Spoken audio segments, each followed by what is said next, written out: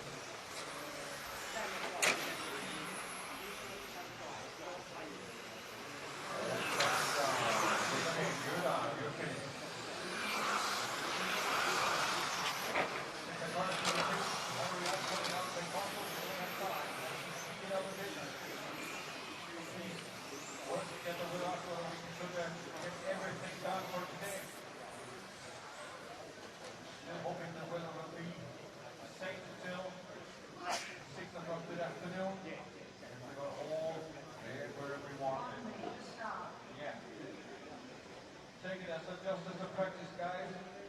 Take the cars on the track, go out, race. We won't stop the clock, we won't wait, because it's only practice.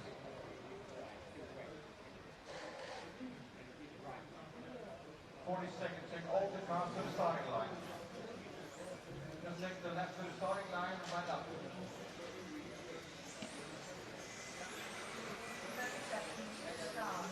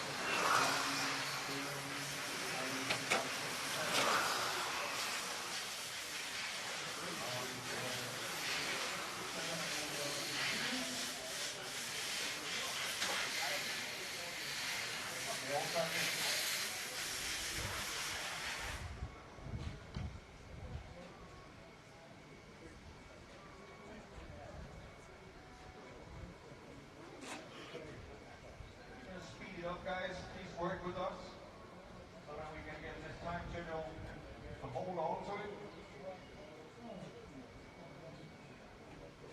1 minute to start. Just go straight to the time loop. Straight to the time loop starting order. Just go straight to the time loop. Come on, guys.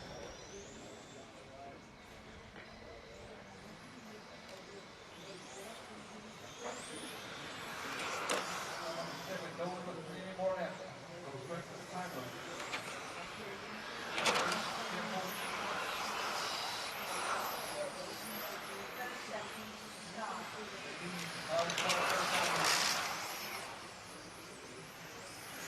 Thank you for working from us. Very kind of you guys. 30 seconds to start.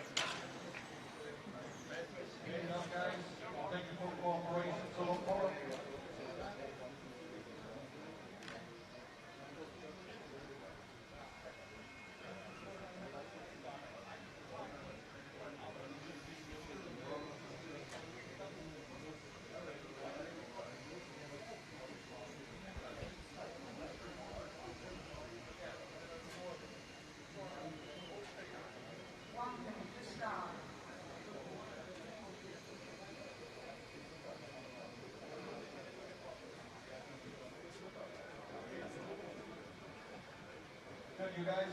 Go straight to the time loop, please. Take the neck to the time loop and find it there. We go racing. 30 seconds. Straight to the time loop. You know it. 30 seconds to start.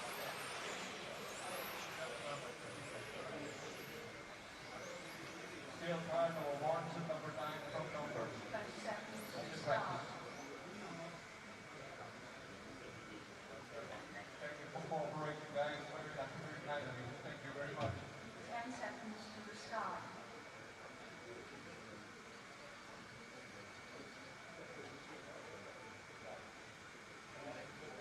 Start.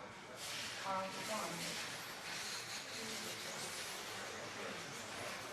3, 4, 5, 6, 7, 5, 4, 3, 2, 1,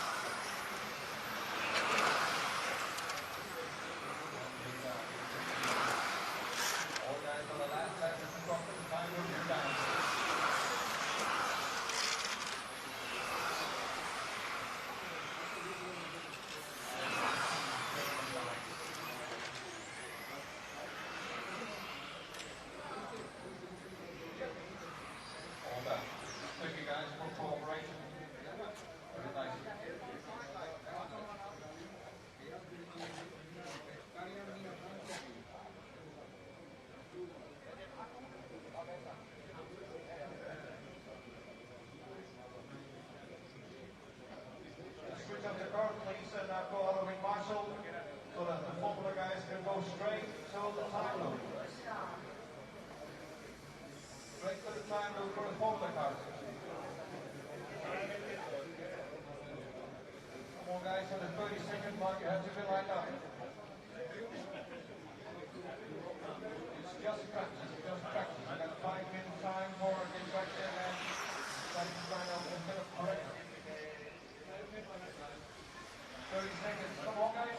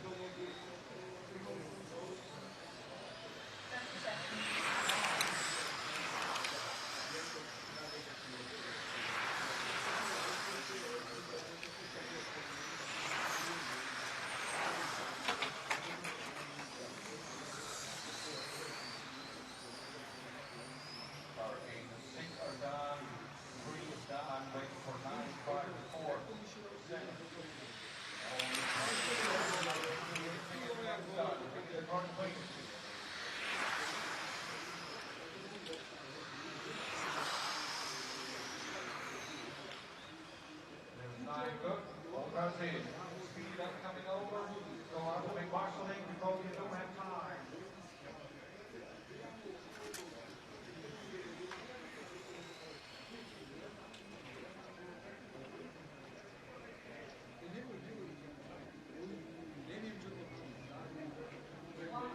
Start.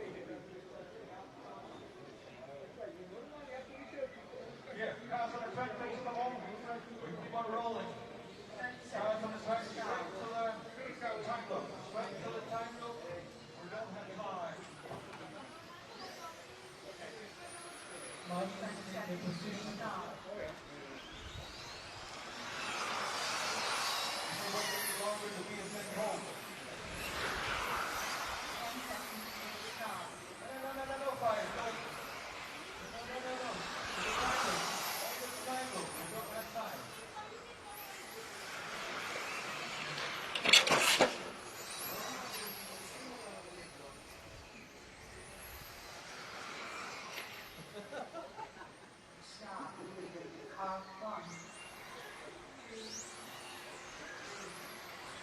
4, 5, 6, 7.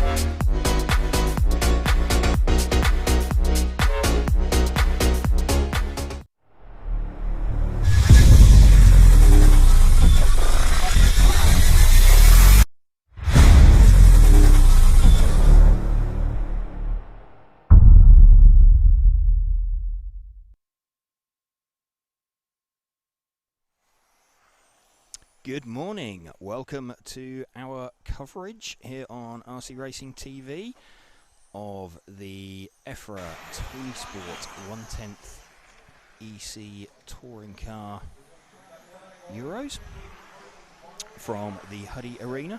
Also bringing you this coverage in conjunction with Hobbywing and Monaco RC. We are all set for round number 2 of qualifying. Had one round of qualifying take place yesterday evening, and just had a round of practice take place. This the front wheel drive heat, not a official European Championship. This a Euro Cup. Max Mackler taking the first round of qualifying yesterday after being seeded second on 3 fastest laps. So we're just going to bring you some of these coverages from fixed camera shots that are cycling, but we'll keep you up to date with what is going on out on track. And on the timing screen, you can see an update of the timing screen in the top right hand corner of your feed, regardless of which channel you are watching this on, whether it's YouTube, Facebook. I believe we're live on Red RC as well. Cars have all set off. Max Mackler into fairly early lead. Stefan Schultz, I think he tried a second car in first practice this morning, looked fairly speedy. He did put that second car down on track about halfway through the run, so it was a little bit difficult to tell. He had a fair horsepower advantage, but Stefan does lead after the opening lap. In fact, Soren Sparbeer is the quickest with car 6. Soren looking like he's capable of doing a pretty quick lap, but not necessarily over an entire run. Soren's car relatively distinctive, white, red and blue. You may see it flash through on your stream. That's Max and Stefan. You've just seen go through shot. Stefan closing in on Max, definitely in front of him on the split, if not in front of him on track.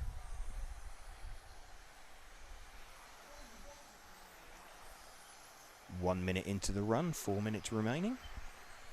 All of these 5-minute races. Stefan Schultz leading from Max Mackler. Soren Sparbeer dropping down into 3rd position currently. Max and Stefan looking like the class of the field yesterday. Stefan is definitely closing in on Max, the pair of them coming into laps and traffic. That yellow car, he has got out of the way quite nicely.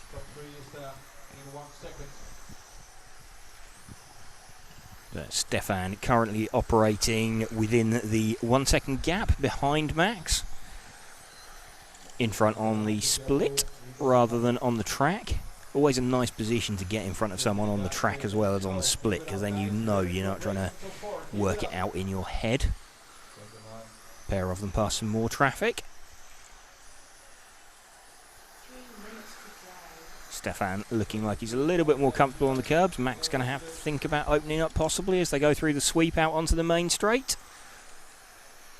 See if Max chooses to open up anywhere. Holding it at the moment. He's just run a little bit wide as they come down towards the line and let Stefan go. Now it's an opportunity for Max to see where Stefan is quicker. Pavel Stazowski running in 3rd position now with the 1 car.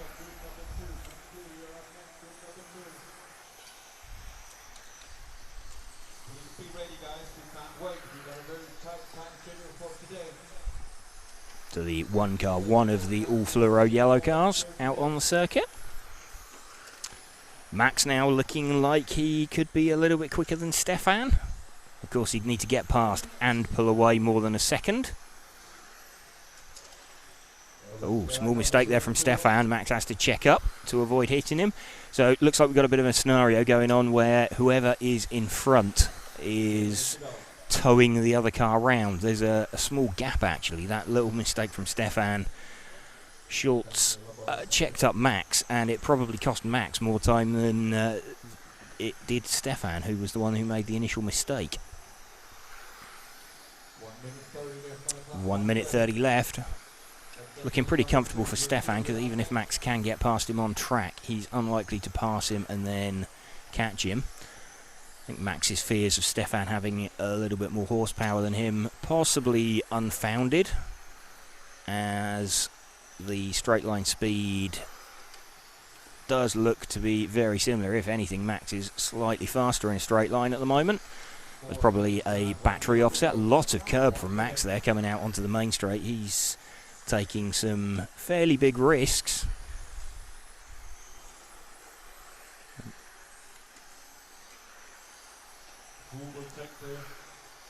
All he can really hope for is a mistake from Stefan, though. With 40 seconds remaining, it's going to take a mistake for Max to, even if he could get past him, there's no way he's going to pull a second in the just over 30 seconds remaining. Had the 30-second call now.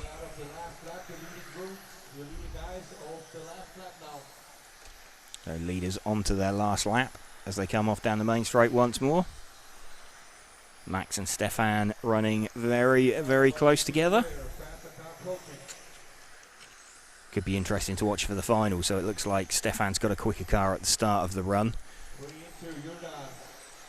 Max a little bit faster towards the end. Could be an interesting dynamic. Speaking of finals, we may well see some of those going on later.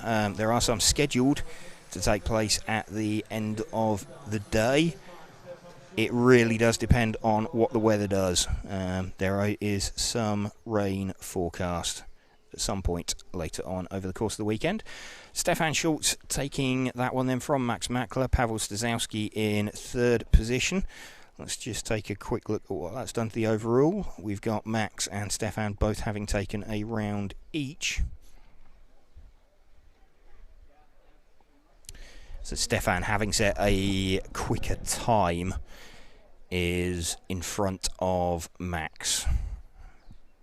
This morning's run quicker than yesterday afternoon. Moving into the stock class now. So welcome to you if you are just joining us here on the stream. This is the EFRA Tony Sport 1/10 Electric Touring Car European Championships. Also brought to you in conjunction with Hobbywing and Monaco RC. Seeing the first heat of stock about to go out on circuit. Some drivers contesting this. We've Fran Ivan Skorcic, William Bulow, Zielko Selman, Katarina Vaskivova, Greg Allen, Vilma Gustafsson, Panos Koutsarakis, and Laszlo Kiss-Orban.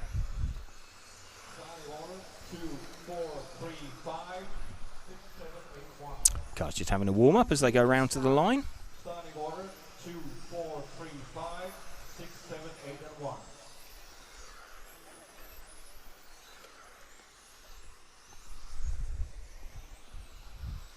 Just waiting for Fran Ivan Skorcic. He's the yellow car that's just been placed down now.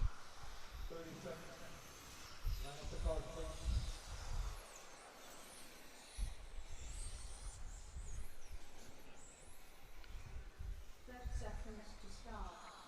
30 seconds until the start.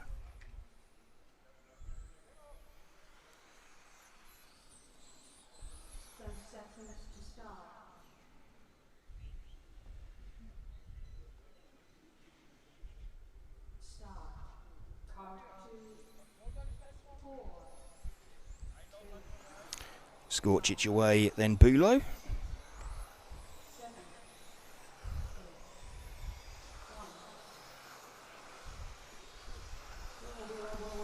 Everybody off.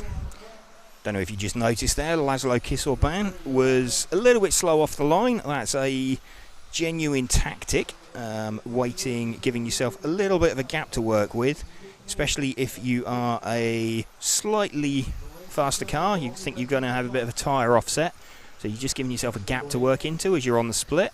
And I can see already Laszlo is showing as fastest over one lap, so he didn't complete his run yesterday. He gave himself a little bit of a tyre offset and seemed a little bit happier with that.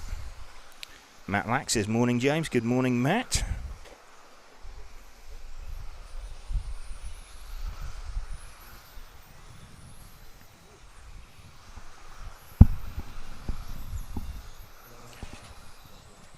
Zielko Selman now to the top of the times, but I'm expecting Laszlo to jump up there. It will take a little while to update. He's currently running second.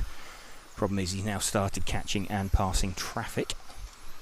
It's going to take a little while for that to be reflected. 1 minute 15 into the run. Zielko Selman still leading this one. Laszlo dropping down the field slightly.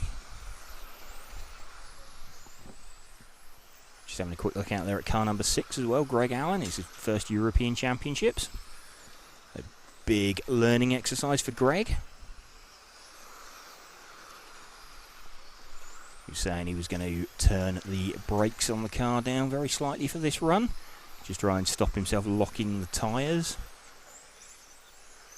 and inducing understeer in the car. Got to say the car does look a little bit better for it. It's not inducing any unnecessary sliding, so a bit of an improvement coming up from Greg there. Willem Bulo with the number 4 car is leading. That is the all-white car out there. He's just threading his way through out onto the main straight now.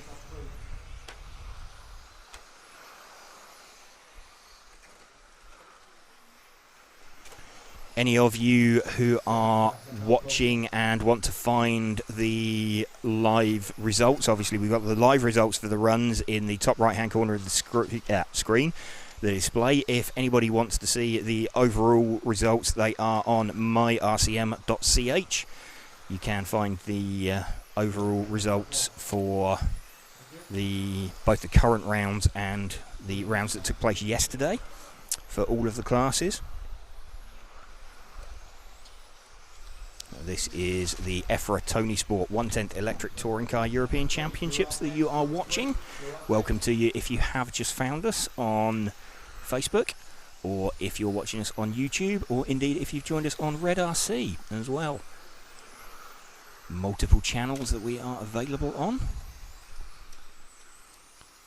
Just currently watching the first heat of the 13.5 stock touring class.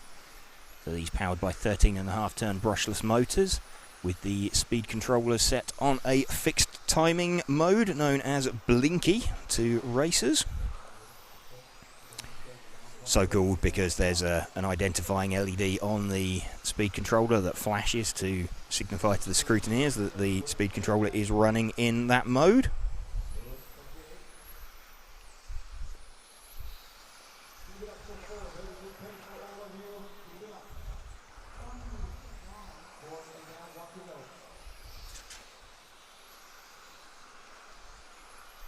Into 1 minute to go. Willem Bulo still leading this one from Zielko Selman.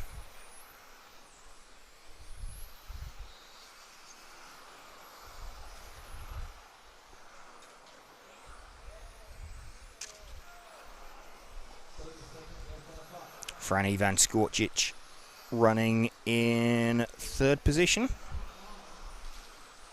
Skorcic with the 2 car.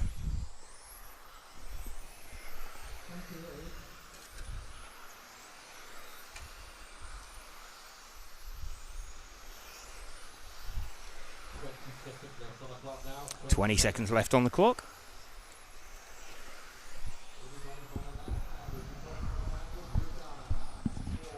Time's just coming in, showing that everybody is completing.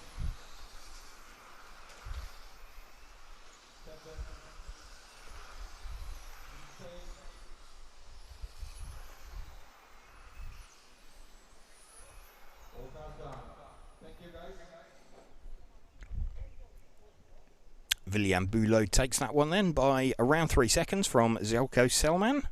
Franny van Skorcic. Very, very close actually between Selman and Skorcic.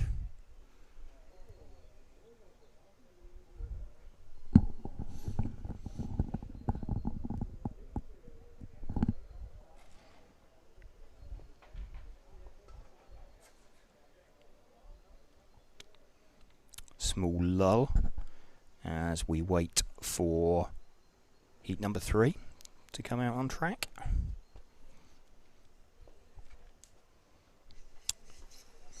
So heat number 6 is the top heat of the stock class. If any of you are wanting to watch that, we will have motion pictures for those. We will have a moving camera, so over the course of the day, so that Matt and Frank can bring you some exciting content for later. They are off filming some various shots around the pits, so we can do some features for you and bring you that. So we've got 3 fixed camera angles that we're going to rotate through over the course of the day, and I'll try and keep you up to speed with what is going on via the coverage as well as the timing, so keeping a good eye out on the track. Those of you familiar with Huddy Arena, we are on the sun balcony over to the right hand side of the driver's rostrum, and this fixed camera that is on screen at the moment, which focuses on for the longest period of time, that is pretty much what the drivers can see. That is the far right hand side of the driver's rostrum, but that is pretty much a driver's eye view that they would see, that you're just seeing appearing on the screen now. Gives you a very good idea of exactly what a driver will see, and later that's the camera that will be moving. You're seeing the exit of the kink there, famous Huddy Arena kink, just moving towards it, and there is the finishing line and the timing loop. You will see that's where cars are put down, so you're going to see people wandering in front of that occasionally over the course of the day. Drivers taking part in this heat then will be Kasper Bjerregaard, Kasper Morgan, Jaroslav Kritz, Elias Hedstrom, Lukas Vopat, Jaume Pertegaz, Julian Jost and Ivan Majer.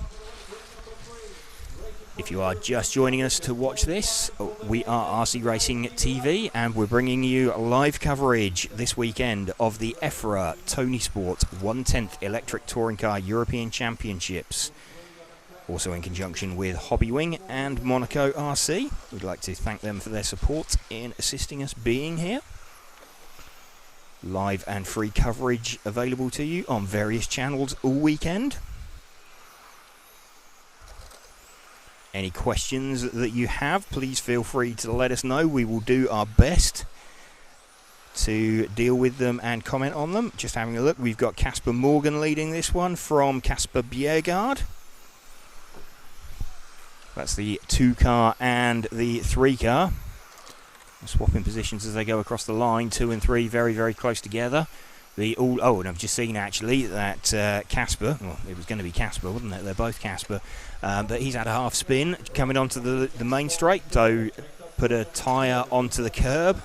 A little bit too much curb, and it just rotated the car around. The 2 car moves to the front of the field. So Kasper Morgan taking the lead after that mistake from Kasper Bjerregaard. So let Jaroslav Kritz up into 2nd position.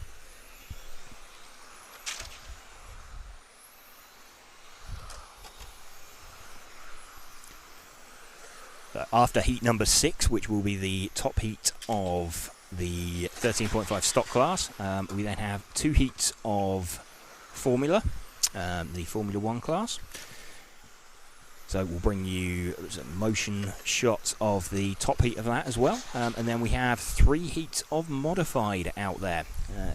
And I believe that's going to be condensed down into 2 finals. I think there's a 7, a 7 and a 6 in terms of the heats. So that will be 20 of the modified cars out there. So we're down to 10 finals. But there will be 11 heats. So if you're wanting to watch the action from the top of the super fast modified heat, that will be heat number 11 that you're looking out for on the main timing. We'll bring you all of the action from that as and when we can. Jaroslav Kritz with the 1 car leading this heat. That's the sort of salmon pink coloured car. He's just threading out onto the main straight now.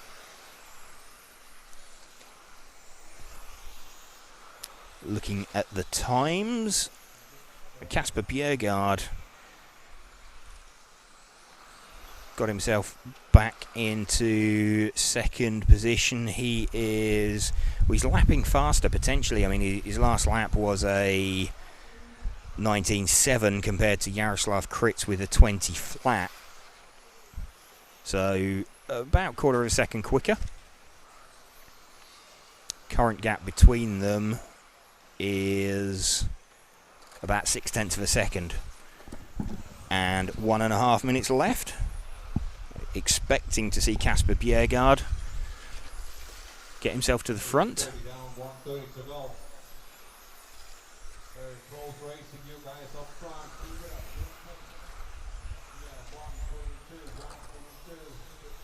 Gap still around 0.6 of a second. Perhaps Jaroslav Kritz has seen that. He's responded. He's done a 19.9 as well. So Casper Bjerregaard maintaining his pace, but Jaroslav Kritz speeding up, and in fact he's started to edge away very slightly now. It's a very fast lap actually from Jaroslav Kritz. It's a 19.6.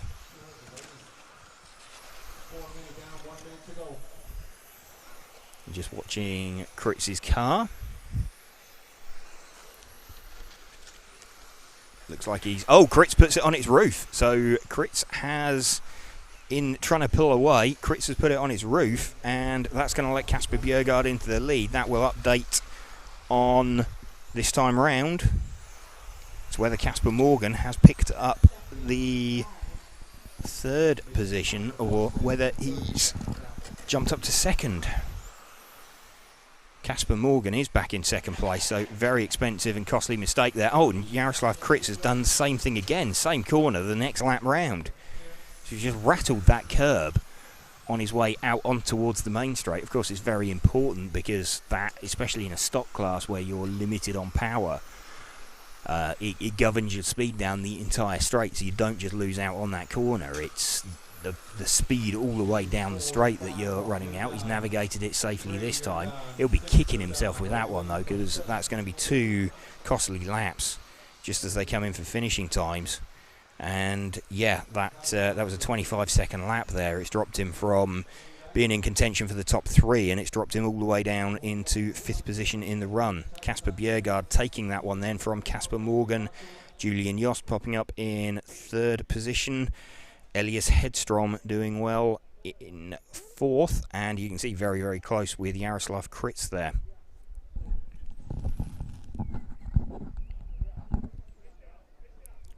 Good morning if you are just joining us here on our coverage of the EFRA Tony Sport 1/10 Electric Touring Car European Championships.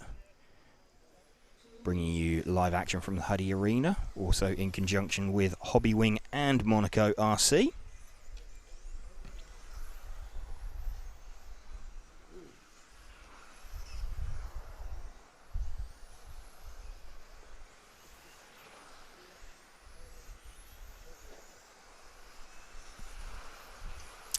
Heat number 4, the 3rd heat of the 13.5 stock class.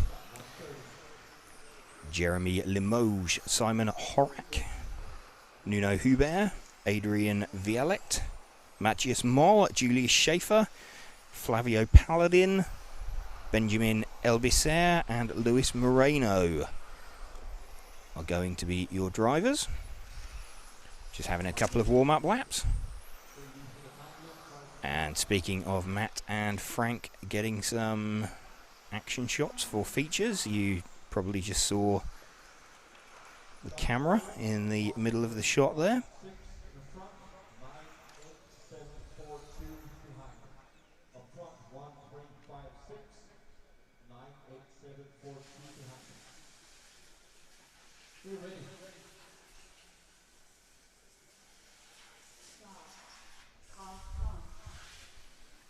Jeremy Limoges leads away for this heat number 4 of round 2 of qualifying.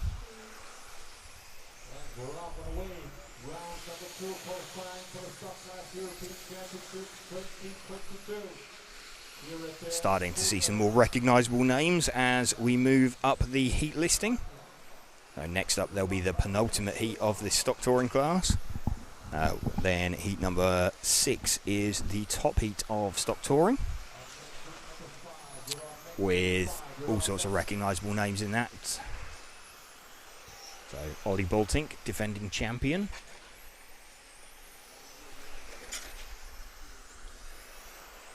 Martin Huddy, Mr. Huddy Arena, his home track.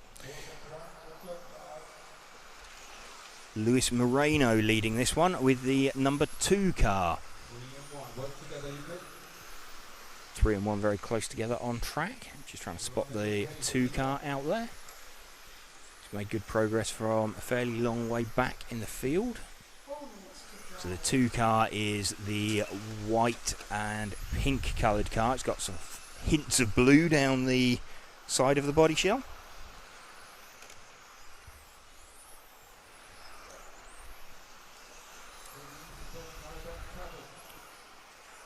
You just see trying to make his way through. Past car 7, and car 7 obliges and traction rolls out of the way. That was Flavio Paladin. Small mistake from him. Ended up back on his wheels, but it served the purpose in letting the number 2 car of Lewis Moreno through. Lewis Moreno drops down into 2nd place. Simon Horak with the 3 car is leading. Just trying to spot the 3 car. The 3 car is on screen it will appear all red. There is a faint white stripe down it, slightly offset. Not sure that you will pick that up on a fixed camera. 2 minutes done, 3 minutes to go. He's got nice clear track in front of him as well, so that's always good. Always helps. Lewis Moreno with the 2 car, also looking fast, but he is catching a gaggle of traffic in front of him. It's going to take him a little while to navigate his way through there. So you would rather be in Simon Horak's position.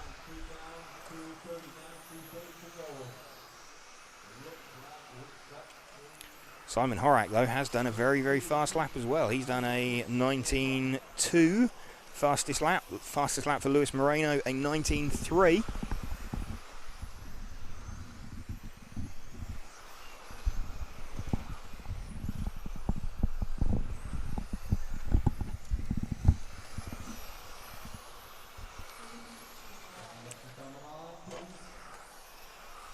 Just under 2 minutes remaining.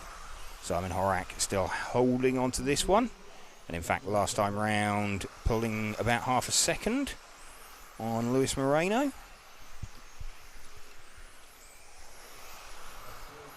Moreno still running in 2nd position. There is currently about 8/10 of a second between them.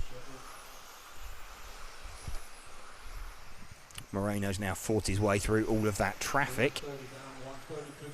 1 minute 30 left. Horak might close in on the back of some traffic in front of him, but they're more evenly spaced. It really didn't fall well for Moreno. He had to sort of cut his way through 3 cars that were all line astern. They were all very pleasant to him and got out of the way, but even so, catching cars as a pack is always a little bit more of a concern. Horak is going to be catching the 5 car pretty shortly, the 5 car of Nuno Huber.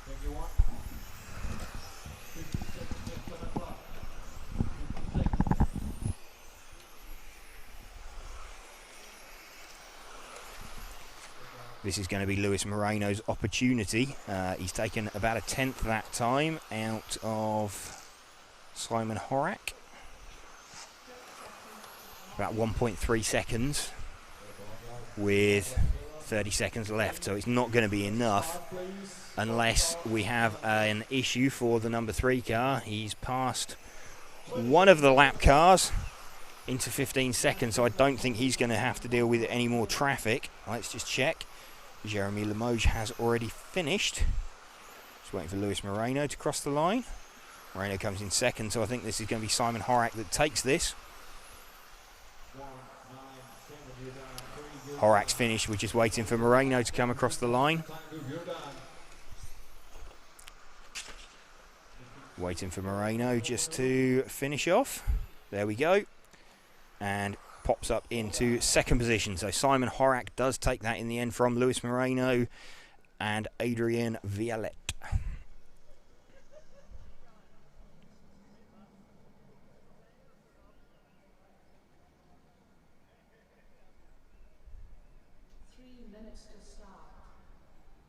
3 minutes until the start of heat number 5.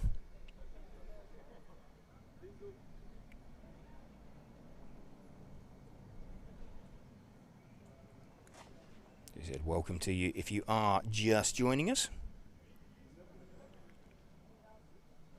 here on RC Racing TV. We're bringing you live coverage for the remainder of the weekend of the EFRA Tony Sport 1/10th Electric Touring Car European Championships. Also bringing you the coverage in conjunction with Hobbywing and Monaco RC.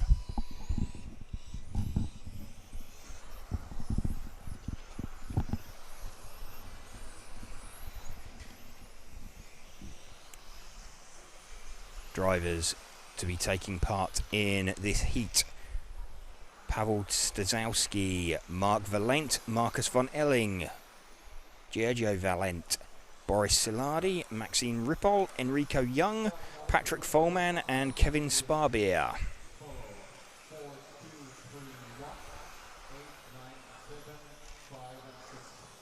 Going to start seeing tyre strategy come into play in a moment as well. Certainly in the top heat of stock. We know Martin Huddy sat out round 1 of qualifying yesterday. Looked up at the pointy end during practice. So he's been trying to give himself a tyre offset. With this being round by round qualifying, what that means is that all of your times are compared to all of the drivers within that same round of qualifying. The fastest qualifier gets assigned a points score. 0 points for a round win. You'll get 2 points for finishing second, 3 points for finishing third, etc.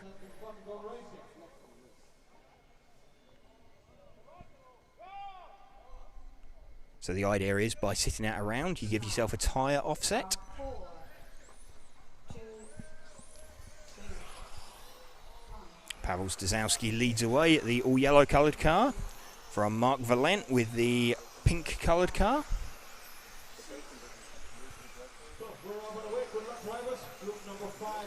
All cars are off and running. Just crossing the line for the first time. We'll see how that shakes out. Mark Valent already with a quicker opening lap. Gergo Valent even quicker than Mark Valent. The two Hungarian drivers leaping to the top of the field. And Patrick Foreman slotting himself in between them. Normally takes a couple of laps to normalise. You can always spot some slightly leery cars on the first lap as people don't quite have their additive and tyre preparation routines aligned with one another. Now, some people who are quite fast at the start of the run always struggle a little bit towards the end of the run, maybe. If they're overheating their tyres, it gives you the initial performance, but then you struggle extracting that lap time later on. Can quite often play out, certainly in finals, quite well, because you end up with cars capable of running a 5-minute race time very close to one another, but they're converging on one another. Pavel Stazowski now leading with the 4 car. Mark Valent running in second place with the 2 car. Gergo Valent with the 1 car in third position. Pavel Stazowski's number 4 car is the fluoro yellow car out there. There is only one fluoro yellow car out there. There is also a flat yellow car, but if you see a fluorescent yellow car on the stream, that is the leader of Pavel Stazowski. And someone's just popped a car on its roof. Stazowski, there we go, he's just flying through the shot now. So the lead of those 2 cars that's just navigated the chicane immediately under the driver's rostrum. He's circulating in front of the 6 car. That's Kevin Sparbier. Now Kevin at the tail end of the field. And just seen who was that. That looked like the 9 car, Maxime Ripoll, making a mistake on the sweeper onto the main straight, popping the car on its roof. Has recovered. And in fact, this possibly not going to be good news. How long have we got left? 2 minutes 20 left of this run. He might be okay, but Pavel Stazowski is potentially going to catch 4 cars that are circulating together. But we're hoping that they spread out a little bit by the time that he gets there. The 8 car trying to find his way and pick his way through that pack. That's Boris Saladi. So Boris running down towards the tail end of the field, although looking like he's got individual lap pace.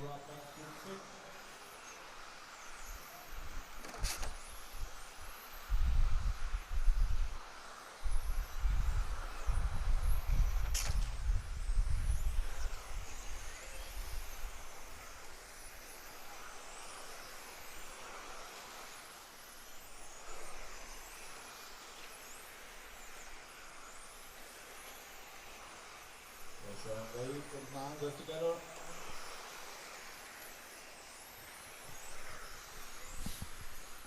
Don't ruin the race here, guys. 8-7 is faster.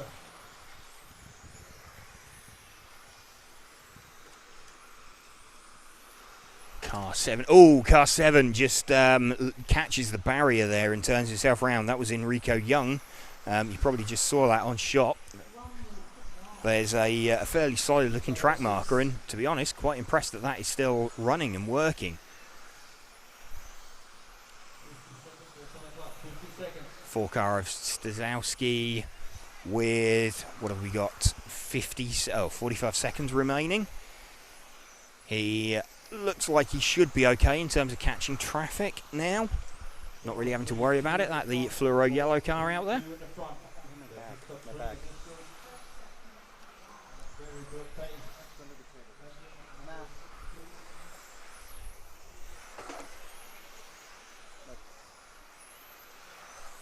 20 seconds left. Stazowski still leading this one. You've just seen him exit the back of the shot there. Under the table. Under the table.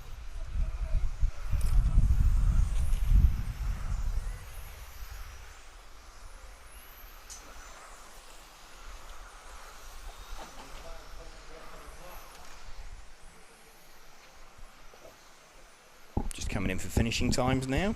Stazowski's taken that one from Marcus von Elling, Mark Valent, Patrick Folman.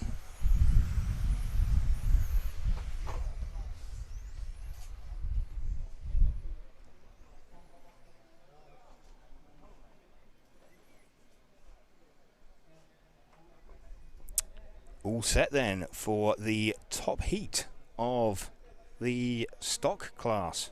Just coming up, heat number 6. So, welcome to the RC TV coverage of the EFRA Tony Sport 1/10 Electric Touring Car European Championships.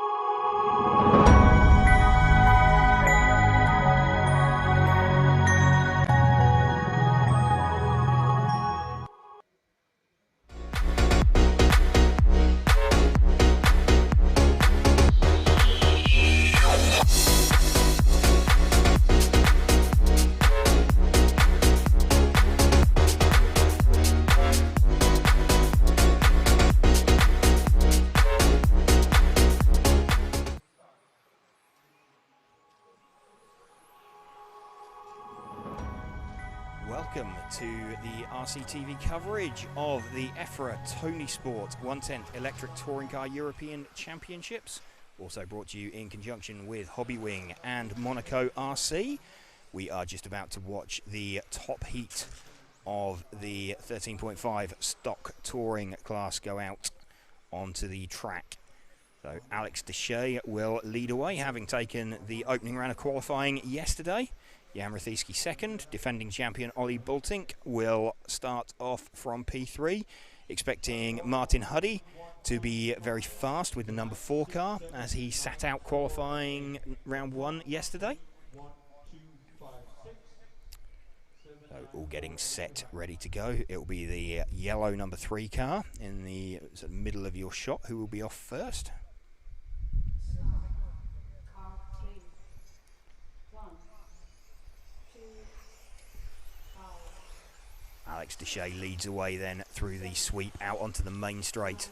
Opens the throttle up for the first time, navigates the kink successfully. It's a bit of a voyage into the unknown. Although they've had a practice round this morning, the track was still very, very slightly damp in patches. The traction will have built quite a lot, but it looks like a quick opening lap already from Alex Deshay. Ollie Bultink has managed to jump Jan Rathajski into second position, sorry. Martin Huddy up into 4th already, so quick opening lap from Martin, having saved his tyres yesterday. 2 sets of tyres available for them for the entirety of qualifying. They're trying to give himself a tyre offset. We are running with the lead car of Alex Deshay at the moment, the all yellow coloured car. Martin Huddy has now got himself up into 2nd position. Martin, one of the white coloured cars out there, I believe there's 2 of them. Martin is the number 4 car. He's just coming across the timing loop now. There we go, that is Martin Huddy's car now on screen. Currently running in 2nd position, trying to chase down the number 3 car of Alex Deshay. They're like half a lap apart in terms of distance on the track. This is going to be a really difficult one for Alex to manage, because he will effectively have no idea. All he can do is wait for the call and see if he can find out where he is, and it's going to take a little while for it to update until Martin crosses the line. So Martin crosses the line, and in fact Adam Isay has got himself up there as well, so Adam Isay joins the mix. Predicted times at the moment, Alex Deshay looking to be the only driver who is predicting a 17-lap run. So very, very hot pace from him. Martin Huddy now back up into 2nd. Very, very close between this car that we're following off, Martin Huddy, and the 5 car of Alex Isay. Let's see if we can pick up Alex. He is the sky blue coloured car. He's just about to make his way out onto the sweep onto the main straight now. Going down the main straight, this sky blue coloured car, here we go. We've managed to pick him up as he is heading round the 3rd place man. Now up into 2nd position. Just wait and see what happens when Martin Huddy crosses the line. If he bumps him down to 3rd, no. So Adam Isay and Martin Huddy basically swapping positions every lap. Adam currently predicting a time some 4/10 faster than Martin. And he's just caught some traffic. I say some traffic, that's the defending champion that he's just caught, of Ollie Bultink. So Ollie, it looks like he's recovering from a bit of a mistake. You can see Ollie really struggling on the exit corners to get the car to hold a line. Looking like he's struggling a little bit for side bite. Opens up and lets Adam Isay through. Actually has to back out of it then, so see a slight difference in lines there as they come out onto the main straight. Isay still running in 2nd position. Let's see if we can pick up Alex Deshay again, the fluoro yellow car. He's just heading out towards the main straight now through the sweep on. He'll be coming off the end of the main straight. There we go. So we've just picked up our leader now with 1 minute 15 remaining. So we'll try and bring him home and stick with him. You can see the car still cornering very, very flat. Already taking 1 round of qualifying yesterday. Taking another round this morning would be a big, big step towards TQing this European Championships. Deshay leading from Isay and Huddy. Jan Rathajski down in 4th position overall. It's taken a little while to update because Martin did start right at the back of the field. into the final 30 seconds. There we go, very temporarily. That is the current running order. So we may well be on to the last lap for Alex Deshay. He might just make the extra lap. No, he won't make the extra lap. So this is his final lap as he just comes around to cross the line. So brings that one home. Alex Deshay has finished. Just waiting to see how it pans out between Isay and Huddy. Isay's finished. He can't do anything more. Just watching Huddy cross the line. Pops up into third position at the end, some half a second down. So it's a round win there for Alex Deshay. Adam Isay in second and Martin Huddy third. So congratulations there from Martin to Adam on a job well done. So Alex Deshay taking that one from Adam Isay. And let's see what that has done to the overall ranking lists. Let's just have a quick update.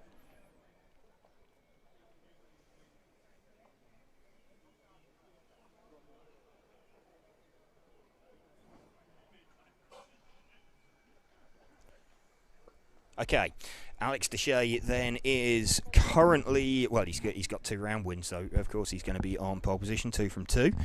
So nice position there for Alex to be in. Adam Isay currently in second position with a 2 and a 4.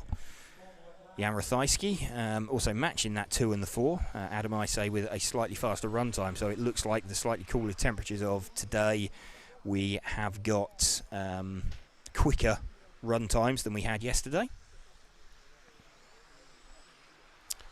Getting set now for the first heat of Formula. So this rear-wheel drive Formula 1 cars, 2-wheel drive pan cars. Bringing you live coverage all day, all weekend, of the EFRA Tony Sport 1/10 Electric Touring Car European Championships.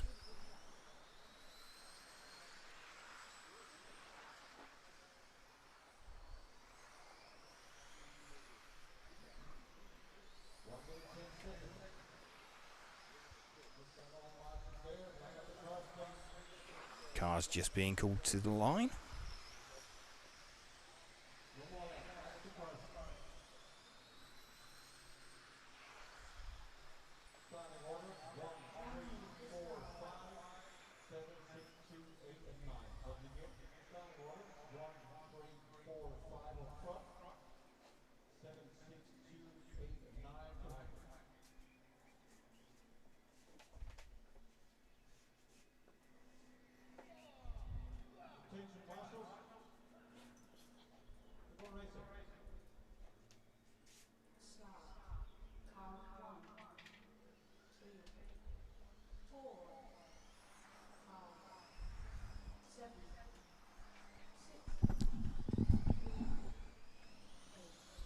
Michael Wojcik leading this heat away.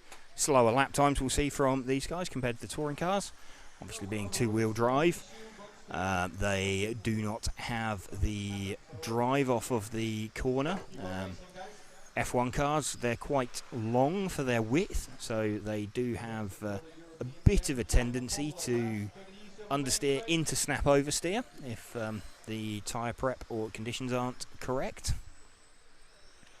Michael Wojcik leading this one from Thomas Sova and Michael Freeball running in third position as well.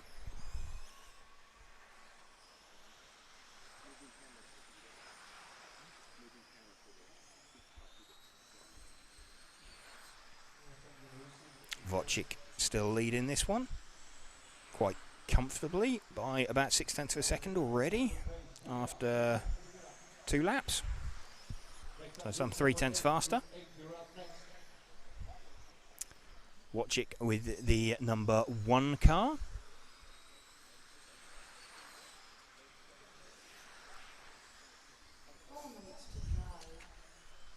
Four minutes of this run remaining. The 1 car out there of Wojcik is the white and yellow coloured car. Second place man is the 3 car.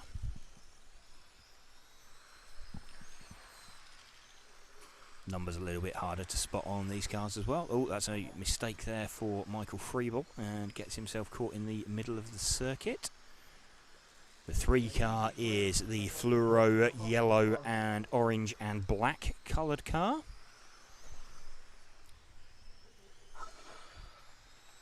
Michael Wojcik still leading from Thomas Sova, Chris Grenz, Brian Ferreira running in 4th position. Michael Freeble down into 5th after that mistake.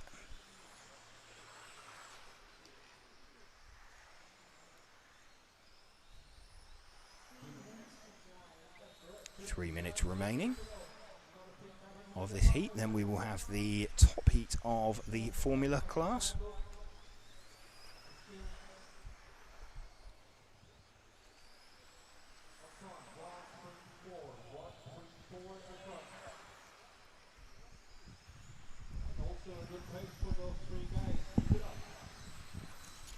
Michael Wojcik still leading this one from Thomas Sova.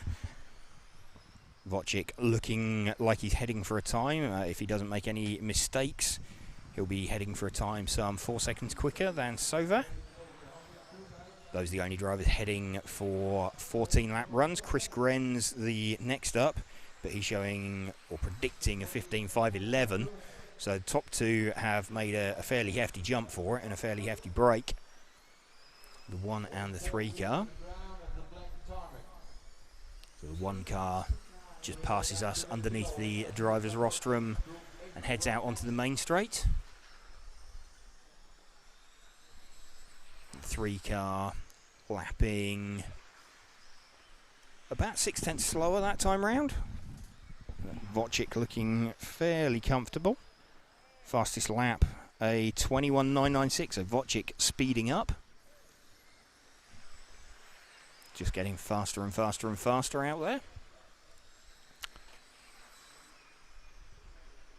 Wojcik's car looking nice and comfortable. He's got a lot of confidence on it. Turns in very nicely. Pivots on the middle of the corner. He can clatter the curbs with it. Looks like he's got a fair chunk of confidence in it. A little bit too much there, but manages to recover it with a half slide over the curb. Not too costly in terms of time. 1 minute remaining of this heat of 21.5 turn Formula 1 cars. Then we are into the top heat of Formula, and then we hit the super fast modified class before we loop back round again, straight into round number 3 of qualifying. 30 seconds to drive. Correct. 30 seconds left on the clock. 30 seconds left on the clock. Cars spaced relatively equidistantly now, although Michael Freeble is just about to be passed by Michael Wojcik. And Michael Wojcik's actually finished. Michael Freeble's still going. I think Wojcik spotted that and actually very nicely keeps it gassed up, and so as not to interrupt the finishing time of Freeble, keeps on pushing hard in front of him and driving away from him rather than diving out of his way. So some polite driving at the end there from Michael Wojcik as well, not wanting to disturb the finishing time of Michael Freeble. Always good to see etiquette on the rostrum. Of course, that's something in a lot of these cases, these drivers not familiar with one another. They will not have raced each other, certainly down towards the lower end of the heats. They will not have raced each other prior to this weekend. As we go in towards the top heat of Formula. So welcome to this coverage of the EFRA Tony Sport 1/10 Electric Touring Car European Championships.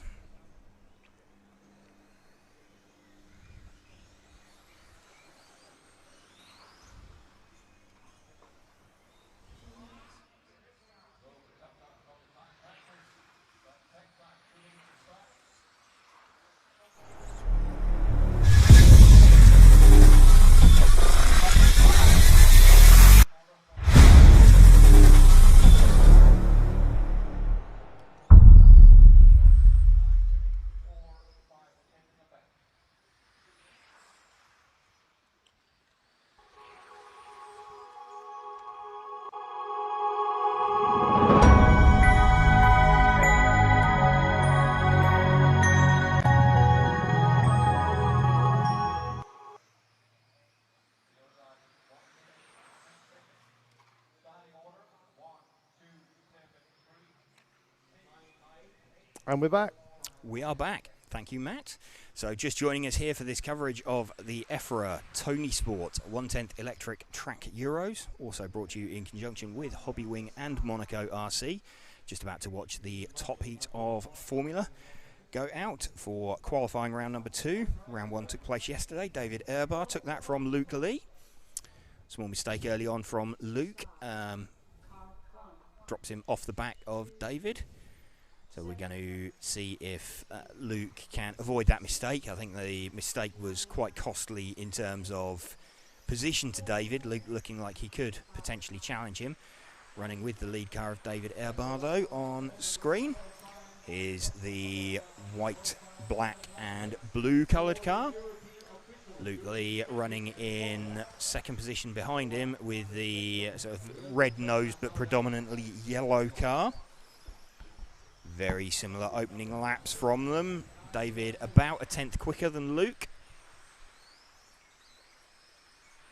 They're already closing in pretty fast on some traffic, so we shall see. Oh, and the traffic's actually made a half spin in front of him. David's cleared him okay, and he's got out the way of Luke as well. Front two going away quite nicely. Jan Rathajski, defending champion, but looks like he's struggling a little this weekend. Certainly struggling in the Formula class quite with the pace. Looking at the front two, let's see if we can move back one car. Because Luke Lee, what is he? He's 0.2 of a second behind. So in effect, what you see here, they started out 1 second apart. They're now currently 1.2 seconds apart when they cross the line, although that doesn't look like 1.2 seconds to me. You'll notice in these lower powered classes, 1.2 seconds, 1 second, the cars are closer together on track. Were we watching 1 second with a modified, they'd be further apart, but Luke Lee is now leading this heat, and by about 6. Oh, in fact, Jan Rathajski saying he's struggling a bit in Formula, and he's just launched himself up the top of the order. That shows what I know, doesn't it? Let's see if we can find Jan. He is the orange and black car, mainly orange. He's just coming off the end of the main straight now and past another car. There we go. That's Jan Rathajski. It will take a little while for him to update as he crosses the line. Jan Rathajski now in second position, so Luke Lee to the front again. Very, very close. That passing traffic may just have knocked Jan off of the top. Luke Lee leading David Erbar by about 1 second.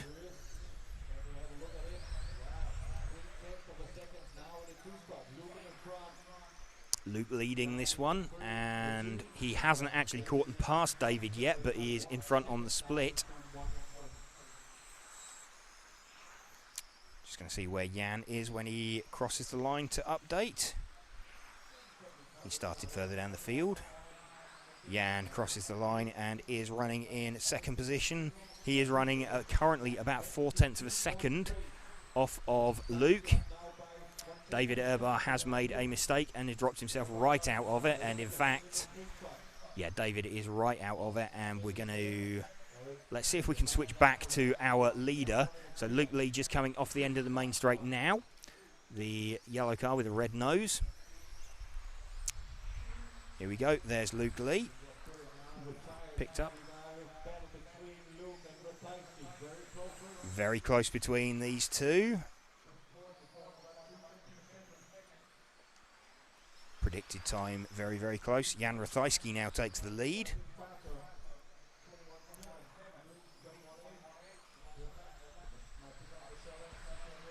Jan picking up the pace again. Maybe heading for a slightly faster finishing time, although Jan catching some traffic, as is Luke. We're running with Luke at the moment as he tries to navigate another one of the yellow cars in front of him. Focusing on the front two at the moment. So there we go. Luke has successfully navigated, let's see which car that was that he's just passed. I think that was the 8 car. So that's Jean-Michel Varinard, who Luke has just gone past. Just having a look. Backing it in goes Jan. Every lap is counting. Luke slightly quicker on the last lap. What have we got into the last 50 seconds? Jan leading. Luke's gone to the top of the order, but Jan will probably pop back up. I think he's got enough of an advantage. Just spotting where he is on the track. Luke's got a clear track to the end of this one. Jan hasn't. He's got one bit of traffic to negotiate. He's catching him down the main straight. I'm just keeping an eye out on the pair of them, given how far apart they started. We've got Luke's car on camera. Jan is now clear of that traffic. Let's see what updates when Jan crosses the line. Jan moves back to the top, and Jan's got it by about a second. Let's see if we can pick up Jan. He's just heading out onto the main straight now. Oh, he's just had a slightly slow exit onto the main straight. Although that was a small mistake in itself, that's going to have cost him all the way down the main straight. So Luke's finished. We're just going to bring it home now with Jan. Jan is just about to come round. Jan has crossed the line, and Jan has taken that round from Luke by, in the end, that was relatively comfortable actually. That was like 1.2 seconds that he has taken that one. But Jan Rathajski, defending champion, taking that round from Luke Lee. So Luke with 2 second positions, looking in a fairly decent position. Let's just have a look with David Urbar dropping down. Let's just have a look at what that's done to the overall positions. I think we've got David and Jan both with a round win. At the moment, the overall positions are reflecting their best single score. So David and Jan both with a round win. Luke has a 2 and a 2, but David and Jan both have poor second scores. So later on in the day, that might actually update itself. That's a pretty good position for Luke to be in with 2 fast rounds already, and that's going to go some way towards locking him in with a sort of top 3 starting position already in that one. So that is good to see and has worked out quite well for Luke. So we're now into the modified class here at the EFRA Tony Sport 1/10 Electric Touring Car European Championships. Also brought to you in conjunction with Hobbywing and with Monaco RC. We'd like to thank them for helping us to bring you this event coverage. Drivers who will be taking part in this first heat of the modified class will be Harley Eldridge, probably a little bit disappointed to be seeded in this heat and end up seeded in this heat, but a good opportunity to make some time up and put in a good time on a relatively clear track. Matthias Knopp, Uri Huddy, Jose Pereira, Igor Liptak, Richard Greenwood and Soren Sparbeer are the drivers taking part in this heat.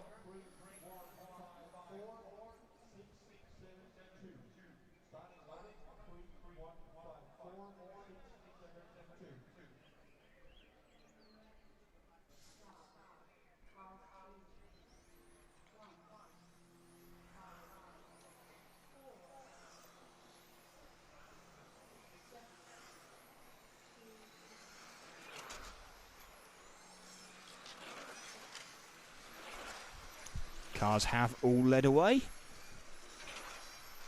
Harley gets the jump at the start. 2 wheels up through the chicane. That's brave.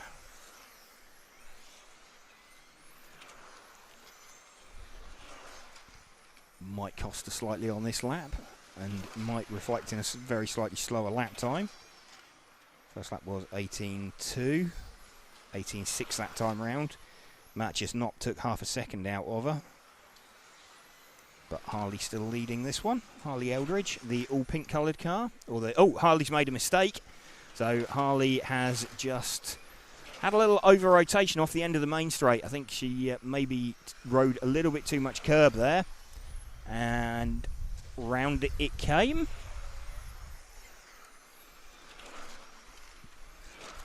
And Matthias Knopp now in front of Harley on the track and on the split. Acrobatic marshalling there.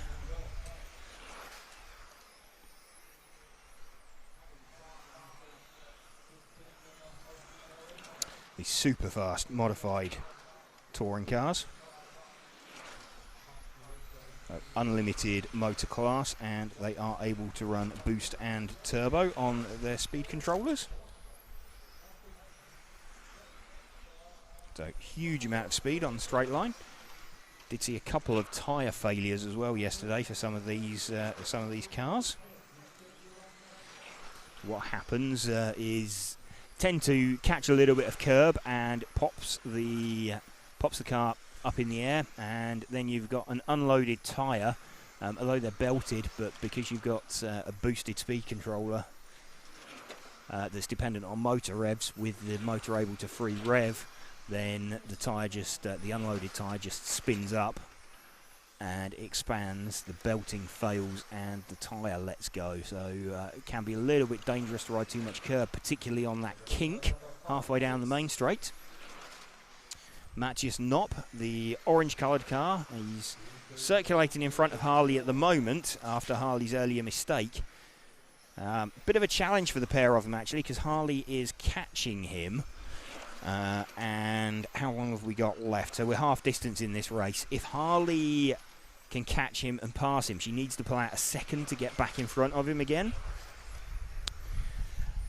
Matthias isn't compelled to get out of the way. It's the nice thing to do, but he is in front on the clock.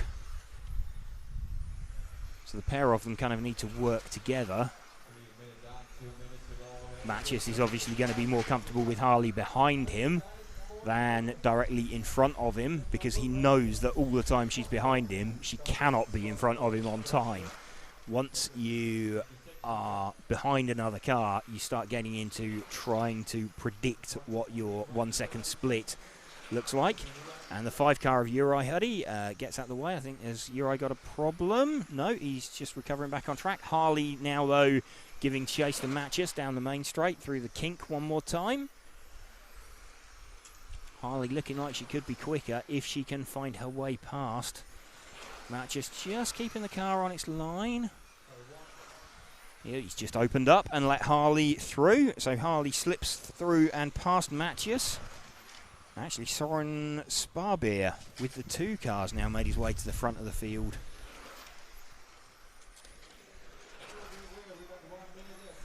One minute left. I'm just having a look for Soren Sparbeer. He is, what car is he? The predominantly white with sort of hints of blue and red.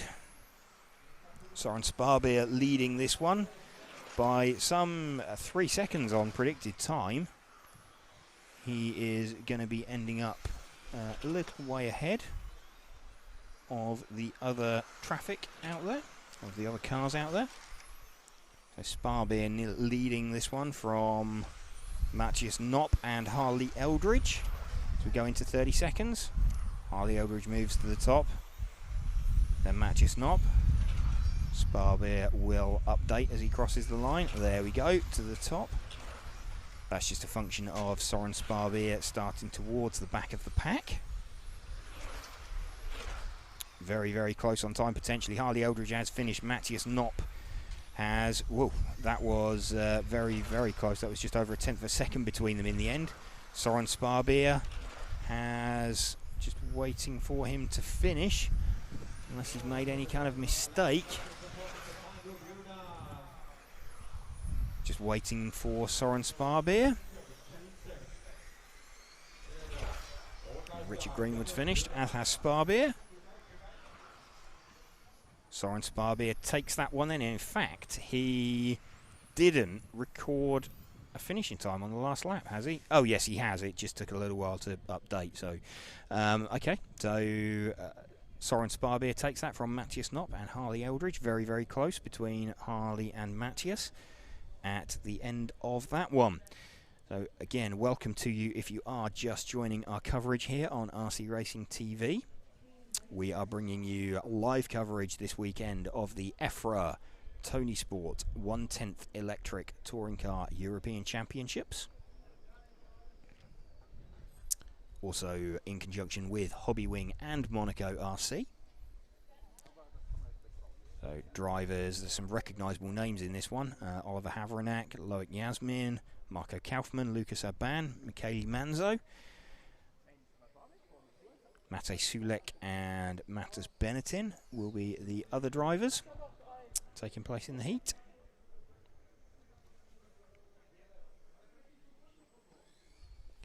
Just waiting for the track to open, cars on their warm-up lap.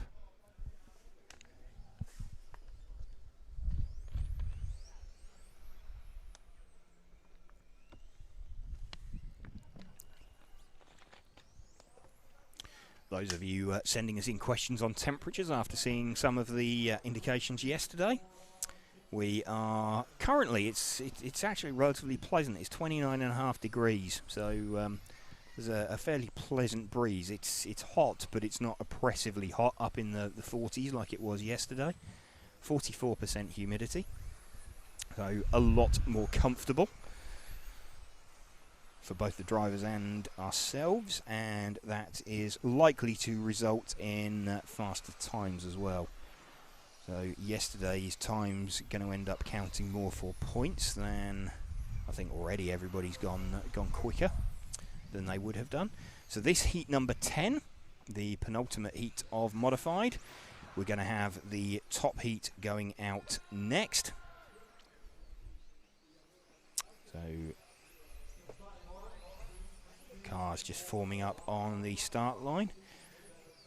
Some drivers in here, predominantly Loic Yasmin and Lucas Urban, would be have been expecting to be in the top heat.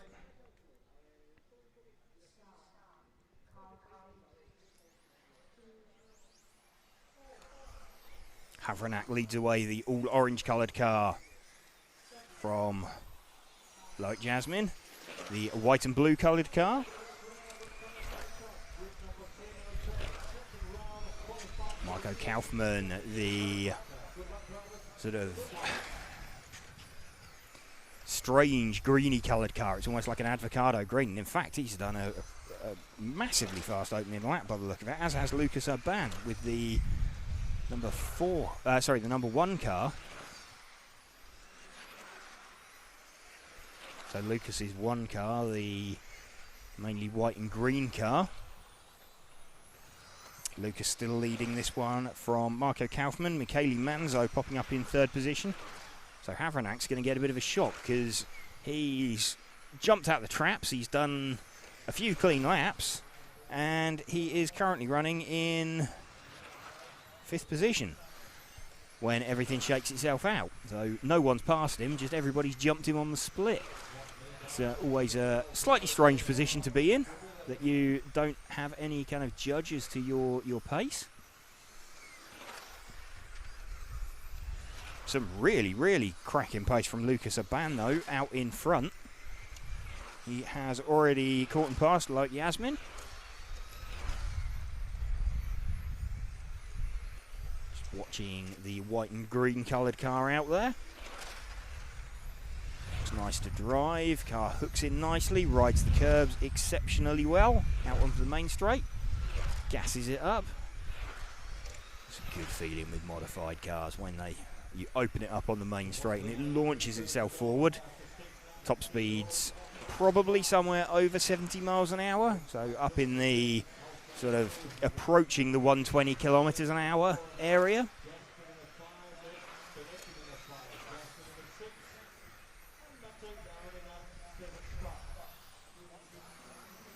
Lucas still leading this one from, it's now Marco Kaufmann in 2nd position.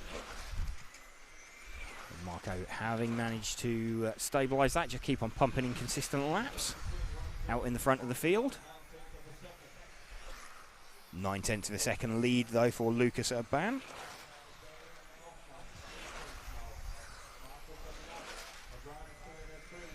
Just looking at the lap times between the top two, almost identical between Urban and Kaufmann.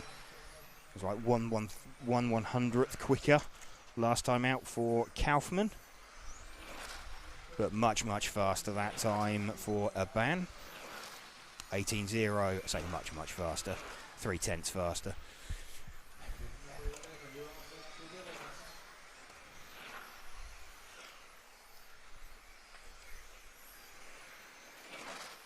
It's a good opportunity actually being in this slightly lower heat as well. Sometimes it can be having a slightly clearer track in front of you compared to being one of the slower cars in the top heat, though some of these guys will be hoping to be appearing in a European Championship A final.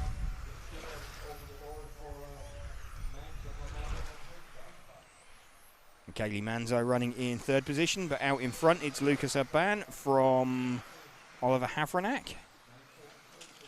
Urban still leading this one. Just having a look at predicted finishing times. He's looking like he's going to set a time about 3 seconds quicker than Havranak if he continues at the same pace. Havranak's crossed the line. Let's have a look at the gap. It's about 2.3 at the moment.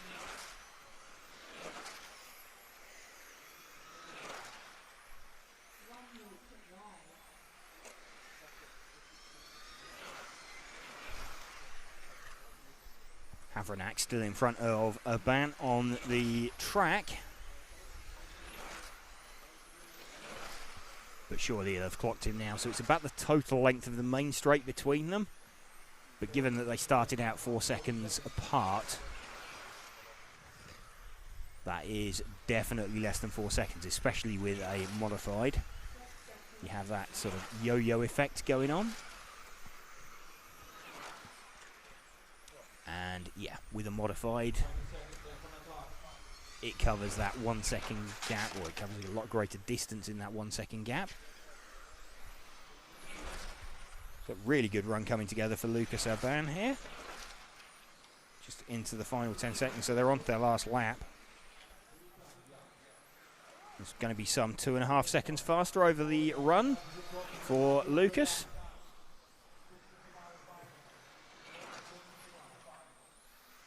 And 2.4 seconds over the run. So nice run come together there for Lucas. He'll be happy with that. Oliver Havranak will be as well, as will Michele Manzo. So there's some decent runs put together from them. So now it is time for the top heat of modified. The very recognisable names out there. So welcome to you if you are just joining us here on RC Racing TV for our coverage.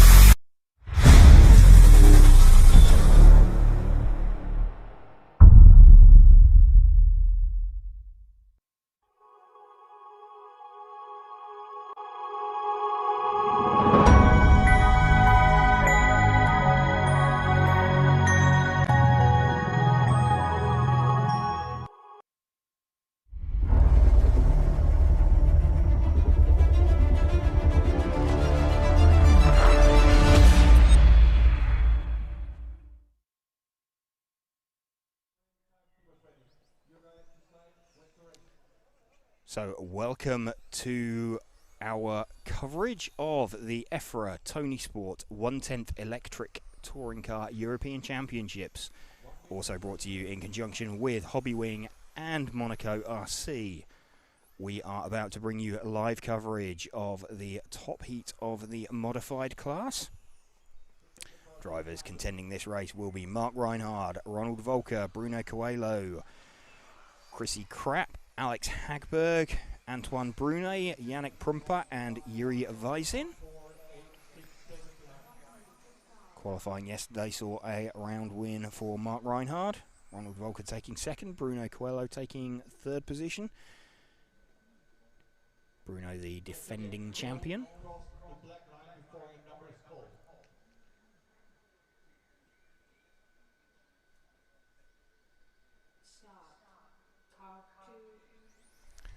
So Mark sets off, not running his traditional race paint. Mark running a plain white body shell. Ronald running a minty green body shell. And Bruno also running a plain white body shell. So let's, oh, bit of over rotation there from Mark straight away. That's going to be a slow opening lap from him. Looks like potentially he has not warmed that diff up fully. These gear diffs in the car. And yeah, the tail of Mark's car looking really, really loose out there. Let's see if that gains some stability later on in the run. still looking a little bit loose, a little bit angry. And that's allowed Bruno to catch right up to the back of Ronald as well. So you can see the lead 3 as they cross the line. And Alex Hagberg's somewhere in the mix there as well on that one. Mark's car starting to settle down a little now, and he's edging away. So Mark not really wanting to give up that position on track, because then he'd have to try and make it back and catch it.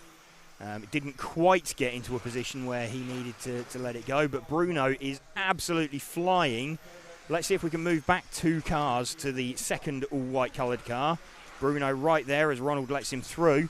So we are now running with the car of Bruno Coelho as he tries to chase down Mark Reinhard, disappearing out the front of your shot. Bruno already having caught and passed Ronald Volker, who is currently running in 3rd position. Alex Hagberg is running in 2nd.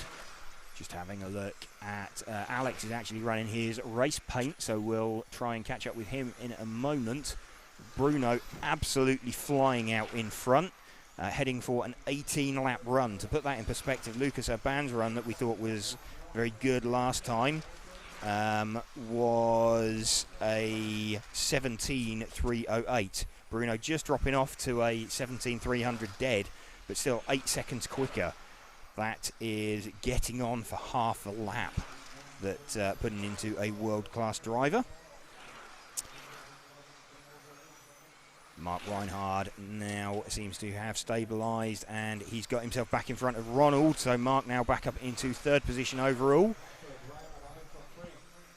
Mark will be possibly looking at his tyre prep, possibly looking at his diff warming technique to make sure that he has the necessary traction from the off. Alex having a bit of a lonely run out there. But Bruno is certainly closing in on the tail of Mark. We're running with him at the moment, just watching these top 3. So focused on the car of Bruno Coelho at the moment. You can see Mark Reinhard 1 car in front of him. You can see Ronald Volker 1 car behind him. Let's see if we can temporarily pick up the car of Alex Hagberg, the white and green coloured car, his traditional race paint, just coming through the chicane under the driver's rostrum. He's heading out towards the main straight now. There we go. That is Alex Hagberg, current 2nd place man. Alex having done many, many laps round here over the years. Almost would refer to it as his home track. A little bit of push there in the middle of the corner. Car just starting to slide and might open up an opportunity. There's currently 3 tenths between Alex and Mark Reinhard. So it might open up a bit of an opportunity by the end for Mark to get the jump on him. Mark goes to the top, Bruno goes to the top, Ronald goes to the top. Let's just see what happens when out of the field. Yannick Prumper currently running in 5th, although I don't think he's going to beat Lucas Urban's time from the previous heat. So we thought that was a pretty useful time from Lucas, and like we said, being the faster car in a lower heat can sometimes pay dividends. Although maybe not having the outright pace at the front of the field. Bruno Coelho still leading this one though by just over 2 seconds. So fairly stunning run, although Mark is now starting to edge away, and actually Ronald starting to push back. Surely Mark can't, having had those scruffy first laps, surely he can't pull enough now. No, he's overshot that. Mark is done, as is Bruno. So Bruno has taken this one from Mark, potentially. Just going to see what Alex Hagberg does. Alex Hagberg has finished, so 4th. So in the end, it was Bruno from Mark. Ronald did get back and jumped Alex at the end. Then Yannick Prumper, just looking at his time, I believe that was slower, so I think that's going to be a 5th in round for Lucas. If we check the overall positions, just checking modified now.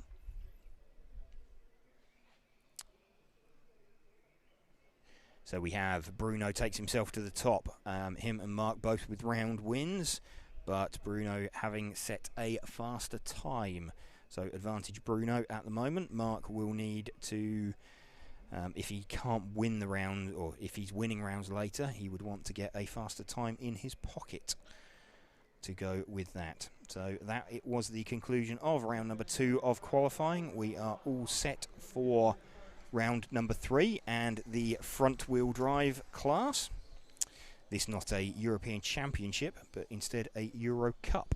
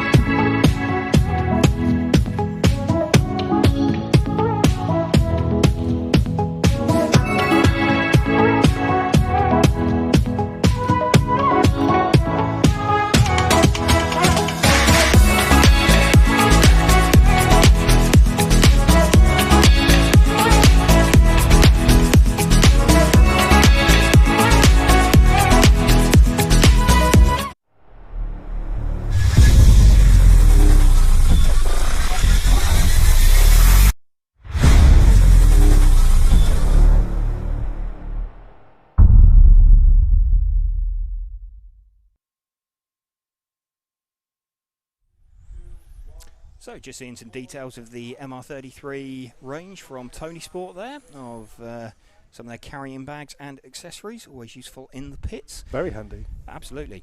We're bringing you coverage of the EFRA 1/10, EFRA Tony Sport 1/10 Electric Touring Car European Championships. This the Fronty class. Fronty not an official European Championship yet. This a European Cup. We're going to see Stefan Schultz lead away from Max Mackler. So Stefan Schultz, an all-white car from Max Mackler, his traditional white and orange colour scheme.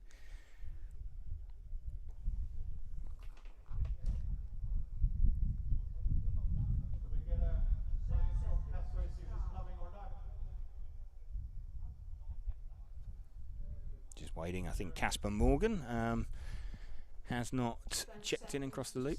So 10 seconds to go. These front-wheel drive cars, you can see epic wheel spin off of the line as they struggle to get the traction down. They're fine once they're moving, not really a concern for them. What we saw last time was Stefan Schultz had a really, really quick car at the start of it, and Max, come the end of it, well, Stefan caught and passed Max, and then from the second half of the race onwards, Max looked like he was a little bit quicker, but obviously he had lost that 1 second to begin with, and then kind of couldn't get back past Stefan, which it maybe looked like he had some pace to do if he could get there. So Max's aim this time will be to reverse the tables, will be, if he is indeed faster at the end of the run, not let Stefan escape too much. Max is leading this one very slightly. He has gone sub 22 on his best lap, so a 21.923. These two guys with a round win each. If we can move back one car to the chasing car of Max Mackler.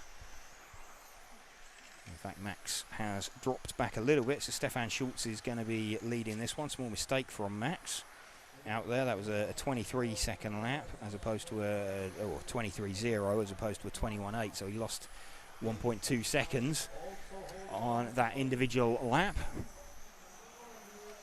These two still looking like the class of this field. So running with Max Mackler at the moment. He navigates the chicane up on two wheels there. Max not leaving much on the table as he tries to close in on the car of Stefan Schultz. So whoever takes this round will pop themselves to the top of the leaderboard again. Remember what we said last time, that Stefan looked like he had a slight car advantage at the beginning of the heat. Max looked like he had a bit more speed at the end. That's an awful lot of speed through the chicane that Max has carried there. That is going to be a pretty rapid lap, and well, it's sub 22. It's a 21.9, but Stefan's done a 22.0, so Max is going to need to start taking a few more chunks out of Stefan. Let's move back to Stefan. He's now two cars in front, the white car just heading through and out onto the main straight. So lead white car down the main straight, that's it. But we now have him live on the stream. This our current leader, Stefan Schultz, with just under 3 minutes remaining. So car between the pair of them makes a mistake. But Looking at the overall between them, there's another slow-ish lap from Max. It was a 22.7 compared to a 22.1 from Stefan. So Max is has been able to do a decent single lap time, but this car that we're running with, Stefan Schultz, does look like he is a bit more comfortable doing those lap times and being right at the front of the field.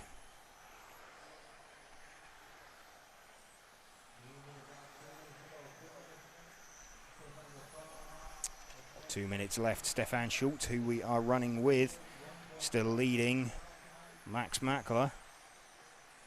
21.999 last time out from Max.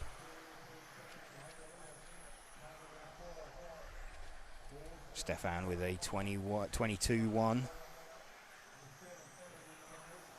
Lead currently about 1.4 seconds for Stefan.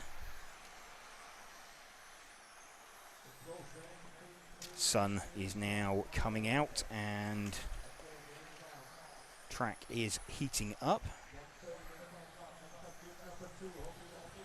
It's getting warmer. Is that going to start affecting lap times as well? Still running with the lead car of Stefan Schultz with 1 minute to go. He has got about the length of the main straight minus the two-thirds of the length of the main straight. Depends whether you're counting the kink as part of the straight or not. I think it's easy flat, certainly with these cars.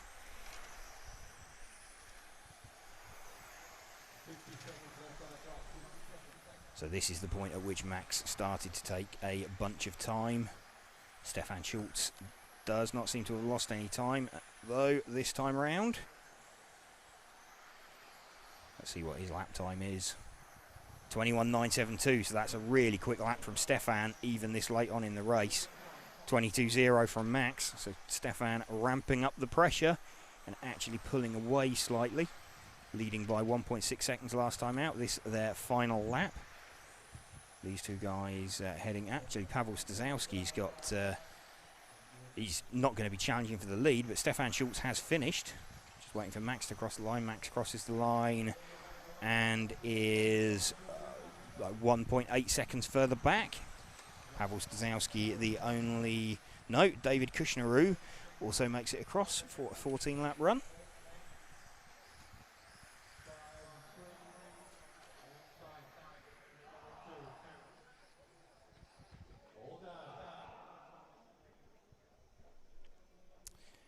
There we go then. Stefan Schultz takes that and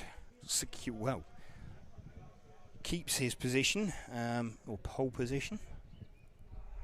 Max Mackler in second place. Pavel Stasowski in third position. So next up we have got the stock class, 13.5 Blinky of qualifying round number 3. 5 rounds of qualifying in total here this weekend at the EFRA Tony Sport 1/10 Electric Touring Car European Championships. Also brought to you in conjunction with Hobbywing and Monaco RC.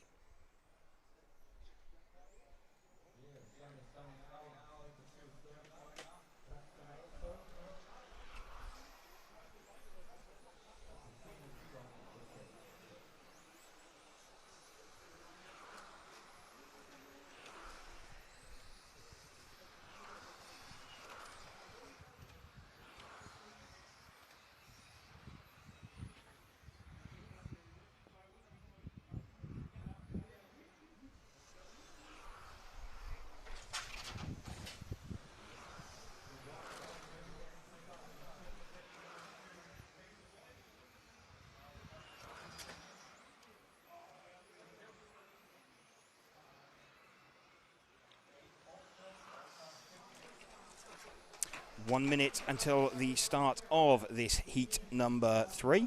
Drivers taking part in this heat will be Franny Van Skorčić, William Bulo, Zelko Selman, Katarina Vaskova, Greg Allen, Laszlo Kiss-Orban, Vilma Gustafsson and Panos Koutsaroukis. All cars checked in. 30 seconds to the start of the run.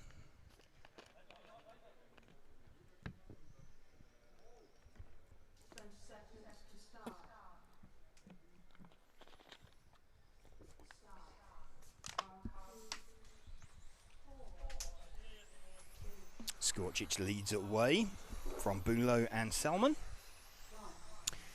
Skorcic, the all-yellow car, heads off down the main straight for the first time through the kink, navigates that successfully.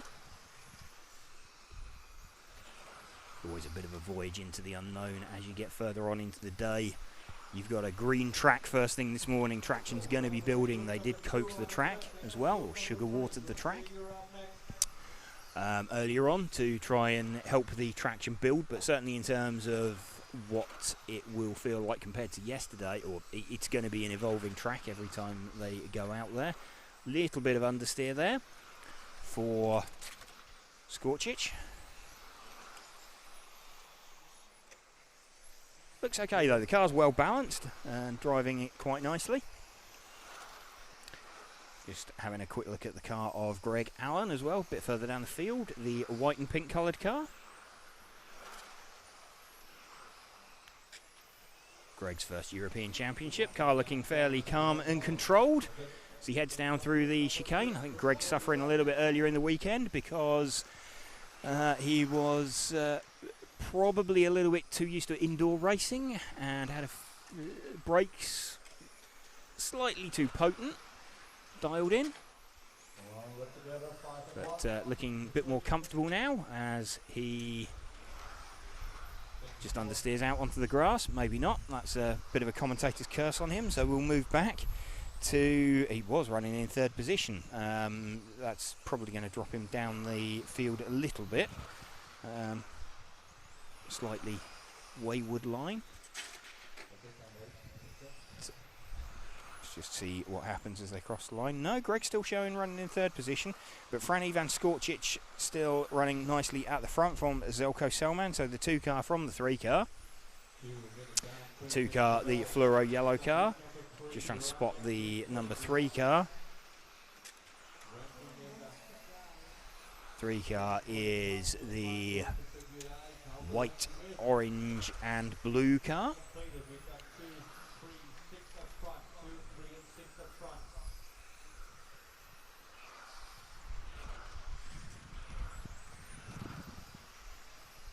Looking quite decent, the number 3 car. It certainly turns in very sharply, maybe washing out a little bit mid-corner to exit. Possibly benefit from an increase in car angle if it's available. Just allow the car to take away some of that initial steering and allow the car to hook into the middle of the corner. Skorcic leading this one though, the all-yellow coloured car from Selman. Greg Allen still running in third position.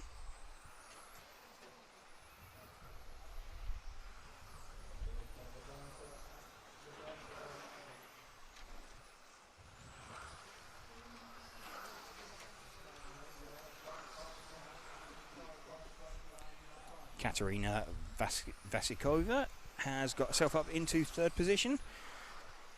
Katerina in the 5 car. Just trying to spot that. Greg about to be lapped by the leader. Just trying to identify Katerina's car out there. The 5 car. There she goes. That is the, well, like the flying blobs on the bonnet, though.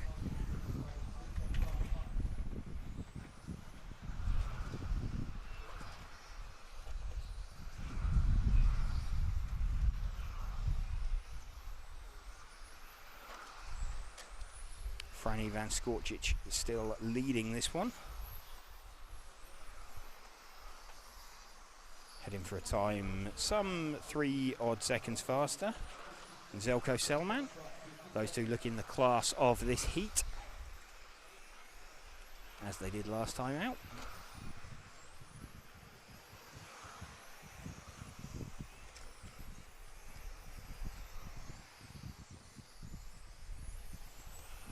Greg looking a little bit more comfortable in 4th position currently, although with his lap speed he may well catch Katerina Vasikova by the end of it, provided he doesn't make any kind of mistake. Just keeping an eye on where the pair of them are. Katerina gets checked up by a slightly wayward car in front of her. It's going to help Greg's cause. Front two are well away.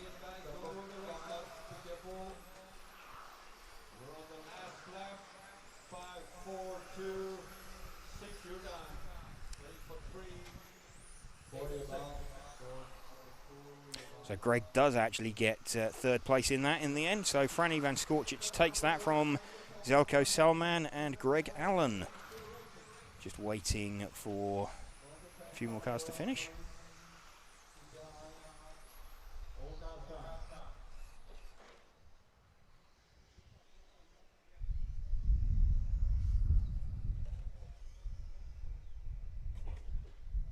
At the end of heat number 2 then of qualifying round number 3 here at the EFRA Tony Sports 1/10 Electric Touring Car European Championships, also brought to you in conjunction with Hobbywing and Monaco RC.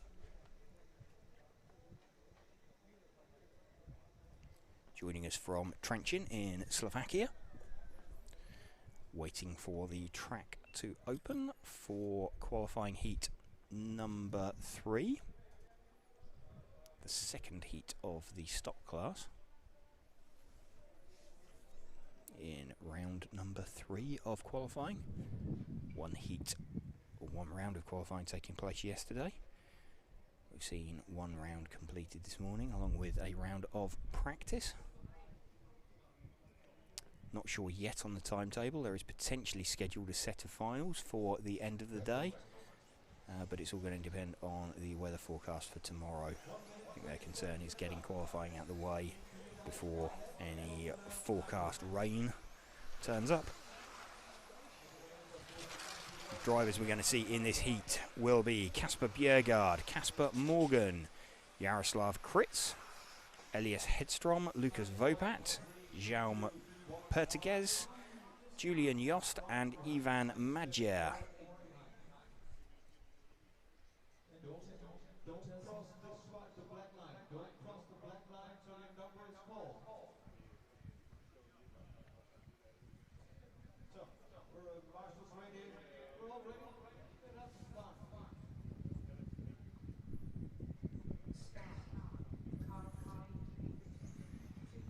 Kasper Bjerregaard leads away from Kasper Morgan and Jaroslav Kritz. Bjerregaard running the all-yellow coloured car. Sorry, Morgan running the all-yellow coloured car. Bjerregaard running the orange coloured car.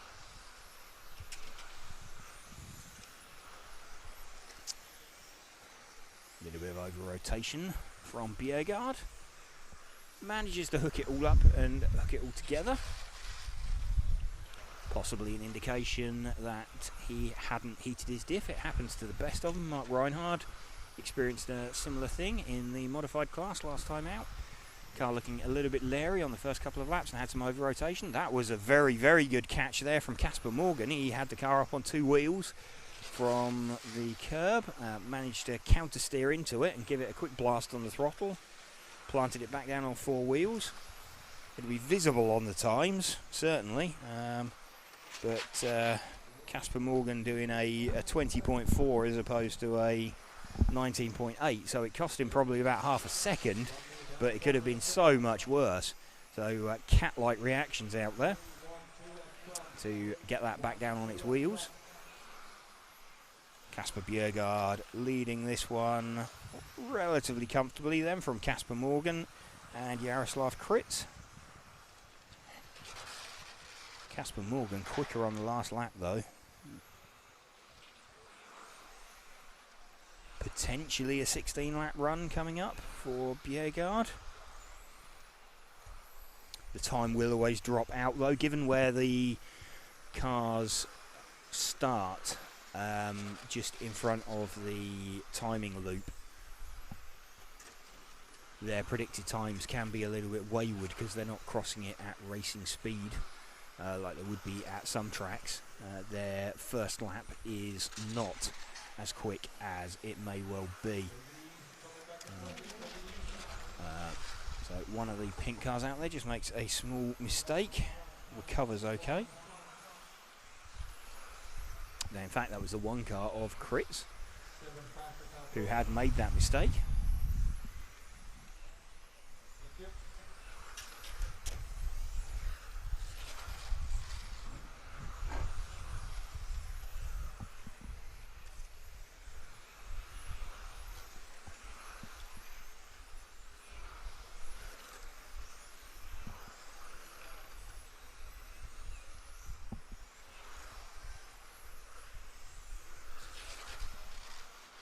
Casper Bjerregaard still leading this one from Casper Morgan. Jaroslav Krits still running in third position. Welcome to you if you are just joining us on either YouTube, Facebook or Red RC, and one of our many places that you can find our stream. We're RC Racing TV, and we're bringing you live coverage of the EFRA Tony Sport 1/10 Electric Touring Car European Championships from Trenčín in Slovakia. Also in conjunction with Hobbywing and Monaco RC. I'd like to thank them for helping us to bring you this coverage. Casper Bjerregaard leading this heat number 3 of the stock class. Casper Morgan running in second. Jaroslav Krits running in third. Julian Yost has got his way up into 4th position.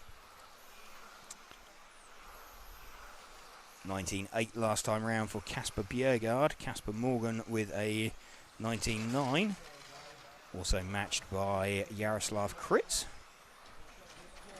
Those guys the only drivers still capable of running sub 19 this late into the run.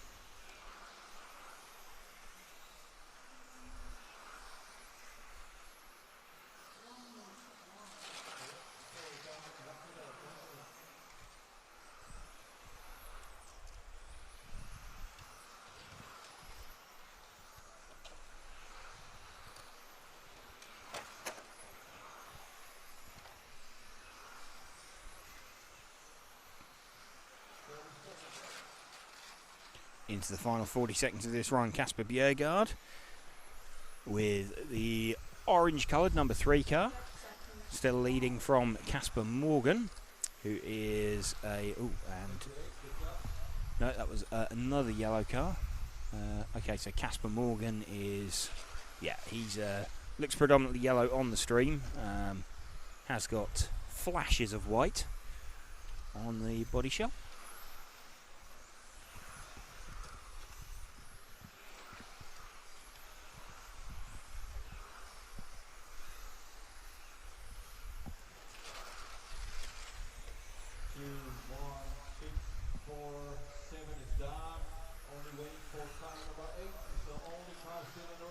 Waiting for the car number 8 of Ivan Magyar to finish.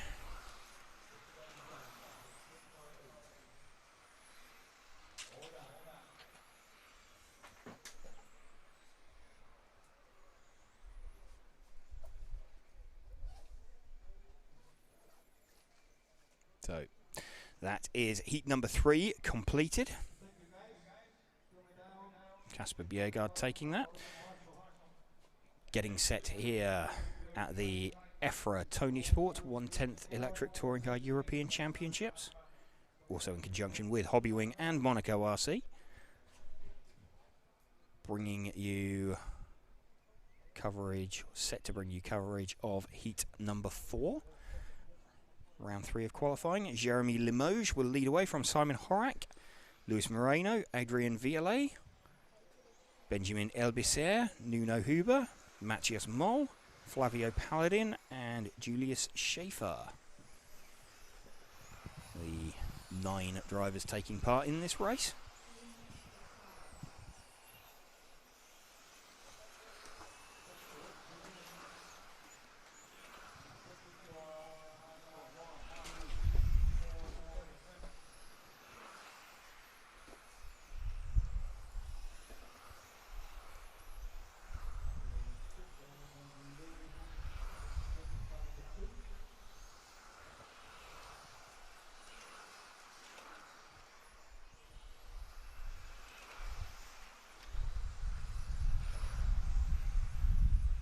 wind starting to pick up here at Huddy Arena.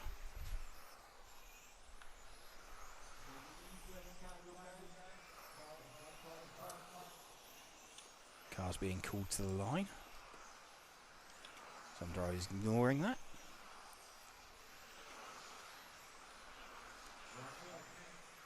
One minute until the start, so they're definitely going to be pulling up the line this time round. There we go. Just seeing everybody pulling up to the line. That on our sort of line cam, and you can also see them on our rostrum cam. This pretty much what the drivers can see, very slightly offset to the right-hand side of the driver's stand, but that gives you a pretty good idea. Certainly when we get the moving camera for the top heat, which is heat number 6, for the spec class. They're coming up in 2 heats time. Be able to see these guys round and running.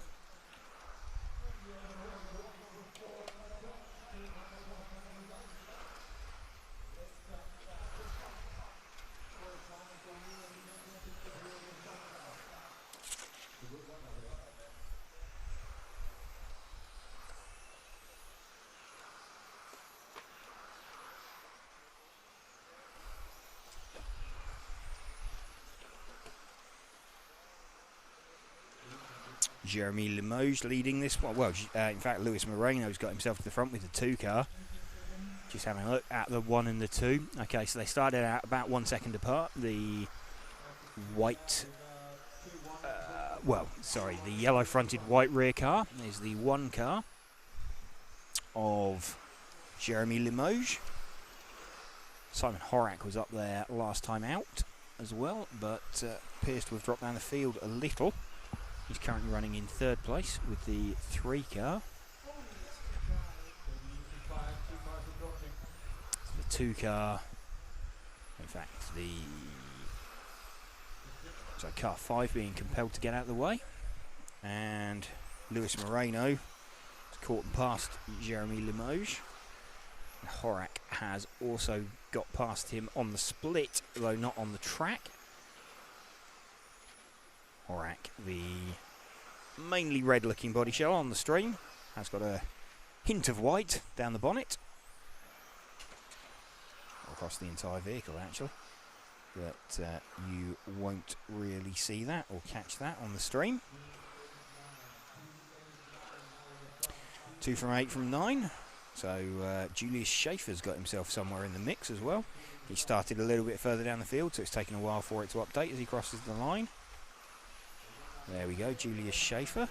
Just going to see if we can find the 8 car out there. So the 8 car is another fluoro yellow car that is out and circulating on the track.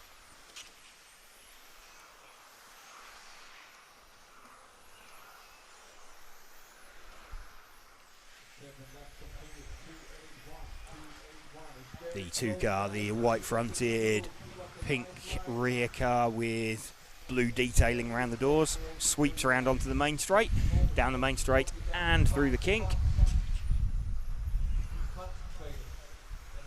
Car looks calm, car looks under control. Really nice to drive. Maybe a little bit less steering than you'd want, but it will feel really, really nice to drive like that. Just not necessarily extract the maximum pace. Not necessarily what you're after though. Keeping it consistent, certainly with round by round qualifying, is the name of the game. Having said that, he's just fired through the chicane absolutely perfectly. So it just looks like when provoked, it's easy to overshoot corners, but looks like a really good lap actually coming up there for the 2 car of Lewis Moreno. And 19.1, so it's some 7/10 faster than anybody else managed on that last lap. So we thought that was a rapid lap. Typically with these stock and blinky class cars, you will lose lap time towards the end. It's just physics, it's voltage that you lose in conjunction with temperature in the motor. Resistance of it goes up. So lower battery voltage and increased motor resistance. Doesn't do many favours for your lap time.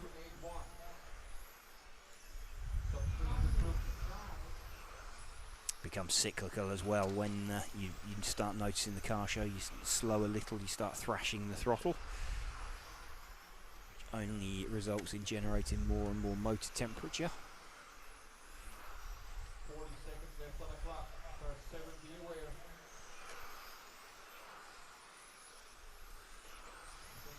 Car 7 gets out of the way of the leader without costing him too much time.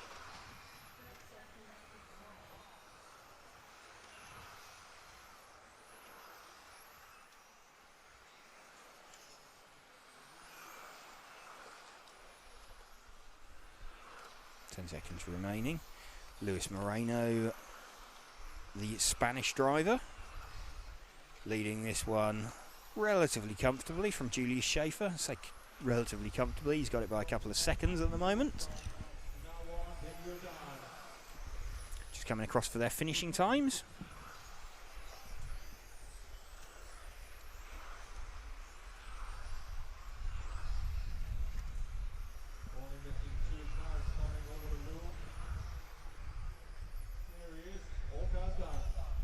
All cars finished. Luis Moreno takes that then from Julius Schaefer. Jeremy Limoges in third position. Simon Horak dropping down to fourth, having been right up at the pointy end of that last time. You can see the only sub-18 lap from Luis Moreno. Sub-18? Sub-7? Yeah, sub-19 lap even. We'll get there in a moment. From Luis Moreno. Everybody else just over the 19-second mark.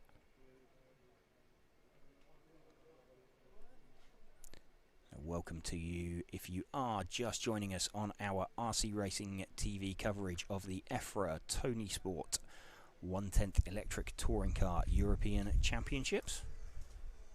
We're also bringing you this coverage in conjunction with Hobbywing and Monaco RC. We'd like to thank Tony Sport, Hobbywing and Monaco RC for helping us to bring you this coverage. Heat number 5 going up of spec, so the penultimate heat. Pavel Stazowski will lead away from Mark Valent, Marcus von Elling, Gergo Valent, Patrick Folman, Boris Silardi, Maxime Ripoll, Enrico Young and Kevin Sparbeer.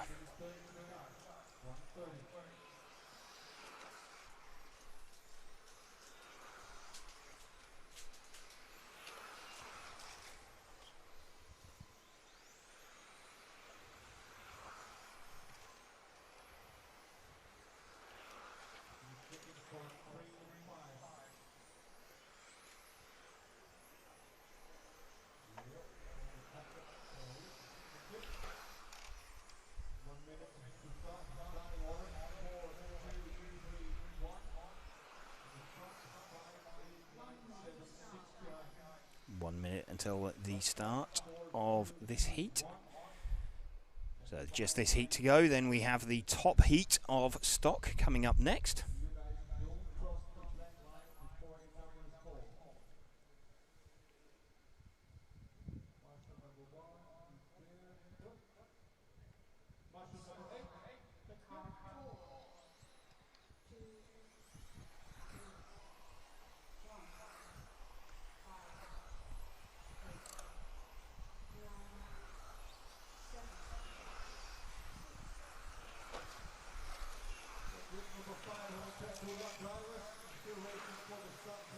This stock class just running penultimate heat of stock, so these running the 13.5 turn motors with blinky speed controllers, a blinky setting in their speed controllers.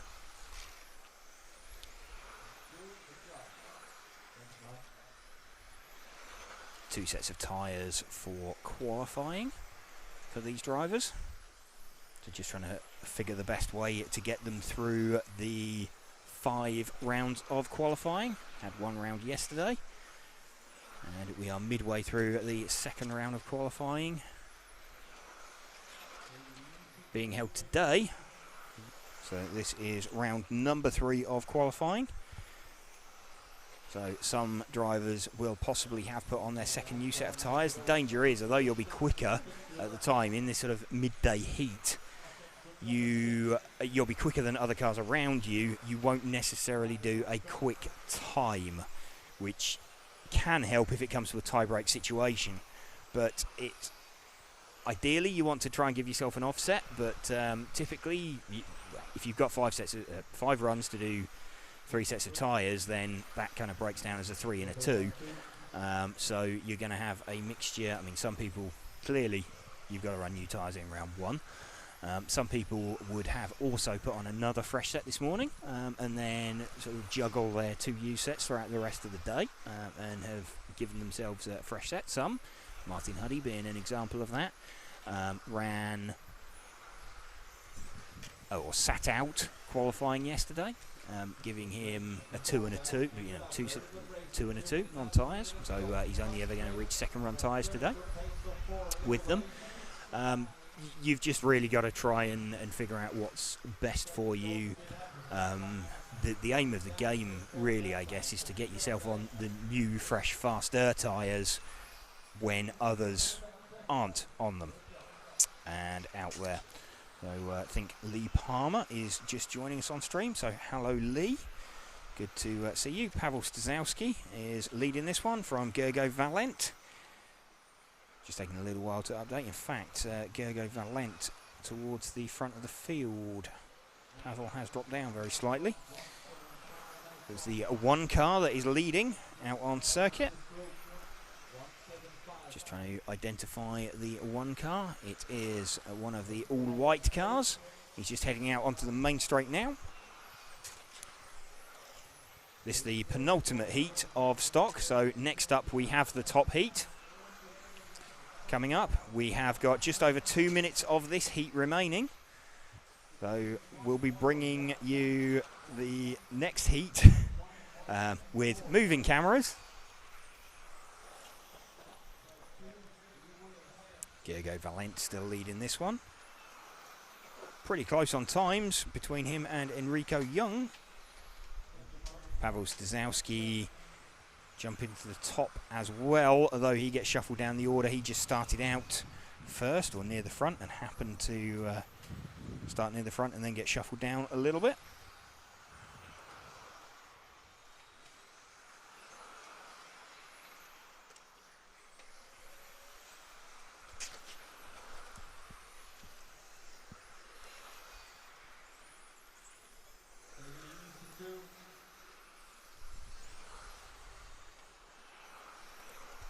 Enrico Young currently running in 3rd position, but he's got a quick recovering car of Mark Valent closing in on him. I think you just saw it through the back of the shot. So that's the yellow car and the pink car. Oh, hang on. Mark Valent just had a slight veer over to the right-hand side of the track. I don't know if he's experiencing any kind of interference out there and having some kind of issue.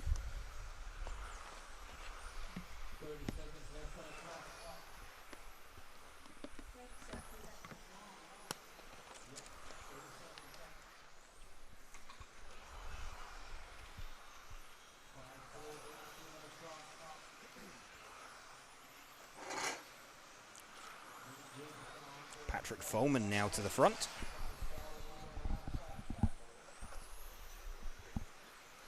So into the final 10 seconds. Folman from Stazowski.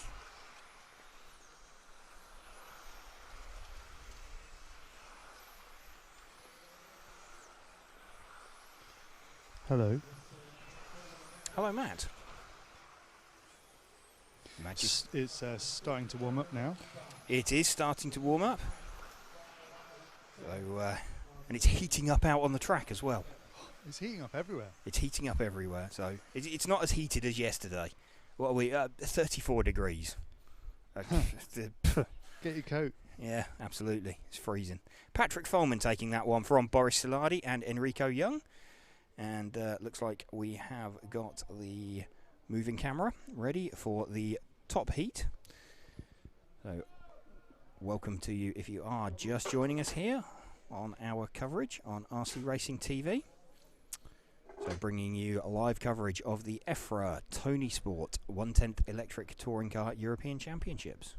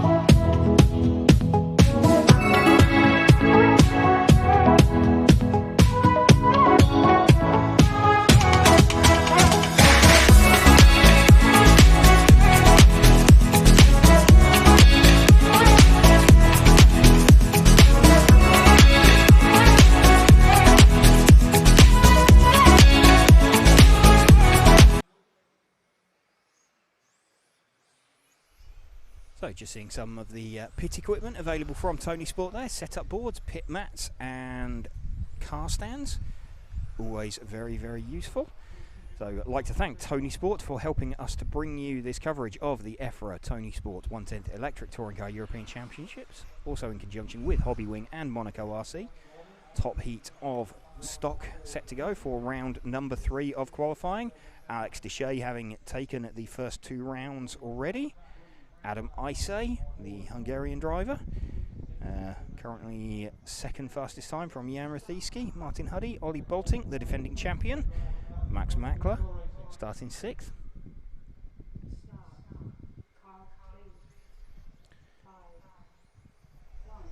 So Alex Deshay having some pretty awesome pace last time out. Already having taken the first 2 rounds. So if he can take this one, locking himself into the front row, no one's going to be able to jump him in that respect. Not looking quite so hooked up. Does make you wonder whether he went new tyre possibly. Certainly he was on new tyres for Q1 yesterday, but then so was everybody else, with the exception of Martin Huddy, who didn't run. But let's just see what's happened after a couple of laps. So Adam Isay, if we can move back 1 car, Frank, to the blue coloured car of Adam Isay. There we go. This is the Hungarian driver running in the lead. He's currently behind Alex Deshay on track, but running within the split and operating within the split. Adam Isay leading this one from Alex Deshay. Martin Huddy running in 3rd position. In fact, Max Mackler's got himself up into 2nd place, so Max has got it hooked up. Let's see if we can find Max's car. He is the orange coloured car.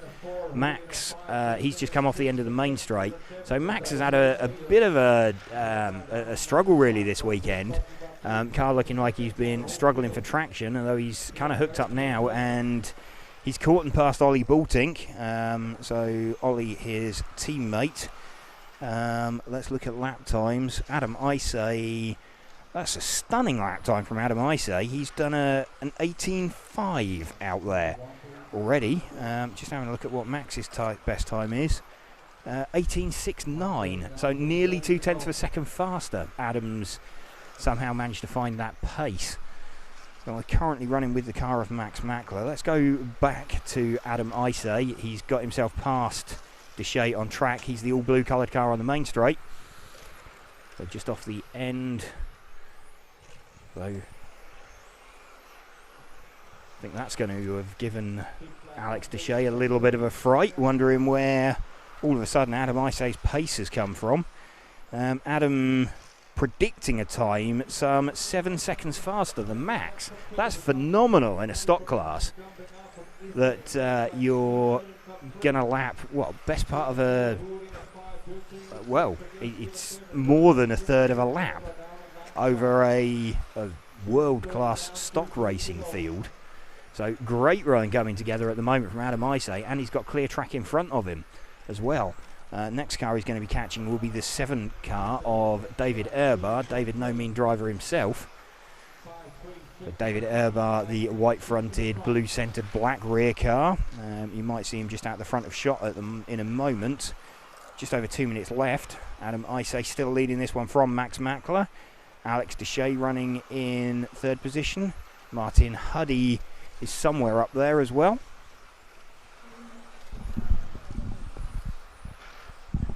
Victor Schmid also putting in a good performance, good appearance. Adam Isay, though, running nicely out in front from Max Mackler. Not sure what Max has done to suddenly find this pace. Could be a fresh set of tyres on the car. Maybe wondering whether he was struggling with that first set that he had.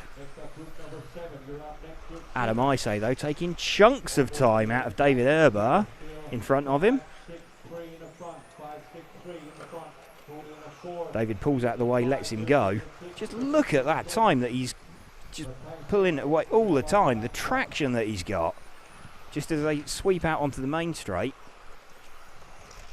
It's going to be a bit depressing for David Erbar because he's not really actually any slower in a straight line. So it's not even like he's got tremendous horsepower. It's just the corner speed that Adam Isay is carrying. Pretty unreal. And the Hungarian driver made a bit of a breakthrough, made his first European A final at the 1/12th European Championships, also held here at this Huddy Arena facility back towards the end of April. Adam coming past some more traffic as we come into the last 40 seconds. 5 seconds down the road from Max. Max still running nicely in 2nd position. Heading for a predicted time, about half a second in front of Alex Deshay.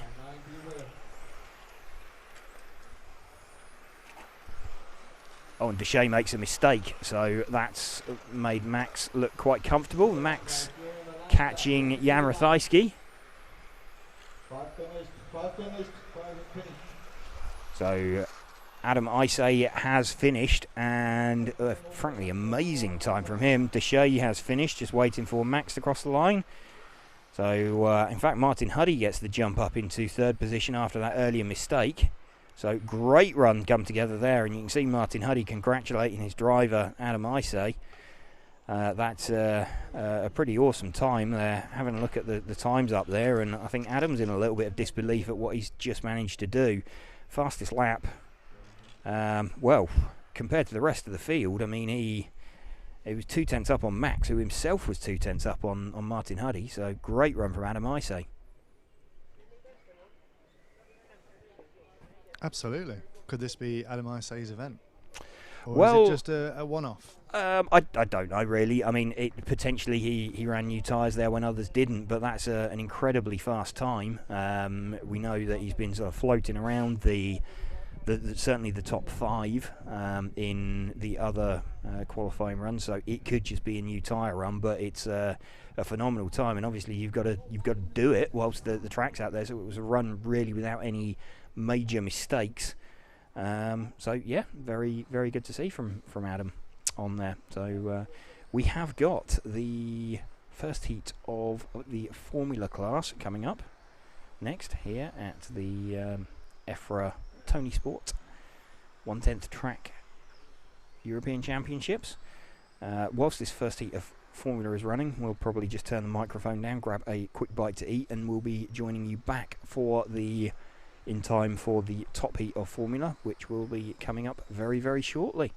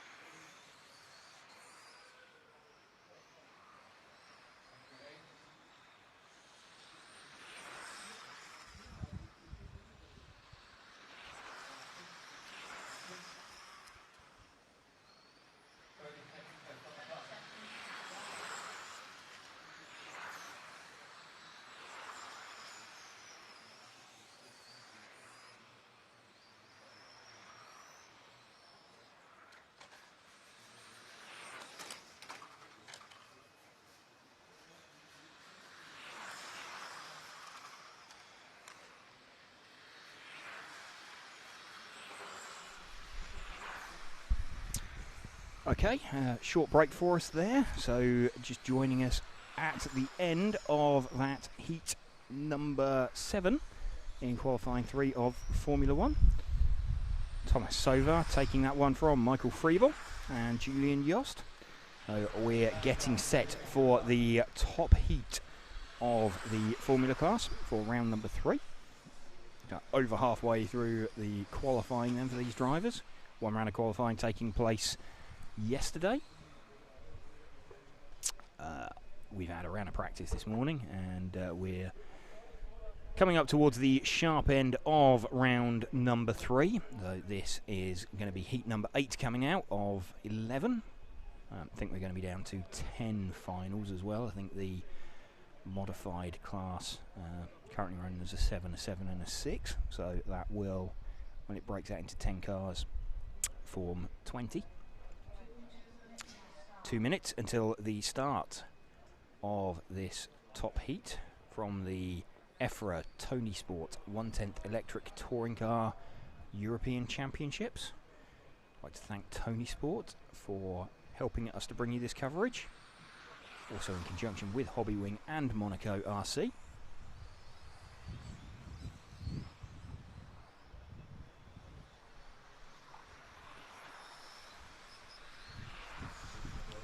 David Erbar and Jan Rathajski with a round win each.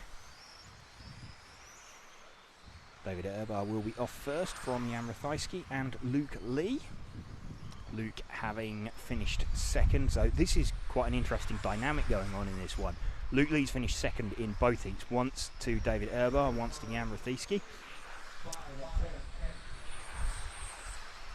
Jan Rathajski, the defending champion.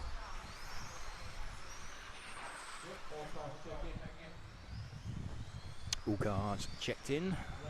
Jan reporting that everybody's transponders registered. So Luke could do with a round win here, if possible.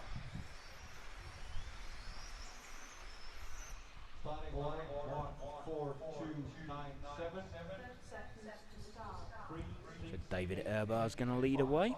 The white, blue and black coloured car.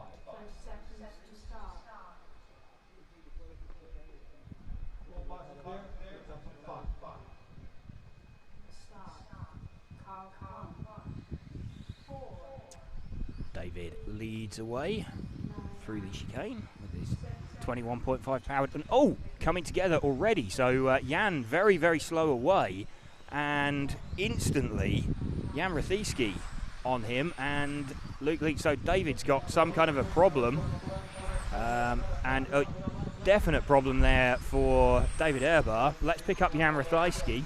I suspect Luke Lee will be leading after the first lap. Luke Lee is leading after the first lap. Because of that, that's one of Luke's competitors out of the way already. So it's now Luke going to be probably Luke versus Jan. We're running with Jan's car at the moment. Let's see as they cross the lap for the second time. Jan moves to the front, Luke moves to the front. So Luke currently running a tenth of a second in front on the split after 2 laps. We can move back one car to the red and yellow coloured car of Luke Lee. Jan catches some traffic, who gets out of the way very, very nicely. Also gets out of the way of the 2 car of Luke Lee, who we are running with at the moment. You can see Jan Rathajski out of the front of shot. Currently around 3/10 of a second lead for Luke over Jan. Slightly sideways from Jan as well, so I think this is going to be a quicker lap from Luke again. It is. It's a... oh, nothing in it. It's a 21.80 versus a 21.83. Bit of a wayward line from Luke out onto the main straight there, but he carries the speed. So we recognised he got it wrong and just kept it gassed up around the middle. It's a legitimate line, just carrying a little bit too much speed out onto the main straight. Luke back to the front by half a second. Jan navigating some traffic. That fell okay for Jan.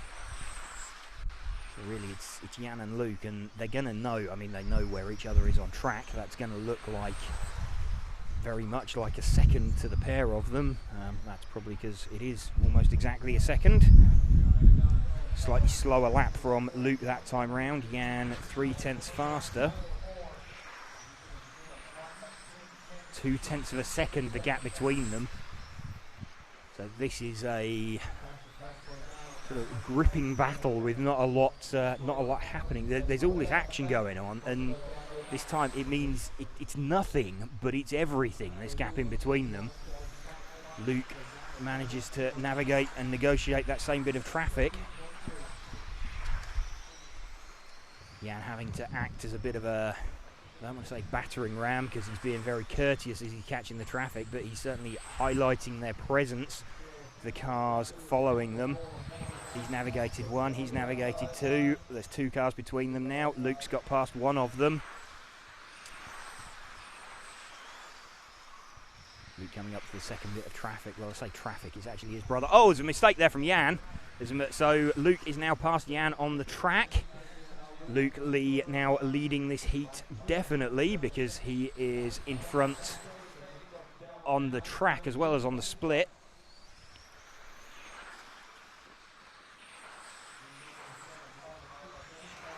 Luke Lee leading by 2.4 seconds. Jan Ratajski hanging on into second place. Andreas Stiebler in third position. Oh, small mistake. Oh, is that an issue for Luke? That's Luke's having a problem. Jan's got back past him. So Luke has had some kind of failure by the looks of it. He cannot keep that car on the circuit. Failure for Luke. That's gutting, because he was out in front. Let's pick up Jan Ratajski again. Jan leading. That is a horrible, horrible issue for Luke Lee. He's still showing in second position. That's how far in front of the field they were. Jan Ratajski, where is he on circuit? Jan is heading towards the middle of the... Oh, he's just about to come across the timing loop now. There we go, that's Jan Ratajski's car with 45 seconds remaining. So Luke Lee dropping down the order.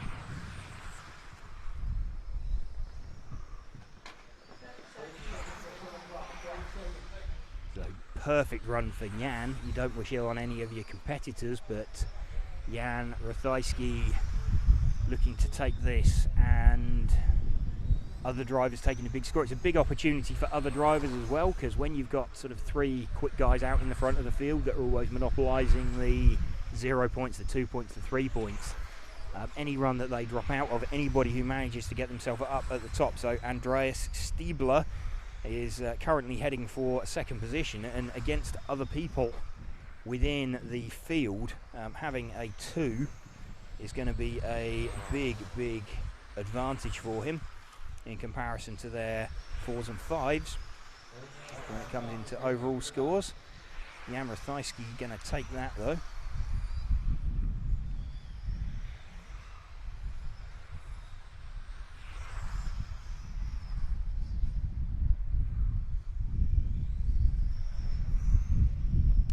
Jan Ratajski taking that from Andreas Stiebler.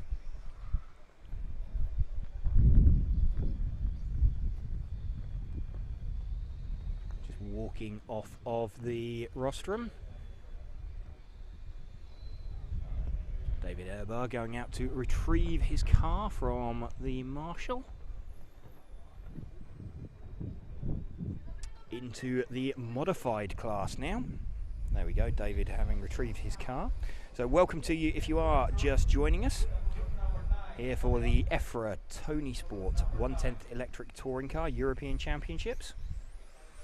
Also in conjunction with Hobbywing and Monaco RC. I'd like to thank them for helping us to bring you this live event coverage from Trenčín in Slovakia. We'll be with you all weekend, trying to keep you up to speed with what is going on. Drivers for this heat, we have Soren Sparbeer, we have Harley Eldridge, Matthias Knopp, Uri Huddy, Jose Pereira, Igor Liptak and Richard Greenwood. The 7 drivers in this heat.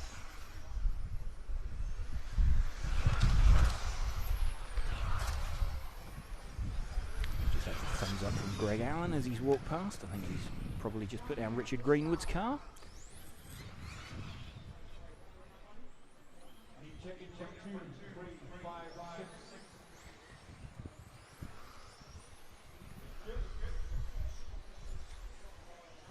Checking in, making sure transponders are working. So these the ultra powerful modified cars, unlimited motors, unlimited settings on the speed controllers. They've not got a fixed timing profile like the blinky speed controllers do have in the stock class.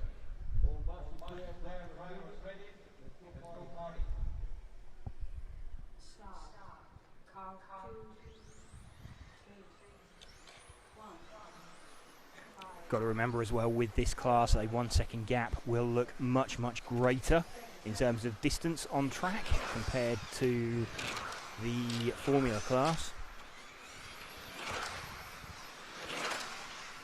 These motors considerably more powerful. Cars much, much greater top speeds, somewhere in the region of 70 miles an hour plus for these down the back straight.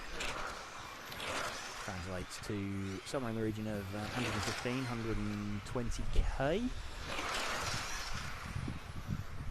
Have a look and see who's leading. Matthias Knopp, the orange coloured car. He's closing on the back of Harley.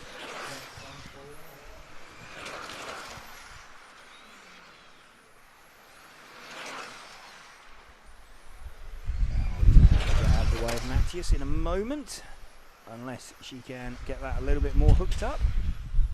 Oh, Matthias having a bit of a scruffy lap there. And Soren Sparbeer using that as an opportunity. Rick Greenwood jumps out of his way.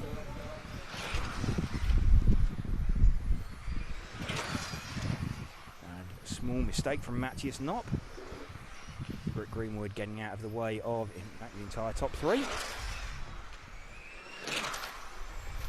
Matthias Knopp still leading, the 3rd of the 3 lead cars on the circuit.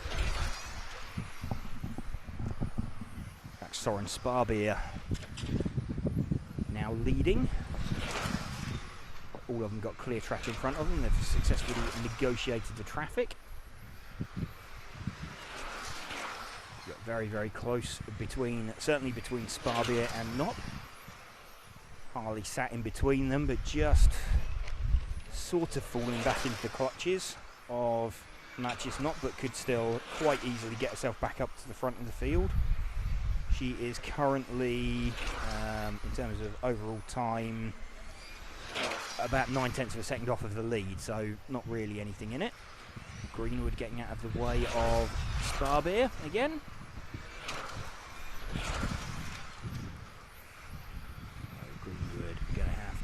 Get out of the way of Harley Eldridge, and Matthias Knopp jumps out of their way.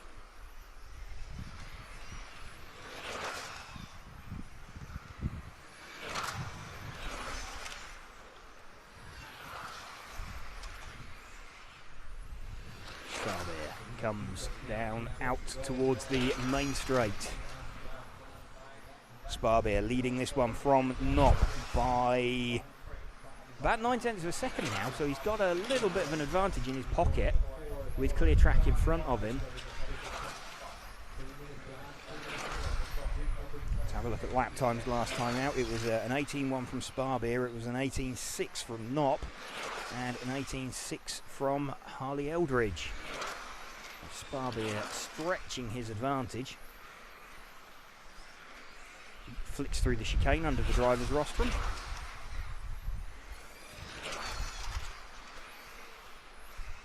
Decent run coming together of 17.5.11.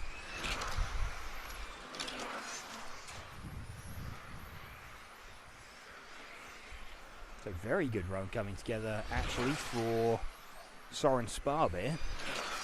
Got a good chance of this being a top 10. Oh, small mistake there from Sparbeer. I was saying it's got a good chance of this being a top 10 run, and that was the curse of the commentator, who In fact, that wasn't Sparbear that made a mistake. There's another very similar coloured body shell. Harley's just made a mistake and put it on the grass. It's dropped her back into the clutches of Nop, but she opens up and leaves him space on the inside. He slides through.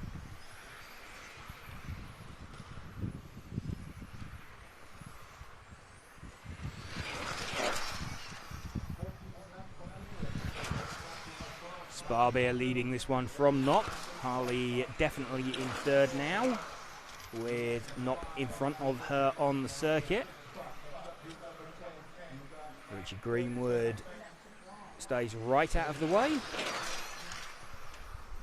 Richard being very, very generous. It's probably not helping him that much. He's picking up a lot of dirt on the tyres. He doesn't need to go that far offline when lapping them. They're or when allowing them to lap him. They're pretty respectful and competent drivers, so they can find their way through a smaller gap.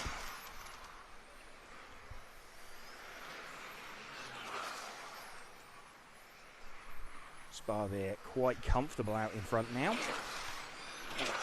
and Sparbear has actually finished. Finishes up with an 18.8.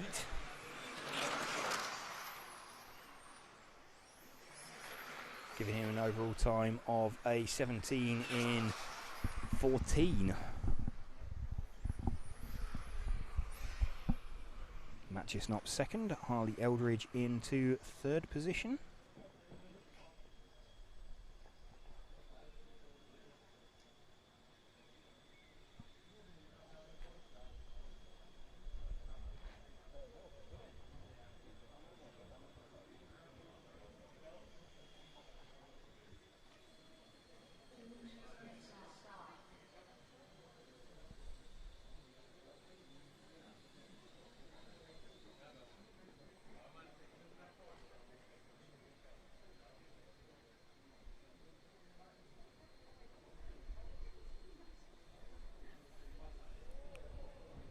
Welcome to you if you are just joining us here on either YouTube or Facebook or Red RC for live coverage of the EFRA Tony Sport 1/10 Electric Touring Car European Championships. Also brought to you in conjunction with Hobbywing and Monaco RC. Got the penultimate heat of modified round 3 coming up. Oliver Havranak going to lead away from Lucas Aban, like Yasmin, Marco Kaufmann, Michele Manzo, Mattis Benettin and Matej Sulk.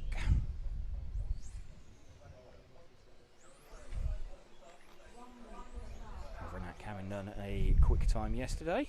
Lucas Aban having done a decent run this morning.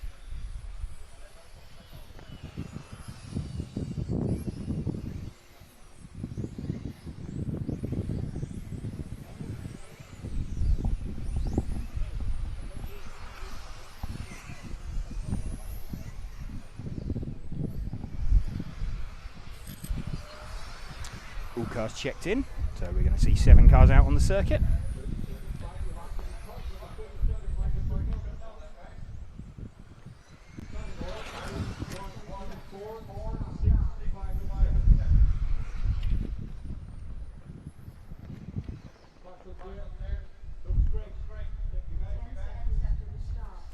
Ten seconds to the start of this heat. Marco Kaufmann will lead away with the orange coloured car. Sorry, that was Oliver Havranek, actually. Leading away with the orange-coloured car. Lucas Aban running in second position. Loic Yasmin.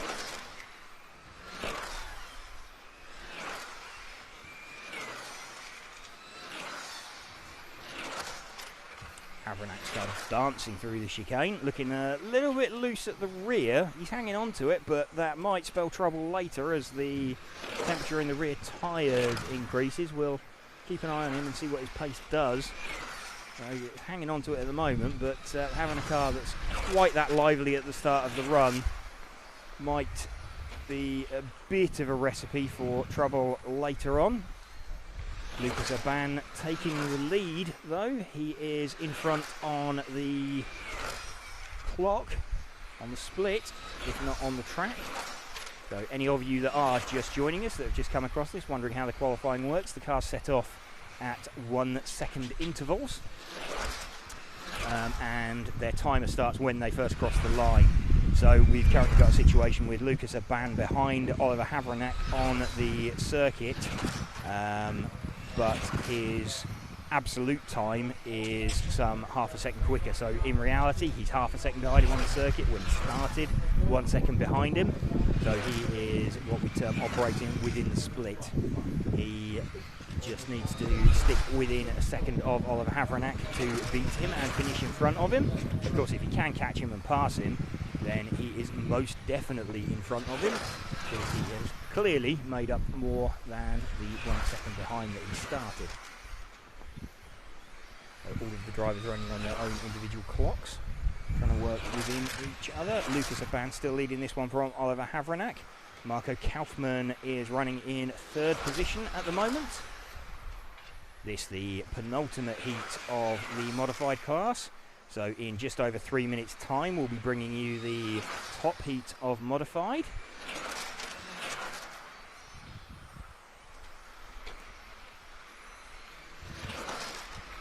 Lucas Aban still leading from Oliver Havranek.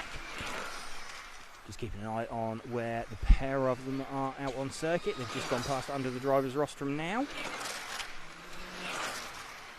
Oliver desperately trying to get away.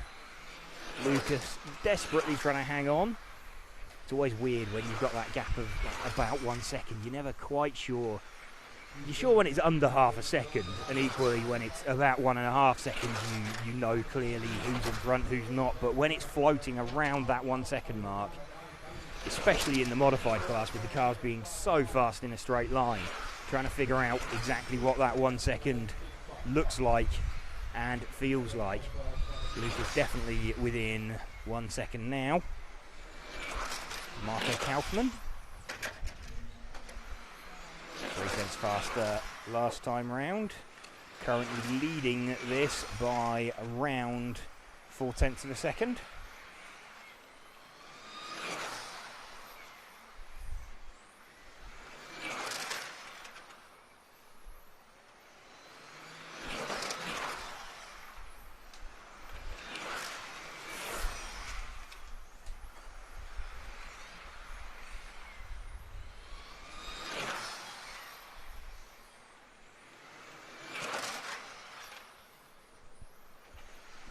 Lucas still leading this one. He took the round last time out. It was Marco Kaufmann's time yesterday. In fact, it was Havranek's time yesterday that started him first. So Havranek running second. Marco Kaufmann is jumping up in order. Marco Kaufmann is getting somewhere close with the 4 car as well.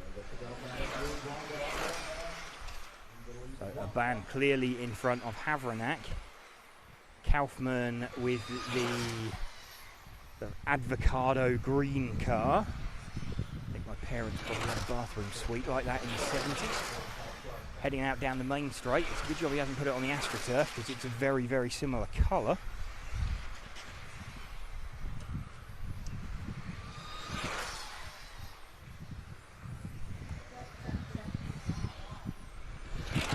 Aban could do with getting himself past Havranek, because Kaufmann is not a million miles back. 9 tenths back should be okay. How long have we got left? This is their final lap that they're on, so yeah, he should be absolutely fine. Just waiting for him to cross the line.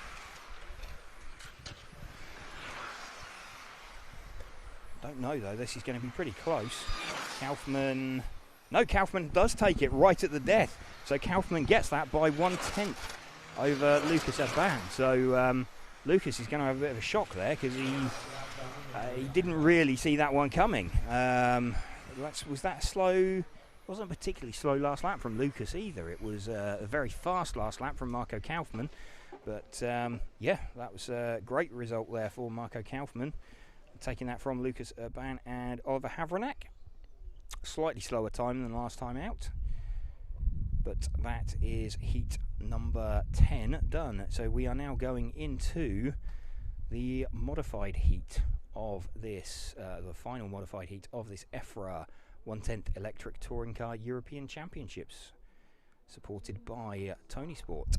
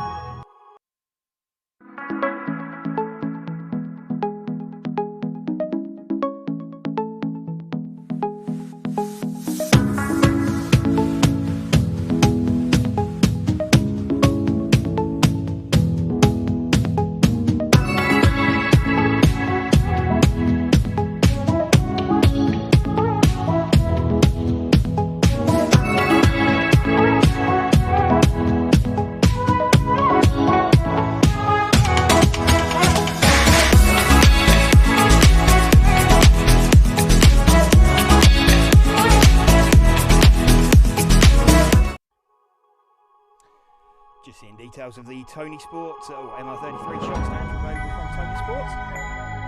Coelho leads away from Mark Reinhard for this top heat of the EFRA Tony Sport 1/10 Electric Touring Car European Championships, also in conjunction with Hobby Wing and Control. So we've had already, I think that's Mark Reinhard, it's one of the white cars.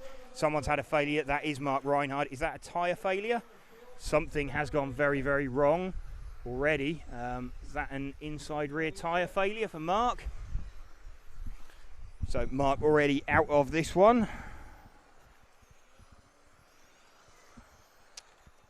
Didn't catch initially what happened. I mean, Certainly heard an impact.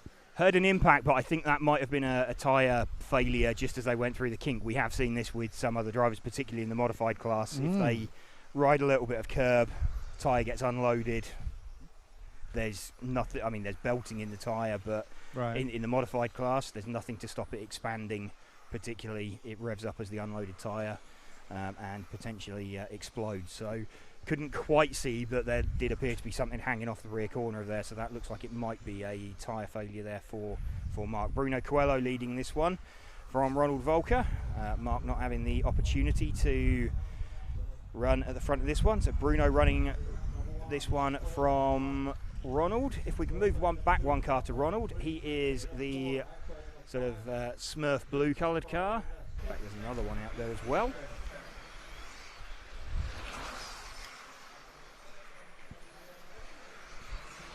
So there we go, just down the main straight. So Bruno's got a pretty huge lead already. Just wait and see what this is when Ronald crosses the line. Well, it looks huge. It's of course it's been lengthened because there's no intermediate car in between them of Mark Reinhard. So that 2 second gap plus the 1 second almost that Bruno's pulled out. You can see the pair of them sort of crossing as they just as Bruno goes out onto the main straight. You're seeing Ronald just to enter the series of chicanes. So there we go, the pair of them cross over about the same place. That's something that as a driver you always kind of do to give yourself a marker where you're crossing someone on the track when you're not exactly sure where you are. So Ronald will have clocked exactly where Bruno is flashing past as they come out onto the main straight, and equally Bruno's going to have clocked. There we go. Very, very similar again, and actually Ronald's going to be slightly encouraged by that because he's going to feel like he's very slightly creeping in towards the time that Bruno has done, or edging towards him. Yannick Prumper up into third position now, and Alex Hagberg's got himself up into third.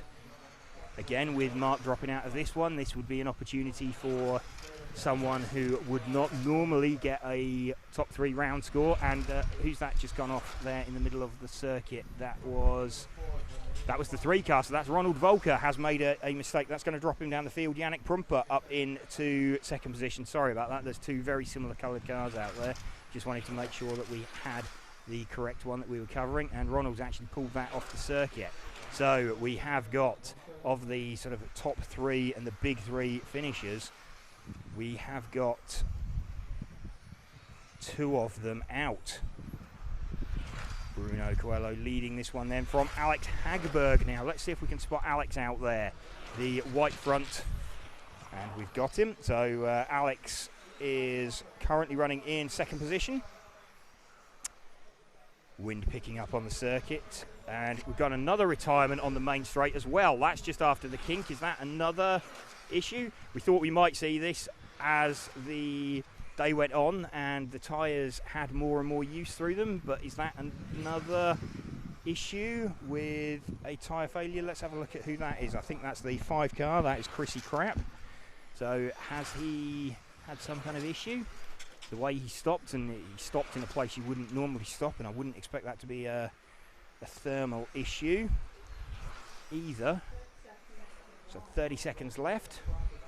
Bruno leading this one relatively comfortably from Yannick Prumper now in second.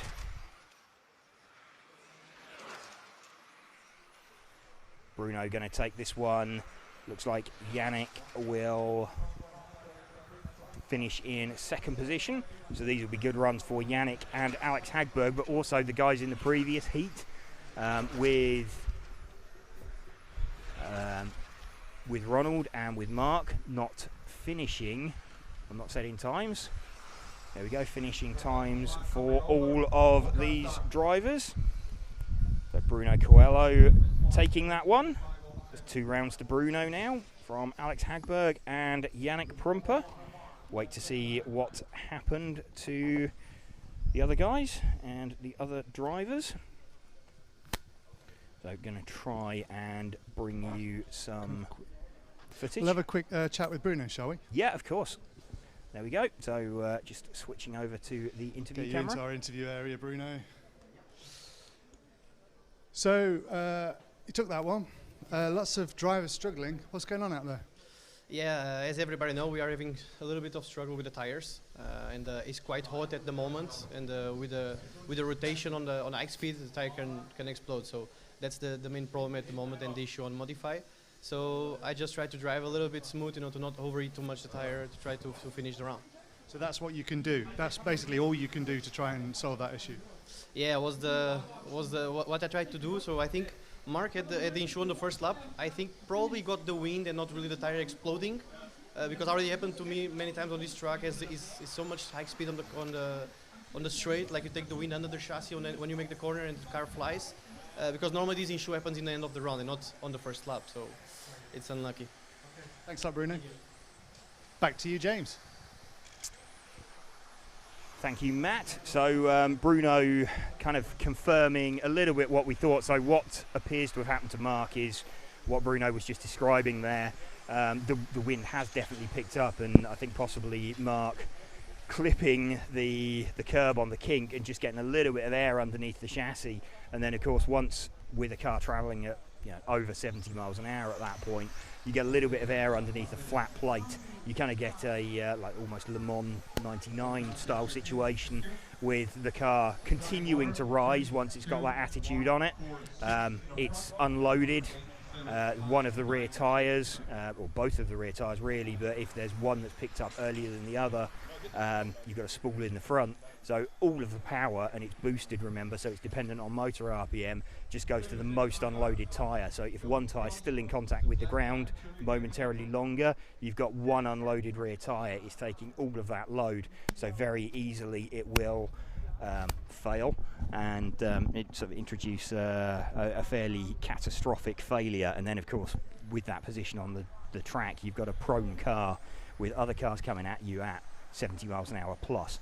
So potentially some pretty big failures out there. So you are just joining us now for round number 4 of qualifying from the EFRA Tony Sport Electric Touring Car European Championships. This, the front wheel drive class that you're seeing. Front wheel drive class, not a European championship as such. This is a European Cup to sort of bolster the numbers here a little bit.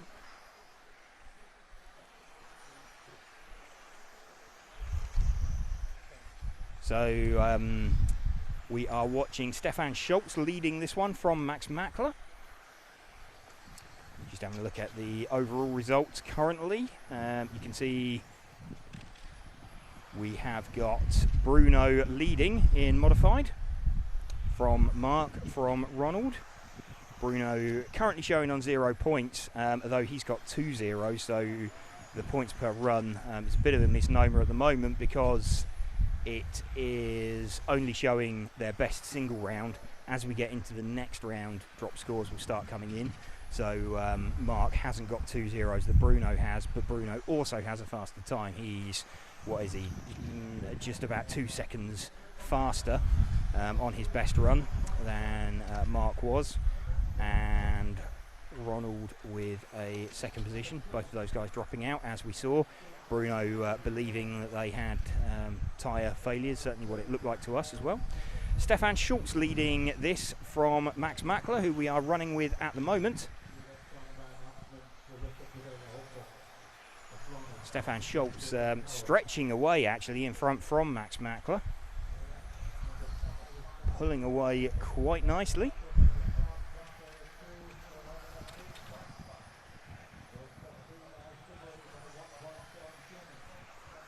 Just have a look at the top 2. Stefan Schultz leading this one from Max Mackler. Stefan finding some pretty epic speed actually. He's done a 21.7 best lap. Max has done a 22.0. Running with the car of Max at the moment. See if we can find Soren Sparbier, the 6 car.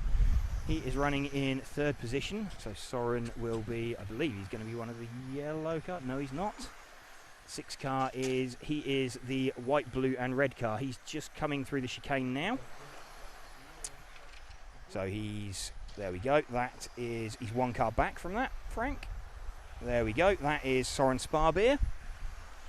There's another car out there that looks very similar to Max's on the, well, certainly on the screen it's more of a red than an orange, but you can't really pick up the colour contrast on the screen. So the number 6 car that we're running with at the moment is navigating his way past that car that we were talking about. So this is Soren Sparbier, the junior driver, currently running in 3rd position in this heat.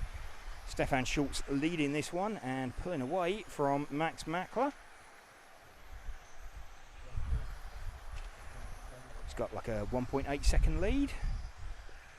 Carving his way through the traffic. Let's find Stefan Schultz. He is an all white coloured car. He's just gone across the timing loop through the chicane now. So this is the 3 car of Stefan Schultz. Pavel Tsowski has, well, he's had a bit of a strange weekend. The number 1 car, just looking at him, he's sort of running in the middle of the pack. Seeding taking place over 3 fast consecutive laps, which obviously he managed to string together yesterday. But car looking a little bit scary, a little bit edgy out there for him. And whilst it's fast over 3 laps, not proving to be all that quick over a run. Stefan Schultz though looking really comfortable out in front here. Could just see where he crosses over on track compared to Max Mackler. Max's shell quite distinctive because there's some of the detail on it is photochromic, so when you get the sunlight on it you get nice reflection come back off of it. You can see it glinting in the sunlight on occasion. 30 seconds left. Stefan Schultz looking pretty comfortable out at the front of this field. Pavel Stazowski, the 1 car that we mentioned earlier, also sort of somewhere in the mix on this one. As we come into the final 10 seconds, Stefan Schultz is definitely going to take this one, and has. Max Mackler is definitely second. Just going to have a look and see who runs across the line in third position. Is it Sparbeer? So Sparbeer's finished, as has Krishnaru. Just looking for Stazowski.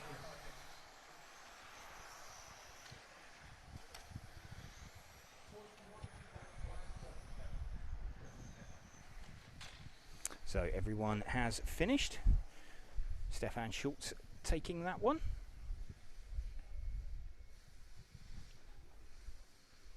So that is our fronty heat done from qualifying round 4.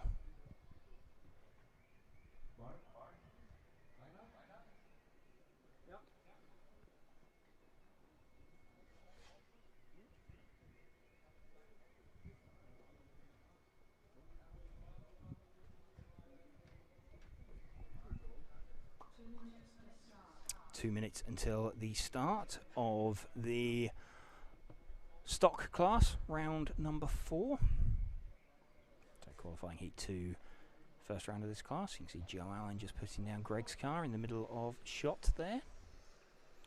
Welcome to you if you are just joining us here on RC Racing TV for coverage of the EFRA Tony Sport 1/10 Electric Touring Car European Championships.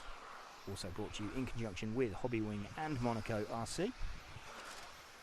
Whether you're catching us on YouTube or Facebook or the Red RT stream.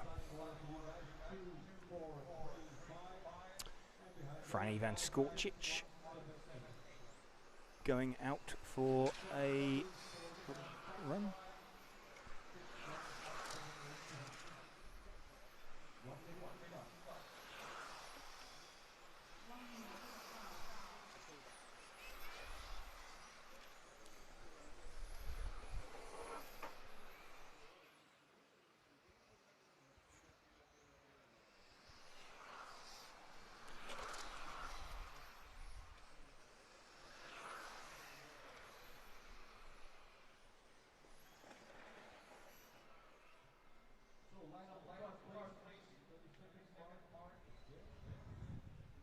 Franny van Skorčić going to start off out in front for this one.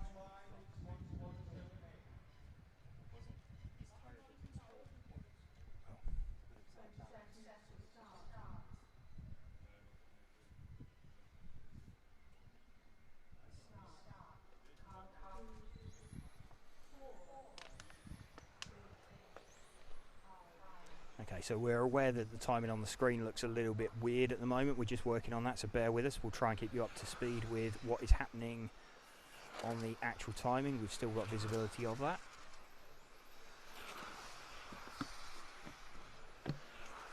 Just hearing that Mark Reinhardt's issue wasn't a tyre failure in itself, it was out of balance set of tyres that he put on there. So by the sounds of it, he'd gone for his second new set and for qualifying and put them on there, and immediately encountered an issue with them on the opening lap. So that leaves a bit of a challenge for Mark now for the rest of the day. So you can see car on its roof just under the driver's rostrum, so some quick marshalling out there. Franny van Skorčić leading this one with the number 2 car from Zelko Selman. Looks like we have timing restored and working following the same order. Just checking, yep, that reflects what we're seeing. So timing is re-established. Just checking to see Greg Allen on a good run again. He's managed to get himself up into 3rd position in the heat. Literally in the heat, as temperature is creeping up now. We're 35.7, so still nowhere near as the 40+ degrees we saw yesterday, and humidity a lot more comfortable at 34% rather than the 16 odd that we had yesterday, which as some of you commented, it appeared that we were in the desert. Franny van Skorčić leading this one from William Bulow and Greg Allen running in third position. Skorčić with the 2 car. That is the all yellow coloured car, or the fluoro yellow coloured car. There is another sort of washed out looking yellow coloured car out there as well. But Skorčić is the one scorching away at the front of the field. He's just navigating his way past some traffic. So that's the 7 car that he has just passed of Vilma Gustafsson.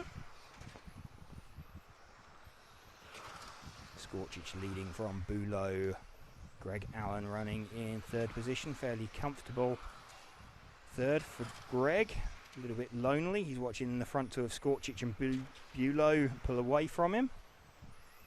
And watching Laszlo Kiss-Orban dropping away behind him. Greg having a bit of a solitary run in third place there. Sometimes good, just gives you the opportunity to focus on your car and what it's doing. Bit of over rotation for someone off the end of the main straight. That was one of the white cars. Let's see who that was. That was the number 4 car. In fact, that was Villan Bulow, so that was the leader.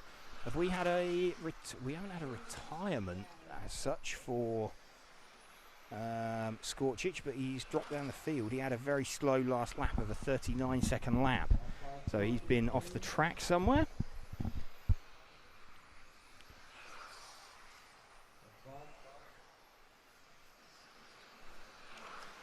So it's quite a big recovery from Skorčić. Good opportunity for Greg Allen to try and bring this one home in second position in the heat. Again, beating people that he might not normally beat, so puts him in a fairly good position.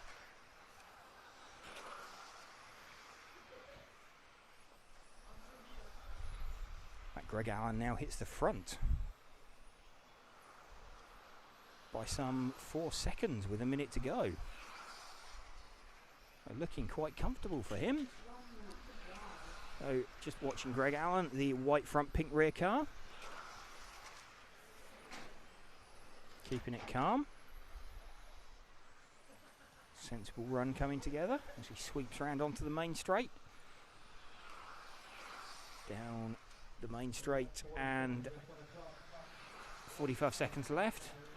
I'm not sure if he's actually going to realise that he's leading because he hasn't caught and passed anybody. They've made mistakes in front of him. So he may not be aware that he's actually got himself out in front, but he's got a huge lead and a massively clear track as well. So it could be a very nice run coming together for Greg Allen. He enters his last lap. Just needs to bring this one home, not make any mistakes. All the way around the middle of the sweeper. Could have done with hugging that a bit tighter, but again, he's put together something fairly clean thus far, so doesn't want to throw it away. So Greg crosses the line to take that heat and take the overall, take the fastest time in that heat.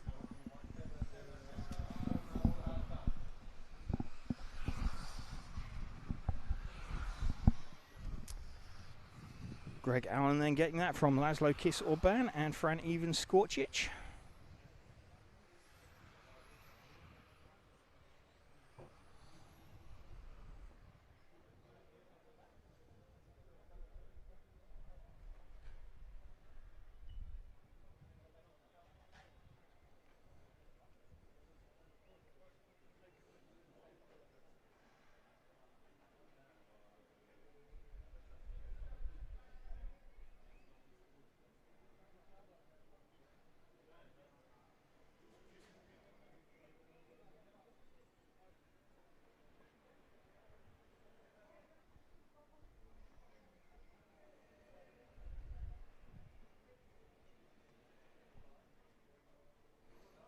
So welcome to you if you are just joining us here on RC Racing TV for the EFRA Tony Sport 1/10th Electric Touring Car European Championships.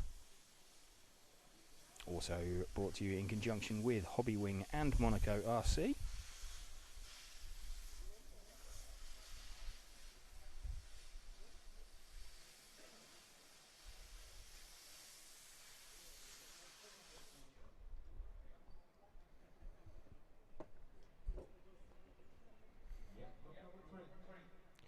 Group number 3 set to run. So this is heat 3 of qualifying round number 4. Kasper Bjerregaard going to lead away from Kasper Morgan and Jaroslav Kritz.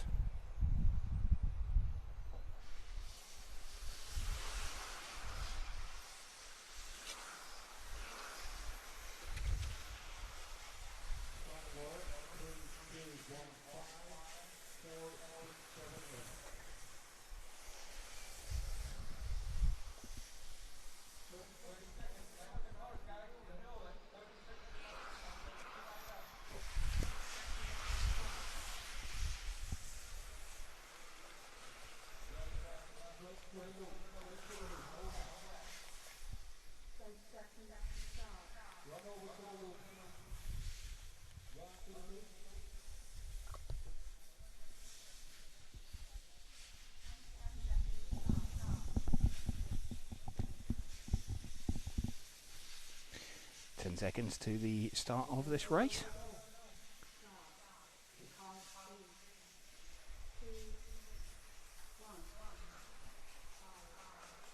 Kasper Bjerregaard leads away from Kasper Morgan. Out at the front of the field. A slight sideways moment there for Kasper Bjerregaard. Let Kasper Morgan close in. Kasper Morgan quicker over the opening lap, as is, in fact, Julian Jost gets himself up into second on the opening lap, but it always takes a couple of laps for everything to shake itself out, realistically.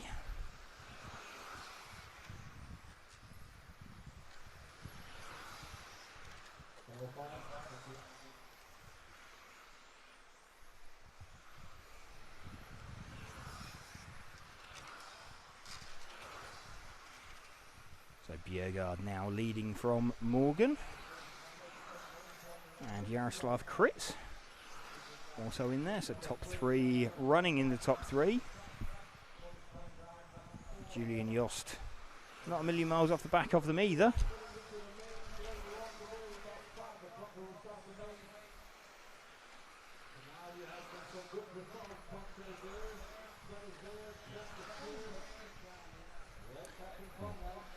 Just hearing that we are set to have a round of finals later on today because of the possibility of some inclement weather tomorrow. So just holding one round of finals today is going to give us a little bit of wiggle room, so that we've got something in the bag ready for that one.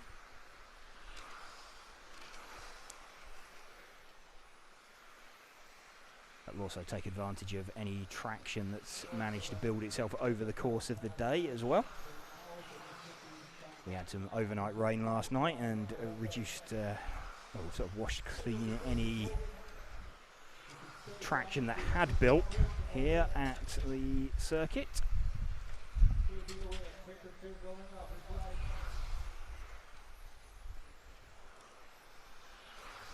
Kasper Bjerregaard still leading this one from Jaroslav Kritz and Kasper Morgan.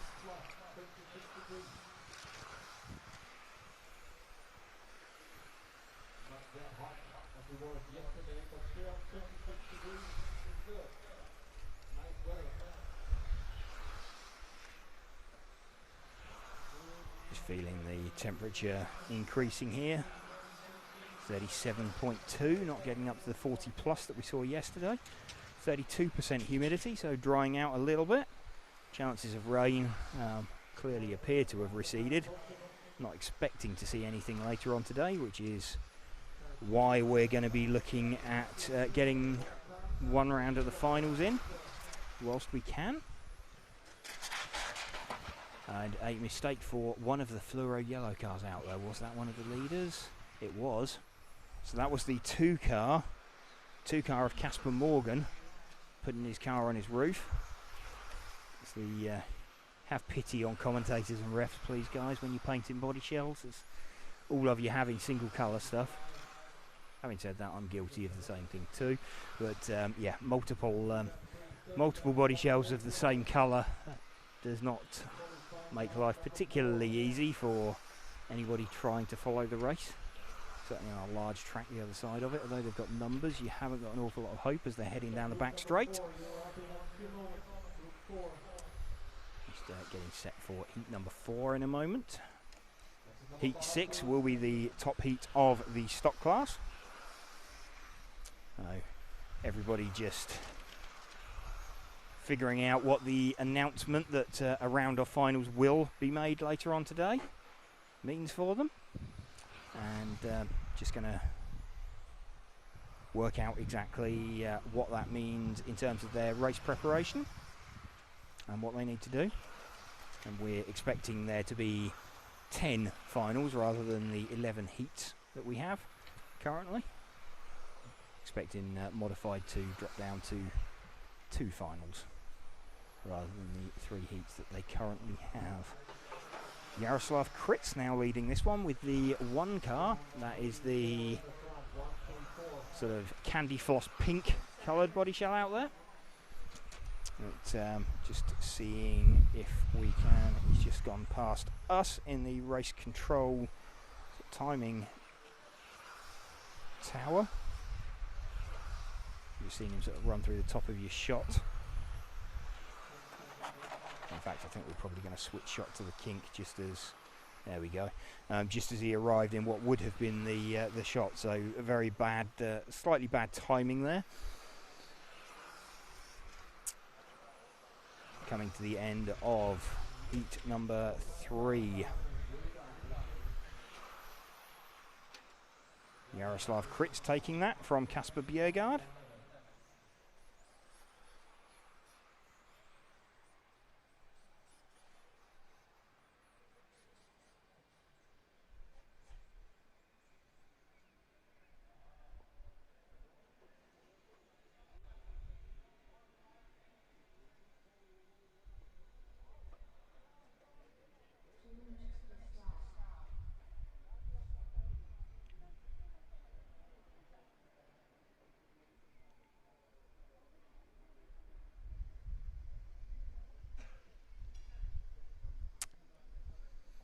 Two minutes until the start of the next heat, so this will be heat number 4 in round number 4 of qualifying. Welcome to you if you are just joining our coverage on RC Racing TV. This is the EFRA Tony Sport 1/10 Electric Touring Car European Championships for 2022, being held in Trenčín, Slovakia. Coverage being brought to you also in conjunction with Hobbywing and with Monaco RC. Luis Moreno going to lead this one away from Simon Horak, Jeremy Limoges, Julius Schaefer, Adrien Violette, Benjamin Elviser, Matthias Moll, Flavio Paladin and Nuno Hubert.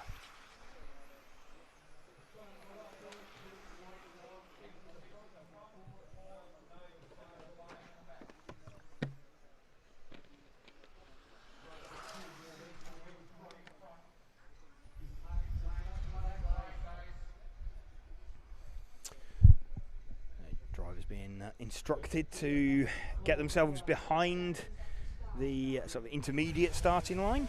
You can see the actual loop is those dual white lines, but there's a faint black line on the track. Reason that they have that gap is so that they don't immediately or don't false trigger the timing loop, so always have a little bit of a gap before they get there.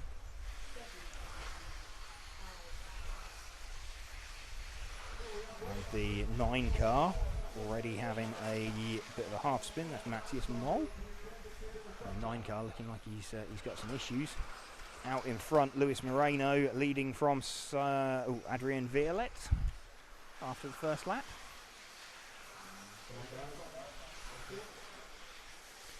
The 9 car already looking like he's struggling. He's got massive over rotation. Potentially the same issue that Mark Reinhard had. A fresh set of tyres on the car, possibly. So we've had what was the leader put the car on his roof.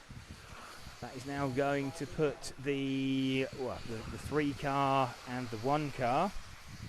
Jeremy Limoges leading this one from Simon Horak. Jeremy Limoges, the mainly red body shell, has got a bit of white detailing on it, but I think on shot it will appear predominantly red. In fact, Horak hits the front now.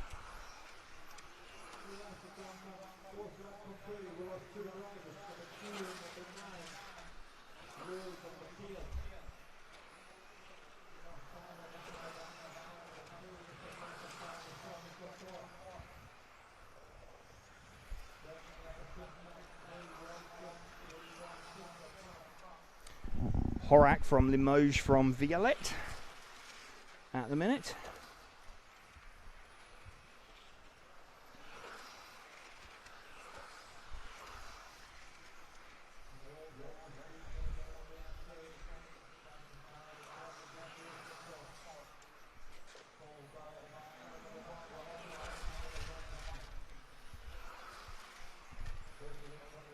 Horak still, you don't want to say comfortable out in front, but closing on the back of, in fact, Limoges has taken a chunk of time out of him, so bit of a error there. Got to start trying to build that gap again. They started out 1 second apart. They are going to be close to 1 second apart again.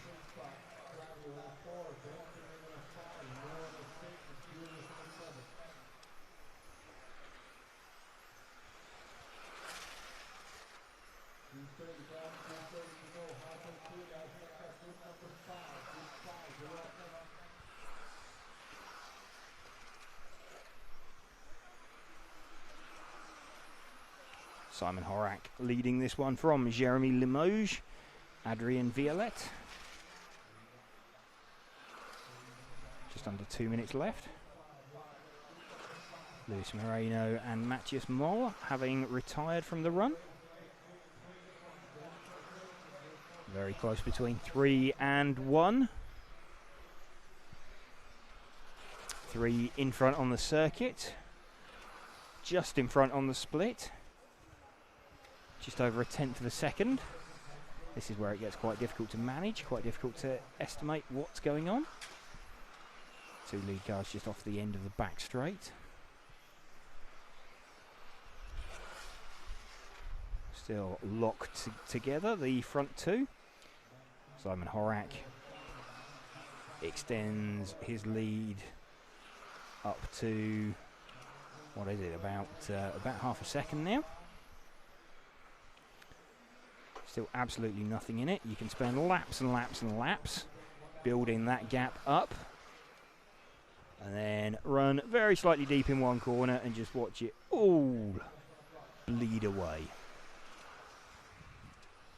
Simon Horak doing everything he needs to, though, to maintain his position from Jeremy Limoges at the minute. Horak now starting to lap consistently faster than Limoges. So 30 seconds left. Horak maybe not taking quite as much out of his car and visibly stretching away. He's catching a little bit of traffic though. So they're onto their final lap. Is it going to affect him in any way? Should be okay unless the car in front of him makes any kind of mistake. Doesn't appear to have done. So I think that should be fairly comfortable for Simon Horak. It is. He takes that from Jeremy Limoges.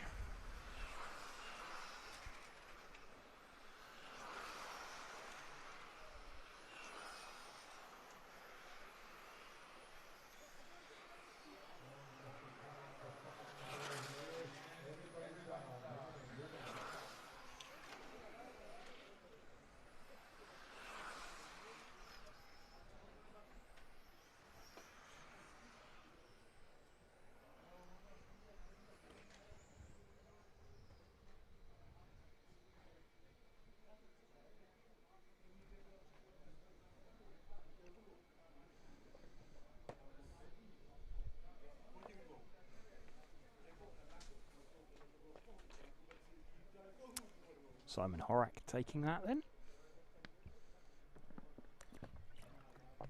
At the conclusion of heat number 4 of round 4. So welcome to you if you are just joining us on either YouTube or Facebook, or watching the coverage on Red RC.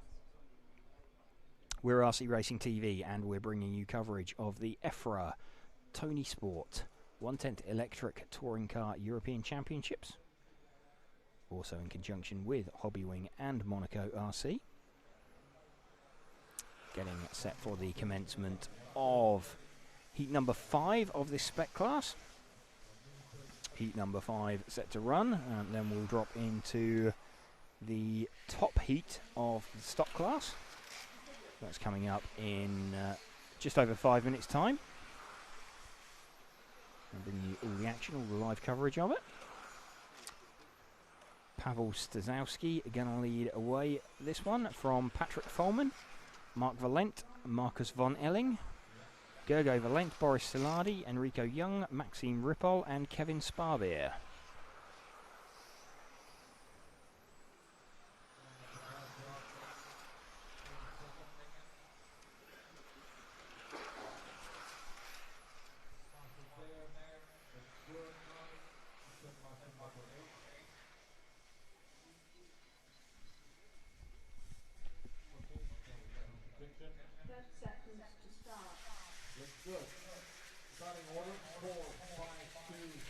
Cars just forming up in position.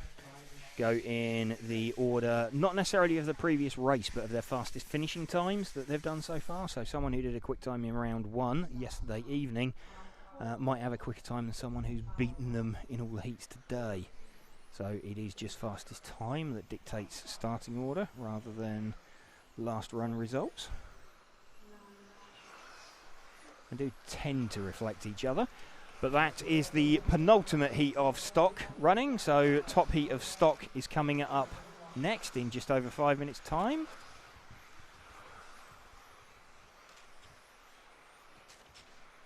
Marcus von Elling leading this one after the first couple of laps from Gergo Valent, Maxime Ripoll. Watch how this settles down. No one's really made any massive mistakes yet, so it always takes a couple of laps for everybody to settle into some kind of order. In some sort of orderly position.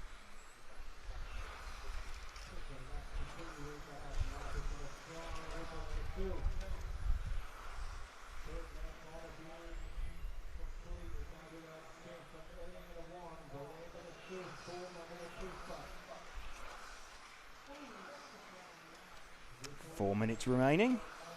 Marcus von Elling, the Swedish driver, leading this one. Let's just see if we can pick him up. The 3 car. So we can spot where he is on the circuit.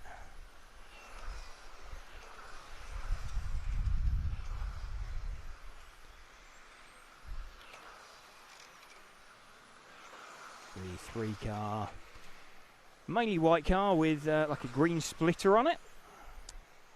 Just threading his way through out onto the main straight now. Off down the main straight, powers down the straight. These, the stock class cars, so powered by 13.5 turn brushless motors. Sensored brushless motors as part of the feedback loop with the sensors. The speed controllers have a mode agreed by the manufacturers, which is a specific phased timing. Referred to as blinky mode, typically because the indicator LED on the speed controller, quite often in the switch itself, in the power switch, flashes to indicate it's in that 0 timing mode.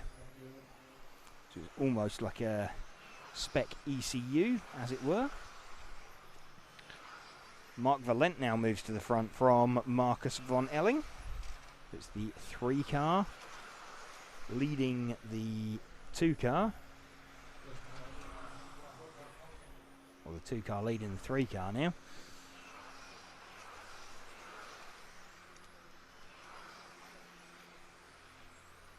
The 2 car, the all pink coloured car, or the fluorescent pink coloured car. There is another sort of candy floss pink coloured car out there. Rather confusingly, they're circulating together as well.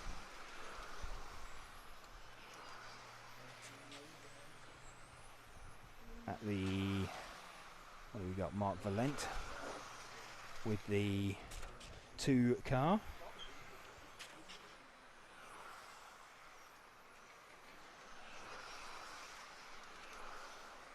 Just under 2 minutes of this race remaining. Then we go into the top heat of the stock class. As we build towards the pointy, exciting end of qualifying.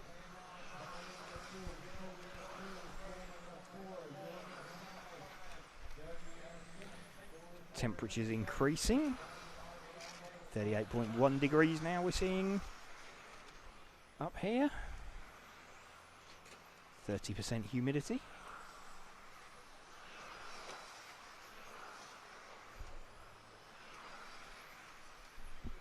Hello. Hello, Matt. Sorry, I'm just trying to untangle ourselves. We're intertwined. We are intertwined in headset cables. In cables, yes. Yes. Just watching this before the top heat goes live. Looks like the track's slowing up a little bit at the moment. Their times are coming down, partly because, well, they're potentially on older tyres. Some of them certainly are, because they're trying to sort of make the 2 sets last for 5 runs. Some guys will have bolted on fresh tyres for round 4. Some will be really, really brave and save them for round number 5. And that's incredibly brave. But I mean, it's trying to launch yourself up the order. Yeah, it's a brave man who does that. I wouldn't think there's going to be many, but some of those who are having a bit of a mare might. Are we getting close to knowing or speculating on who's getting towards TQing in any of the classes? Right. Well, I mean, Bruno's in a good position in modified. Right. Yep. Alex Deshay has got 2 round wins in stock. We'll have a much better idea after this round. At the moment, the overall results are only they're dropping more than one. They're only counting one score, so you've got lots of people with a single good score. It's a little bit difficult to get an idea of the order. After this round and the update, we'll have a bit of a better idea. Clearly, we know that Bruno with 2 round wins is in a very good position, especially as his sort of 2 challengers both dropped out last time as well. So getting set for the top heat now.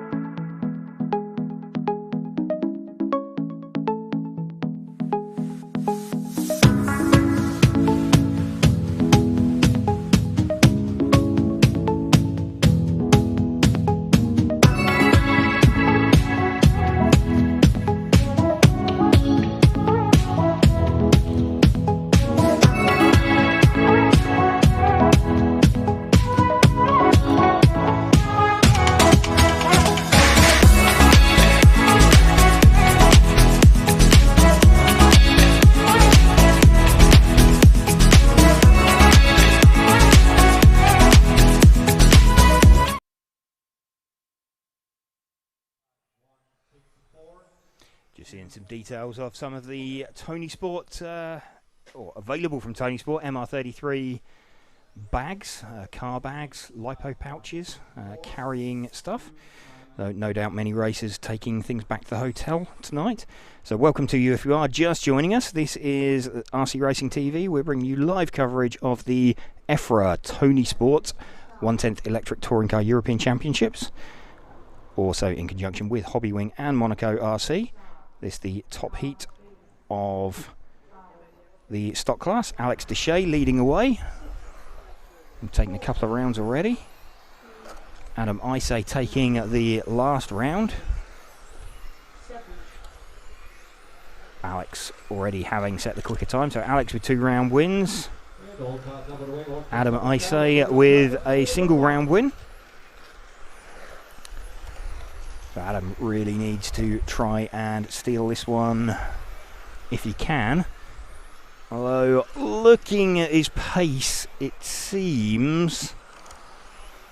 I mean, he's not slow, clearly, but he's got other people quicker than him. Alex Deshay, Jan Rathajski, potentially. Looking at the way that Deshay is edging away, and Rathajski's closing in. I'm almost certain that Jan Rathajski's on new tyres, looking at the speed that he's caught up Adam Isay. Adam Isay has to open up. Oh, that wasn't a nice place, really, for Adam to try and let through. If we can drop back 1 car to Jan Rathajski, he is the white front, orange centre, black rear car. So like we say, almost certain that Jan is on new tyres, looking at just the attitude of his car and the speed that he is catching anybody else. Ollie Boltink running in second. Ollie, the defending champion from 3 years ago, last time we were here in 2019. No European Touring Car Championship since then due to the pandemic.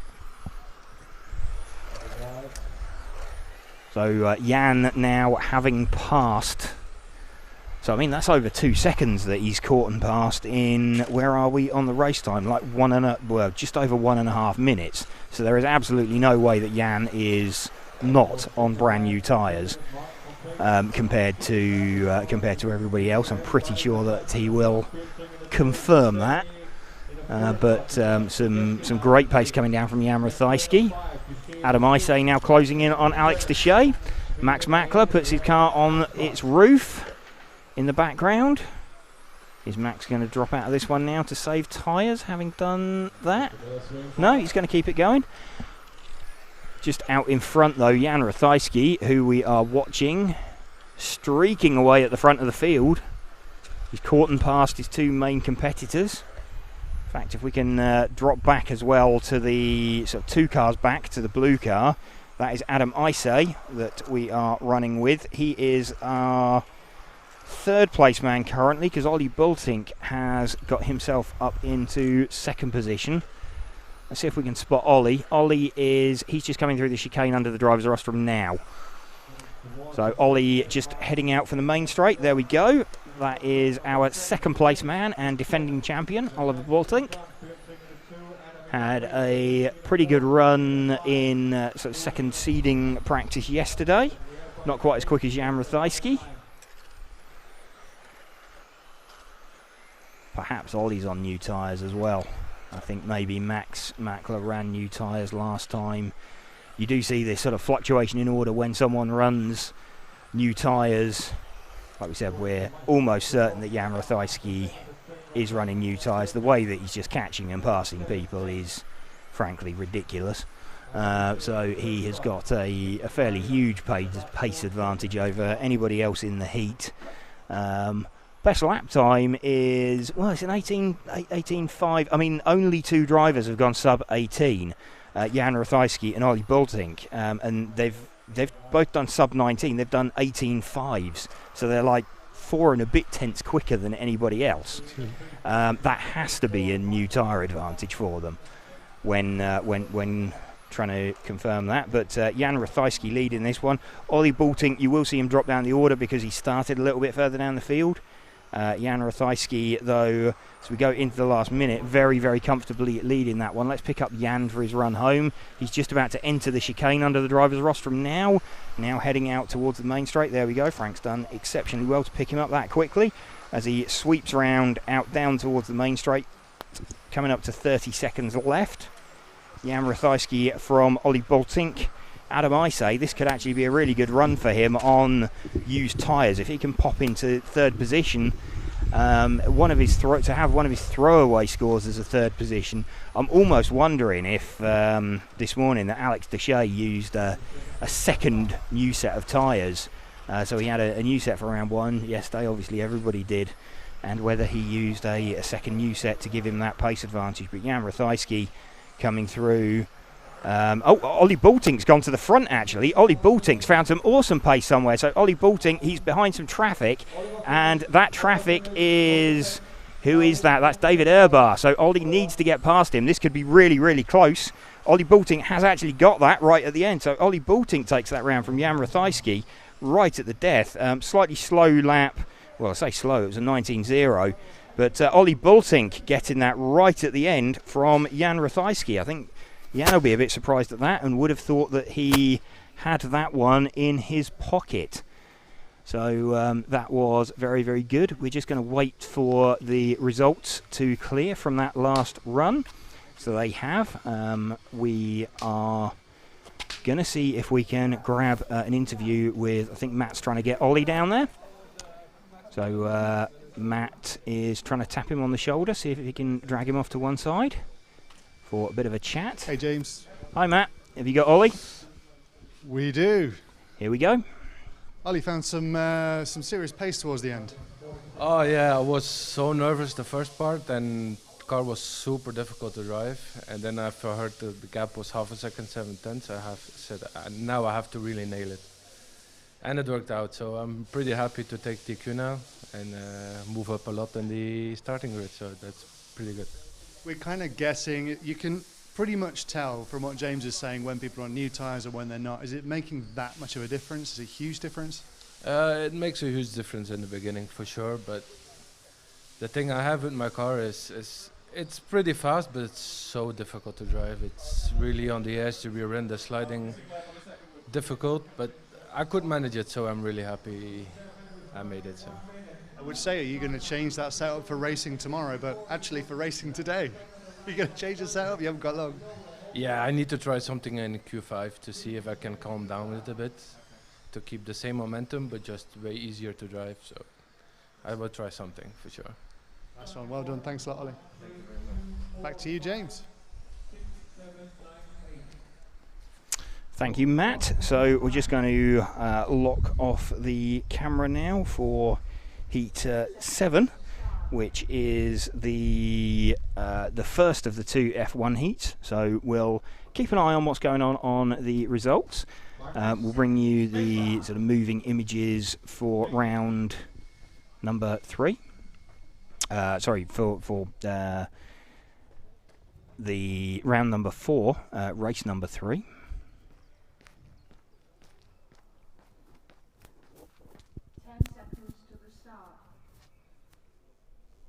10 seconds to the start. Michael Wojcik leading away from Tomas Sova and Micah Friebel. 4, 5, 6, 7, 9, 8. Go, group number 7 on the way.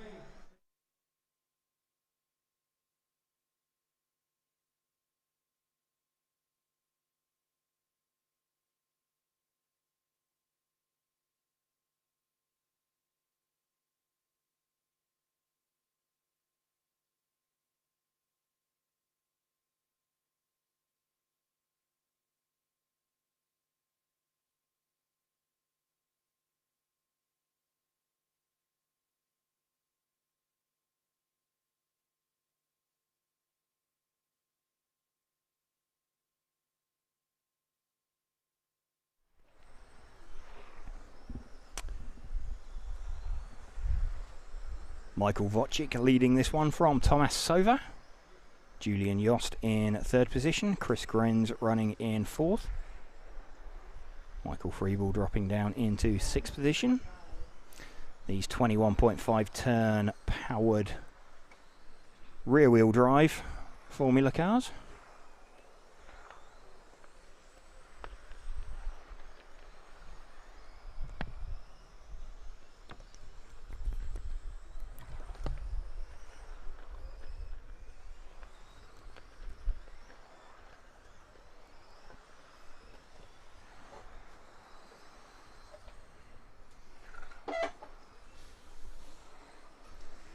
Ollie Bultink seemingly confirming what we thought, though, that he was on new tyres, and confirming it's a fairly hefty advantage over the other drivers. Managed to sort of sneak up the order right at the tail end of that one, right at the death. So 3 minutes left of this. We're just going to take a small break and be back for the top heat.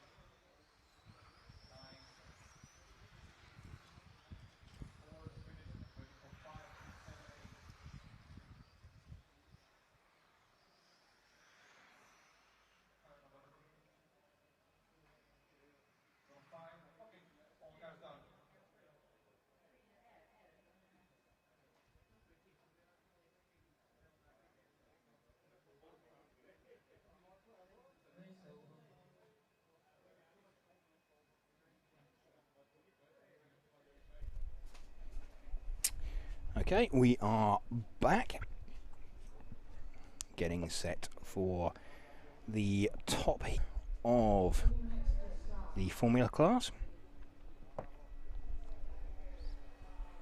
Welcome to you if you are just joining us on RC Racing TV, or indeed on one of the other locations. So you might be watching us on YouTube, you may be joining us on Facebook, you may be joining the Red RC stream. We are bringing you live coverage of the EFRA Tony Sport 1/10 Electric European Championships, also in conjunction with Hobbywing and Monaco RC. Getting set for the top heat of the Formula 1 class to go. this round number 4.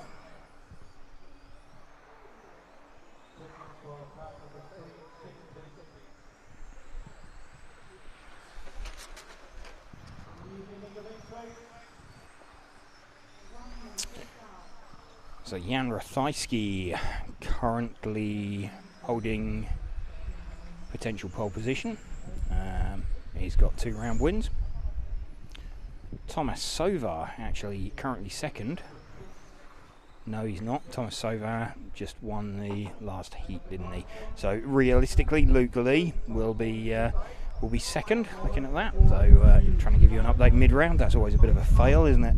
Jan Rathajski then will lead away from Luke Lee. Andreas Stiebler will go off third. 20 seconds to start. So Jan Rathajski's car, the Start. Jan, the defending champion. 2, 9, So 7, Jan with 2 round wins. We had a retirement from Luke last time out. We also had a retirement from David Urbar. So David having a round win and then 2 pretty sloppy rounds. We've had Luke with 2 seconds. Luke not looking particularly sparkling at the opening of this one. In fact, none of the drivers. Jan looking like he's struggling for traction a little bit. The 7 car of Valent getting himself up towards the head of the order, Giorgio Valent. Let's just see if this calms down after a couple of laps. Luke Lee's felt compelled to let the... Which car is that? Is that the 9 car? That is the 9 car of Andreas Stiebler. So the car that started out in 3rd place, he's felt compelled to let him past. Let's see if we can move back 1 car, Frank, to the sort of greeny coloured car. There we go, as they flow through. So Luke Lee now running behind him. Luke actually now picking up some pace. I wonder if Luke's bolted on new tyres, and conversely, in the Formula class, and yeah, so Luke's now starting to find some space. In the Formula class, it's clearly a different set of tyres to what they're running in touring cars, and they do tend to struggle with them for the first couple of laps, as opposed to the touring cars, which just hook up instantly the second you put new tyres on. Luke now starting to head forward, so I think perhaps Luke on a fresh set of tyres. Certainly he's got an advantage because he didn't finish the last run, so perhaps, just seen in the back of the shot there, or in the shot, a mistake that required marshalling. I think that was the car of, well, in fact, Valent and Stiebler have both gone off. Let's see if we can pick up Luke Lee as he tries to catch and pass. Well, he doesn't need to pass him, he just needs to chase down Jan Rathajski. Luke's just coming across the timing line now, so we're just following him around. So this is Luke Lee just watching, disappearing out of the front of shot. Well, in fact, he's a long way out the front of shot, but Jan Rathajski. Let's run with Luke for a little bit as he tries to chase him down. Keep an eye on what their lap times are. Soren Sparbier somewhere up there as well, but Luke Lee, how far behind is he? He's about 2 and a bit seconds back. It's a lot to make up, even if his tyres suddenly have hooked up. It's an awful lot of time to make up. Ooh, Luke, yeah, not giving those curbs any respect at all as he clatters across them. What's he done in terms of a lap time? 21.8 against a 22.4 for Jan. So 6/10. Gap between them 2.3. How long have we got left? Just under 2 minutes. Let's see what Luke can do. I'm pretty certain that Luke's put on new tyres here. Ooh, a little bit sideways there. But just keeping an eye on where this is, where Jan is. Jan's off the end of the main straight already. I don't think he's going to catch up the necessary time. That slightly scruffy opening lap, a little bit too deep there. He's pushing really, really hard trying to get that, but I think Jan could well be about to take his third round of qualifying, which would guarantee him pole position. And the first driver to secure pole position. Let's have a look at what the gap between them now is. It was... Oh, this is really close.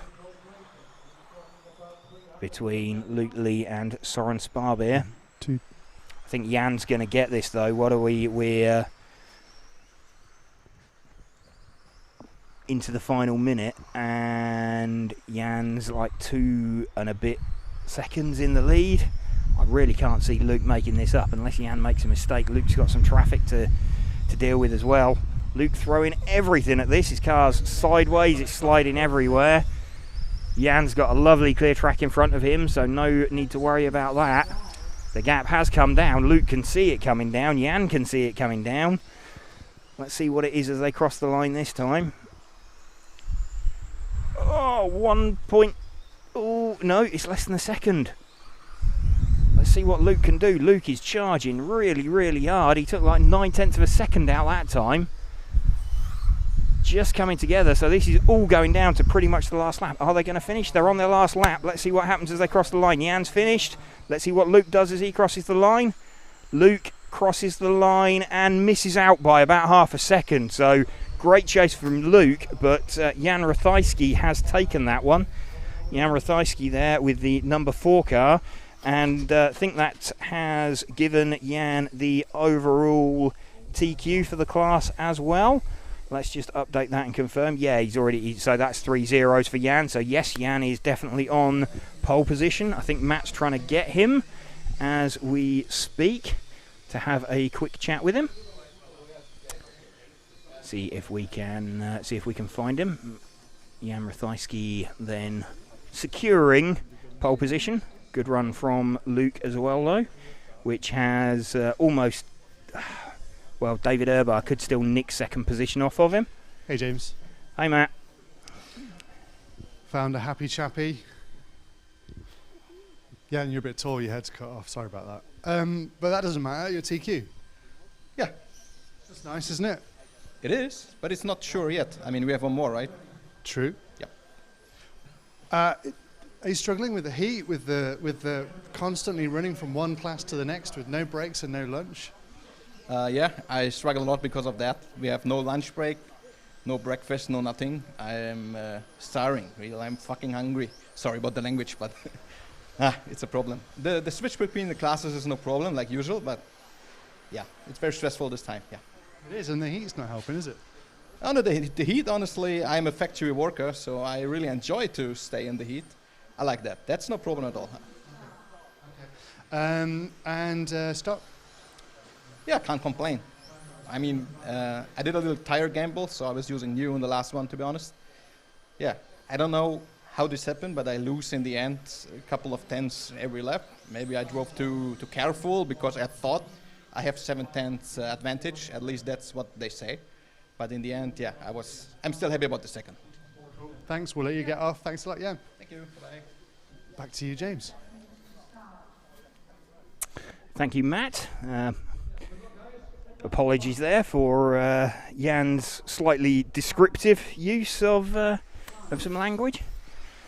Just watching the... Let's have a look at this, see if we can get back on to the main shot.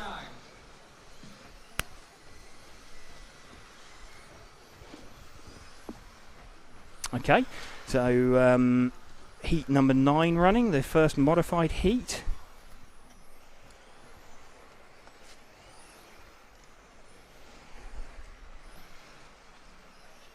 Looks like we might be having a small issue, potentially power to one of our cameras out there.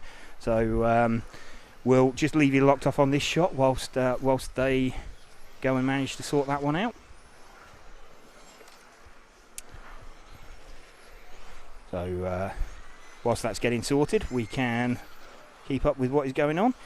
Soren Sparbeer leading this one from Matthias Knopp and Harley Eldridge.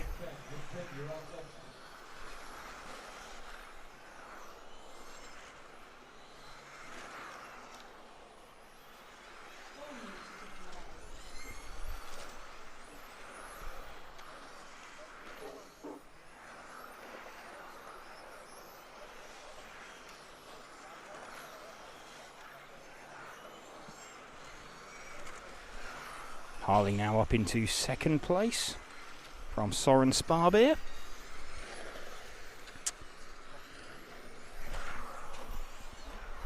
Soren, the number 2 car.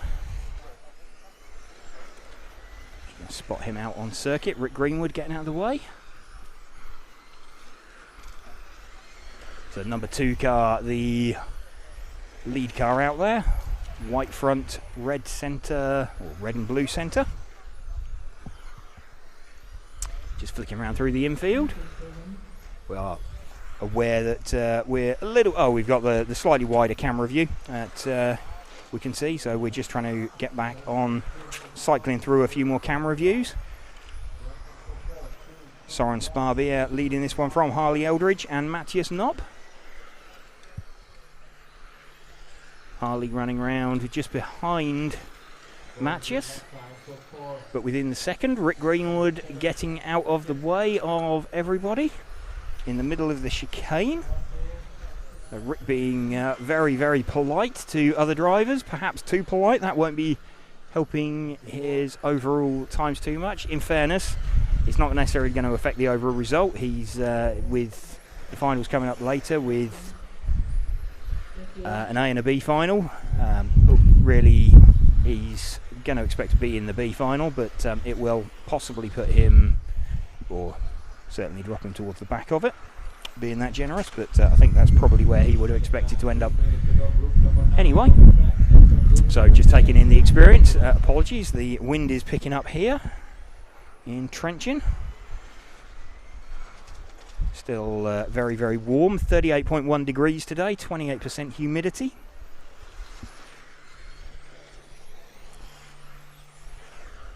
As we build towards the conclusion of qualifying.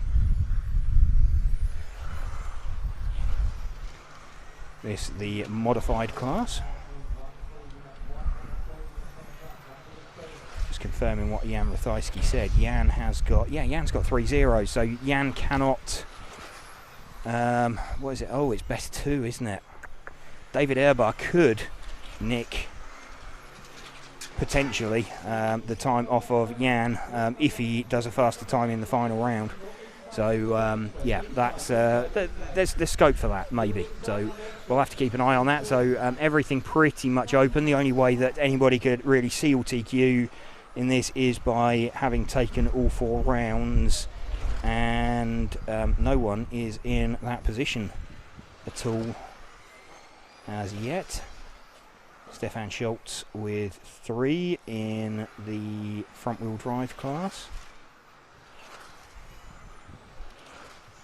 Just updating stock to see where we're at. Alex Deshay leading that with a 0, a 0 and a 6. So we got Ollie Boltink could take that with a potentially with a faster time, as could Adam Isay in the last round. We've just seen in Formula, the only person that can deny Jan Rathajski now is David Erbar. Though David's only got 1 good score. Currently he's got a round win and then a bunch of no scores. So David Erbar down in the B final currently in the Formula 1 class.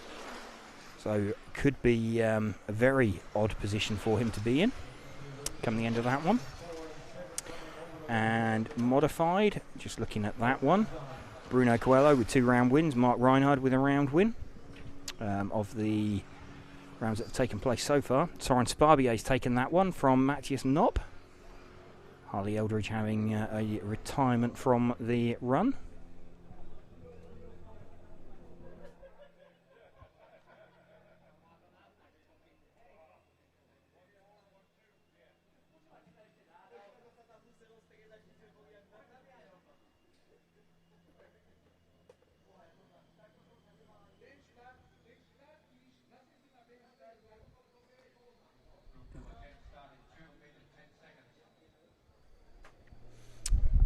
Welcome to you if you are just joining us on our coverage from the EFRA Tony Sport 1/10 Electric Touring Car European Championships being held in Trenčín in Slovakia. Event coverage brought to you in conjunction with Tony Sport. Also like to thank Hobbywing and Monaco RC for helping us to bring you this coverage. Getting set now for the penultimate heat of modified even. It's been a long day already. And we've got another round of qualifying after this to go. And then pretty much straight into finals from what we can gather. Threat of some inclement weather tomorrow. So they're bringing a round of finals forward into tonight. Oliver Havranak's going to lead this one away from Marco Kaufmann, Lucas Urban, Loic Jasmin, Michele Manzo, Matas Benettin and Mate Sulk. Some of these guys getting good scores, particularly with the tyre issues experienced by Mark Reinhard and Ronald Volker in the last round. Some top 10 scores, so results a little bit everywhere at the moment, especially with 2 from 5 to count. Everything going to go a bit haywire. The only way that someone could secure TQ at the moment is effectively winning all 4 rounds. That hasn't happened, so it is going to be open.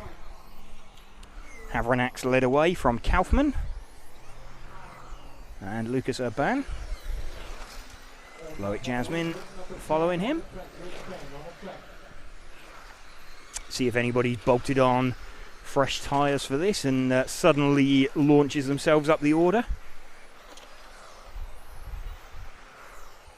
Equally, we know, as we've heard from Bruno last time out, that tyres are a little bit of a concern. So as they get towards the end of the end of their life, remember they've got 2 sets of tyres to get through 5 runs. So realistically, you're going to have 1 set with 2 runs and another set with 3 runs. So some people are at this stage going to be pushing tyres. That 3rd run set is going to be tested to their limits, really. See if we can keep an eye out for anything. Lucas Urban leading this one from Loic Jasmin. Havranak now moves to the front, but that will update. Lucas flicking back to the front. I think what you're seeing possibly is some of these slightly jiggled results is that people running fresh tyres earlier on and almost doing their first 2 qualifying runs on a new set and then a new set, breaking them in. It's a legitimate strategy, especially if you don't want to get caught out, as Mark did last time, with an out of balance set of tyres. But we'll be seeing how Mark gets on and quite how he manages to cope next time, because we've got just over 3 minutes until the top heat of modified goes out to run. Lucas Urban still leading this one from Loic Jasmin. Marco Kaufmann running 3rd. See, as everybody crosses the line, the results updating. Lucas maintaining that from, it's now Marco Kaufmann popped up into 2nd. So Loic Jasmin dropping very, very slightly. Really close though between the top guys. Let's have a look. Marco Kaufmann's crossed the line. Lucas Urban about half a second leading. Loic Jasmin about 1/10 of a second further back. So the top 3 covered by 6/10 of a second. But any small mistake could be absolutely critical out there. Marco Kaufmann has passed. Marco Kaufmann has caught Oliver Havranak. Now this is going to be a little bit awkward because Havranak's kind of compelled to get out of the way, but he's on a pretty decent run himself, and Kaufmann's not that much faster. So let's just watching him follow.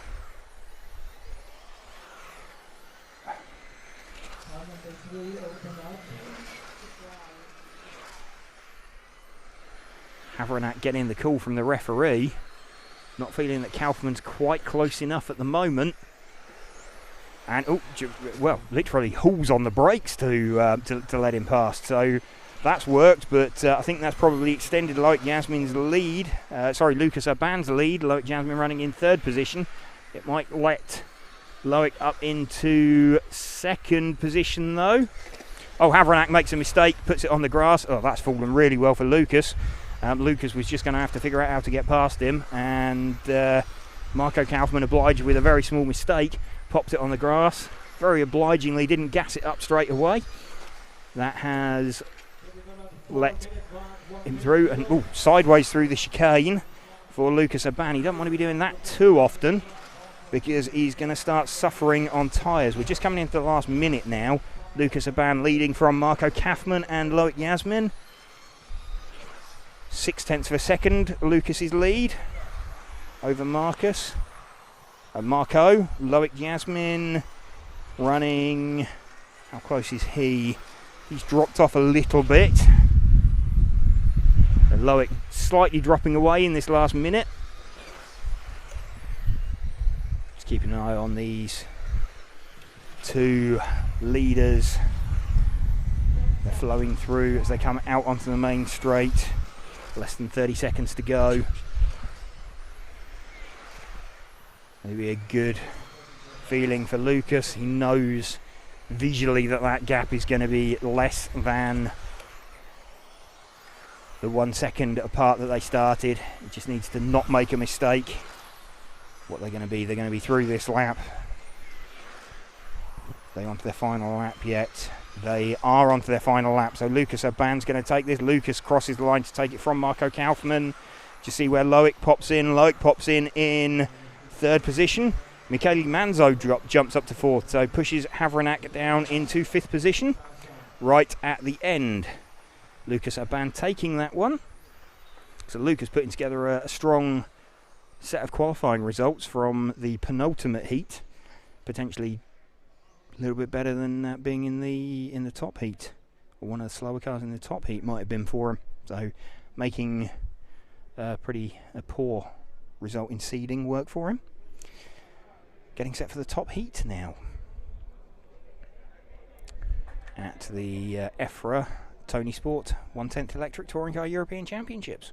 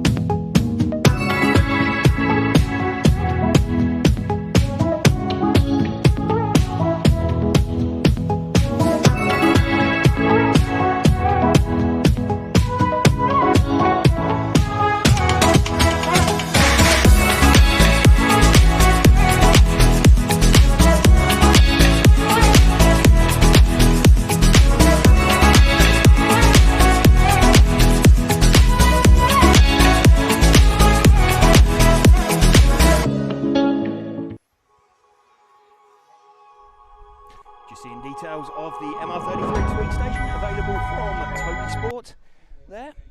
Top heat of modified set to go. Bruno Coelho will lead away from Mark Reinhard.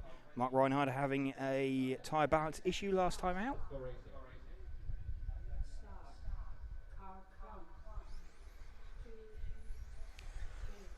Okay, Mark running a pink coloured body shell this time. That should make life a little bit easier for us. He was running a all-white coloured body shell before.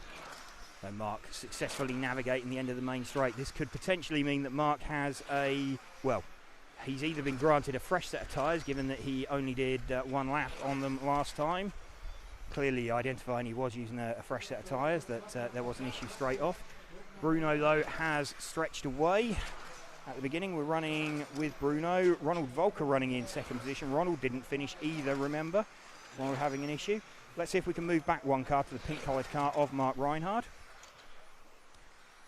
Mark Reinhard now running in second position from Bruno Coelho. Mark maybe trying to feel out that new set of tyres, not wanting to push too hard.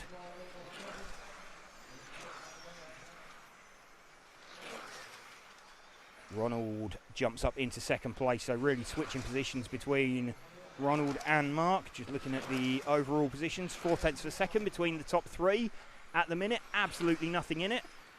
Bruno flows through the chicane. Mark's navigated it, as has Ronald. Let's drop back one more car to Ronald Volker. And hang on, Alex Hagberg's hanging on the back there, and Alex Hagberg's got himself up into third position as well. Alex, you might just see him flash through the back of the shot that we are currently watching. So Alex, I'm strongly suspecting that Alex Hagberg has a new set of boots on that car as well, given he's showing pace that he hasn't really demonstrated relative to others so far this weekend. Bruno Coelho still leading this one. Mark Reinhard giving chase. Ronald Volker not far away. Top four very, very close together. Let's have a look as they cross the line. How much is it between the top four? There is about half a second. So any one of them could take this. The tiniest little mistake could affect this. This is all going to come down to how they deal and how they cope with traffic, how they catch and pass them. Every lap it's fluctuating. It's now Coelho. Alex Hagberg up into second place now from Ronald Volker, from Mark Reinhard. Chrissy Craps dropped a little bit off the back of them. But what have we got? We've got about 4/10 of a second between the top four. You could go from first to fourth here in one little issue. I mean, Mark Reinhardt's going to have a hell of a surprise when they call out the results. And he thinks he's giving chase to Bruno Coelho, and he is. And he looks barely any distance apart from where he started. And you'll find out that Bruno's leading and Mark is running in fourth position. So Bruno Coelho now leading from Ronald Volker. Alex Hagberg, Mark Reinhard. Ronald manages to get himself back in front. Let's drop back one car to Alex Hagberg now. Let's run with Alex for a little bit. Bruno Coelho still leading this one. We're running with the third place man currently. So the top four, you can barely throw a blanket over them. Bruno's just looking like he's edged away very, very slightly, but we saw this yesterday where he went at the start and then dropped off very, very slightly. Little bobble over the curb there for Bruno. It's only going to cost him a couple of tenths, but that might be all that it needs as they've crossed the line and updated. Bruno from Alex now from Ronald, from Mark Reinhard. What are we doing? Fastest lap last time out was Alex Hagberg from Mark Reinhard. Those going sub 18. Bruno doing an 18.0, as did Ronald. Really, really close. 1 minute 30 left. Alex Hagberg hits the front now from Bruno Coelho. So yeah, pretty certain that Alex is on brand new tyres. Alex Hagberg, who we're running with, is leading. He has not caught and passed Ronald Volker or Mark Reinhard. I don't think he needs to. Bruno's going to be thinking he's got Mark in his pocket. He absolutely hasn't. So Alex Hagberg now leading this from Bruno Coelho. Mark Reinhard up into third position. Ronald Volker in fourth. We are running with our leader at the moment, Alex Hagberg. Done many, many laps around this circuit. His second home circuit, almost he'd refer to it as. So 1 minute left. Alex Hagberg leading this one. This time round he's still leading. Ronald Volker now up into second. Bruno Coelho down to third. Mark Reinhard fourth. Ronald Volker launches himself from the second position, from fourth into second. So is Ronald picking up the pace? Is Ronald making a late run for this? We're running with Ronald's car now. Alex Hagberg still leading this one. How long have we got left? We're into the final 30 seconds. Let's have a look between the top. What is there? There's like 3.5 tenths of a second between them. Bruno from Mark. Ronald now leading. Alex from Ronald, from Bruno, from Mark. There's absolutely nothing in this. Any one of them could win it with 15 seconds left. Are they onto their final lap? I think they are. Yes, they're all onto their final lap. There's going to be absolutely nothing in this. Bruno's crossed the line. Bruno is done. Mark Reinhard hasn't beaten him. Ronald's beaten him. So there we go. Alex Hagberg takes the win. Alex Hagberg wins that from Ronald Volker, Bruno Coelho, Mark Reinhard. Between them, how much was there? 8 tenths of a second in the end. So charging drive there from Alex Hagberg to pick up the round win. That's going to see him in good stead. From Ronald Volker, Bruno Coelho, Mark Reinhardt will be very disappointed with a fourth place when, I mean, that's a immense pace out at the front of them. James, we've got Alex. Okay. Alex, you seem pretty happy after that run. Yeah, the car was really good right from the start, and I could push with confidence, and it was really fun to drive, and I was able to catch the guys in front little by little throughout the run, and yeah, it was a really good run, and I'm really happy with it. Is it an altogether different car in terms of setup from what you started out with this morning? There's been a couple small adjustments to the setup since this morning, and this running worked out in my favor. So you're ready for the first final, I guess? Yeah, I was excited about the car in that run, so I'm looking forward to the next few runs. I mean, it seems super, super tight. Do you think the battles on track when we're actually racing each other, it's going to be exciting for us to watch? For you guys, stressful? Oh, definitely, but the four of us, we've been racing each other for years, so I think we know each other quite well. It's always the fine margins between us, so I think we all enjoy it. Thanks a lot, Alex. Best of luck. Back to you, James. Thank you, Matt. So now into the final round of qualifying. The front wheel drive heat. So let's have a look at permutations now for qualifying and what might transpire. So who have we got? We've got Stefan Schultz with a couple of round wins and Max Mackler with 1 round win. So Stefan's got 3 round wins. It's the best 2 to count, so in order to stand a chance of TQing, Max needs to win this one. Just looking at the overall times, we have a best of 14 in 3:07 or 5:07.695. So that is the time that Max would need to beat for it. Currently, his time is, what is it? It's a 14:5:10. So Max would need to find about 3 seconds on this one. So Max needs to win this, and he needs to do a he needs to do a time faster than a 3:07. So we'll keep an eye on his forecast. We'll keep an eye on what's going on right at the front of this one. This is the EFRA Tony Sport 1/10 Electric Touring Car European Championships, also in conjunction with Hobbywing and Monaco RC. Stefan Schultz leads away. So it's either Stefan or Max on pole position. The pair of them, Stefan's definitely on the front row. Max could get knocked off the front row if somebody was to beat him, but quite frankly, these two have looked the class of the field most of the weekend. Pavel Stazowski has got a pretty fast car over a couple of laps, which is how he managed to get himself seeded first, but it's struggling a little bit over the course of a run. Let's settle down. We've also seen Soren Sparbeer being very, very quick over the opening laps, but the front two have generally over 5 minutes been the quick guys. So remember, to stand a chance here, Max needs to win this round of qualifying. There's only 1 heat of the front wheel drive. This is not a European Championship that they're racing for, but this is a Euro Cup. And Stefan still leading this one from Max. Predicted time from Stefan very, very close to his fastest time, 14 in 3:07. Max heading for a predicted for 3:09. So Max is going to need to step up the pace, even if he can catch and pass. Let's move back 1 car to Max's car. So Max's car, there we go. It just entered shot. So let's run with Max for a little bit. But remember, Max needs to effectively catch and pass Stefan. Even if Stefan has a problem, Max needs to not only win the round, he needs to go faster than Stefan has managed this far into the meeting as well. Currently, where is he? 14 in 5:11. It's not looking like he's going to be going quick enough to do everything he needs to.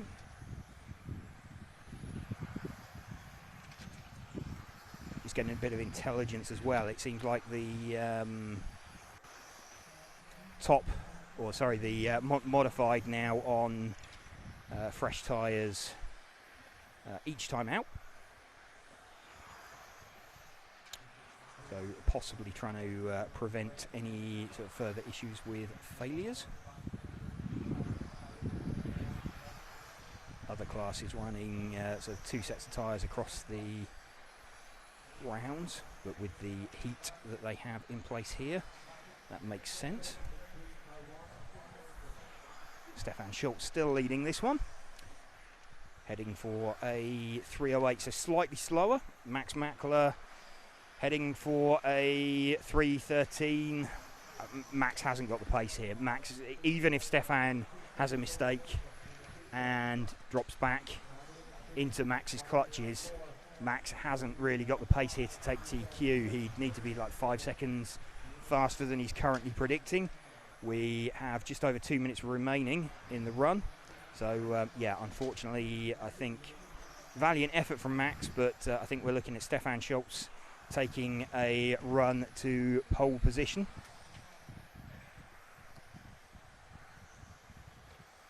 And in fact, Pavel Stazowski has got himself up into second position with the 1 car. Let's see if we can find Pavel. Pavel's 1 car behind Max, the fluoro yellow car, or one of the 2 fluoro yellow cars. There we go, we've got him. So this, the current second place man, Stefan Schultz, though heading for a fairly comfortable pole position. That will mean he's taken every single round of qualifying held today. He's just carved his way through some traffic. He's got, what's he, 1 minute to, he's not going to catch any more traffic in front of him unless they make a mistake. Stefan Schultz looking pretty comfortable out front, nice and fast. This front wheel drive class.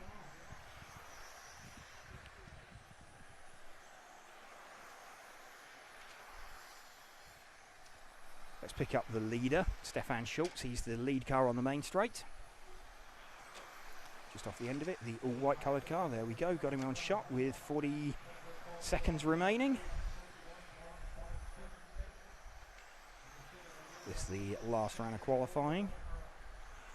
Potentially was going to be the last round of track action for them today, but it is looking likely that we're going to have a set of finals.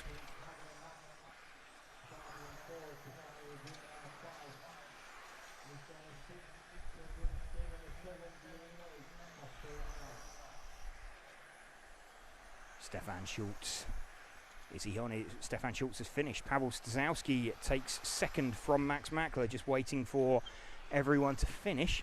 That's going to give us some idea of who sits where in qualifying. We know Stefan Schultz is on pole position for the finals. Just going to wait for Kevin Sparbeer to finish. Kevin Sparbeer has now finished. So, pole position man is going to be Stefan Schultz. Let's just check the ranking list. That has not updated yet.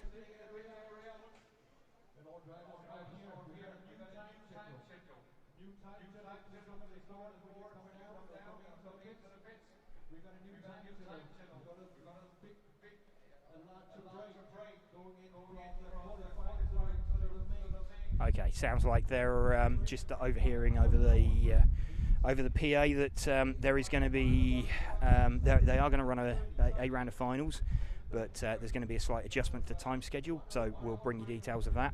So overall results then, Stefan Schultz has taken pole position in the front wheel drive class from Max Mackler.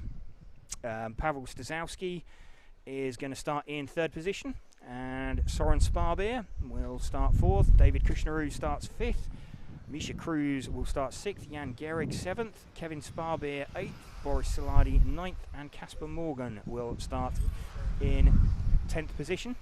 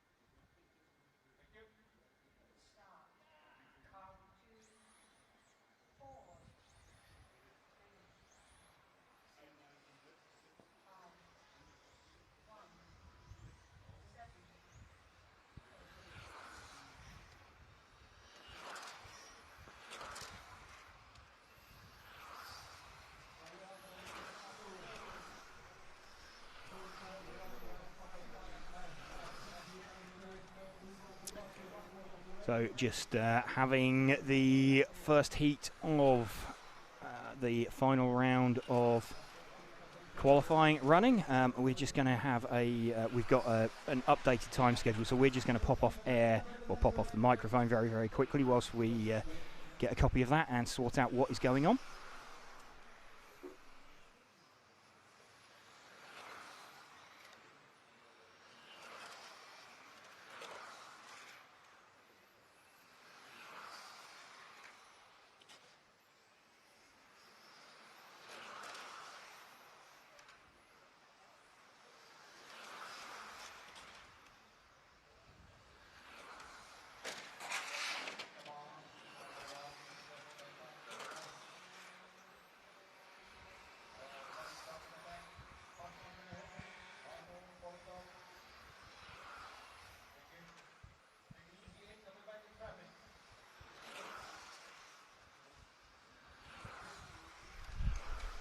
Okay, so slightly revised time schedule coming up for later on today, really just to cope with them choosing to run a round of finals, just in case. So the last run of this qualifying round is going to be, when is it? It's scheduled to finish at 16:37. So that will be heat number 11. We're down to 10 finals because the modified class is going to contract. So we'd be back on air in time for the first final. We're going to bring you moving camera shots of all of the finals, and that is going to start at 17:30. So we're going to have about a 45-minute break to go off air, really just so that we can try and catch up with a few people in the pits, get some news from qualifying and what is going on with that one. So welcome to you if you are just joining us here on RC Racing TV. We are bringing you coverage of the EFRA Tony Sport 1/10 Electric Touring Car European Championships, also in conjunction with Hobbywing and Monaco RC.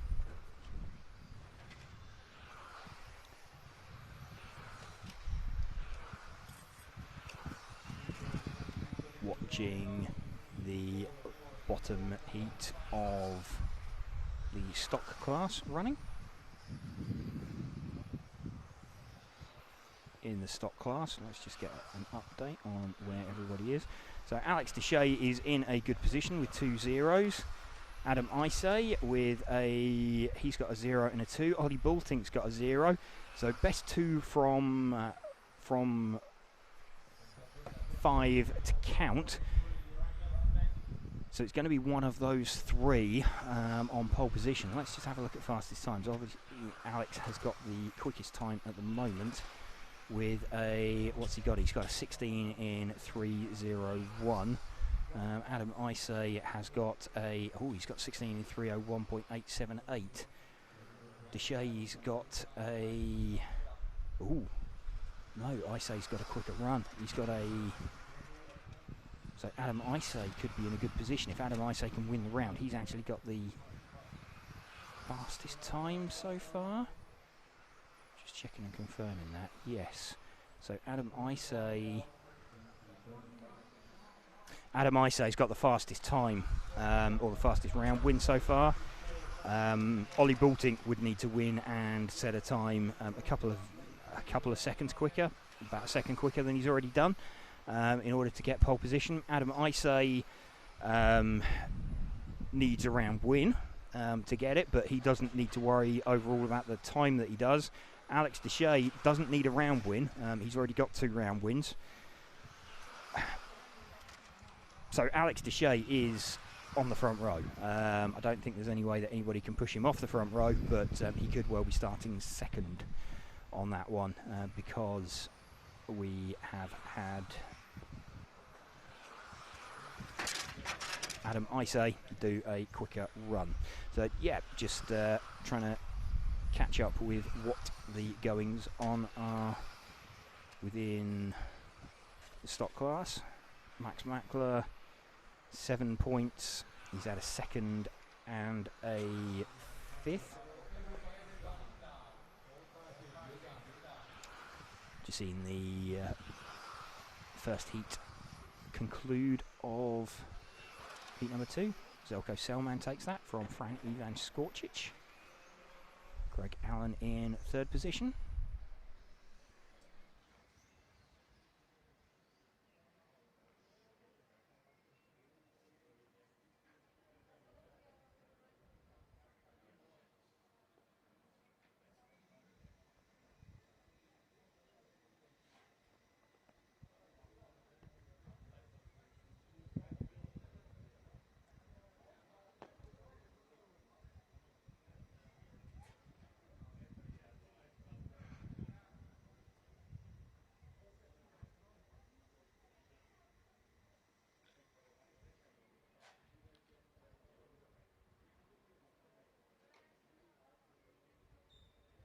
Marshals on the position, please.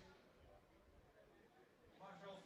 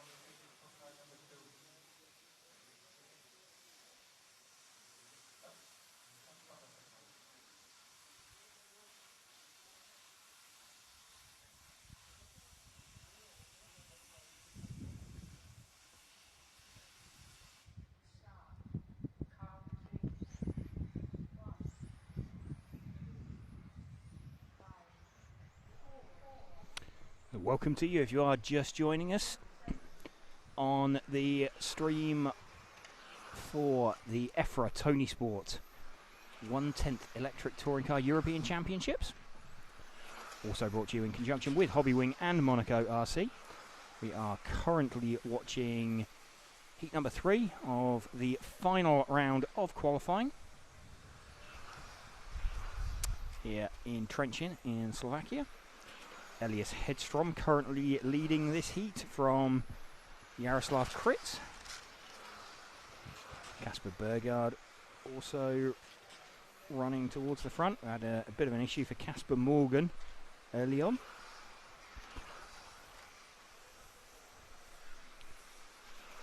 We're building towards what should be quite an exciting climax to the end of qualifying in this stock class. This is the final round of qualifying.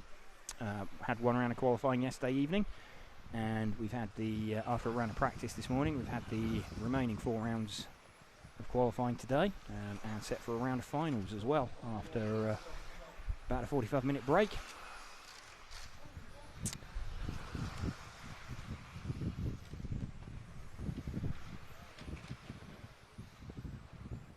Jaroslav Kritz still leading this one from Elias Hedstrom. So in this stock class, we've got a couple of contenders, possibly for pole position. We've got Alex Deshay. He's won 2 of the 5 qualifying rounds held so far. Best 2 from 5 count.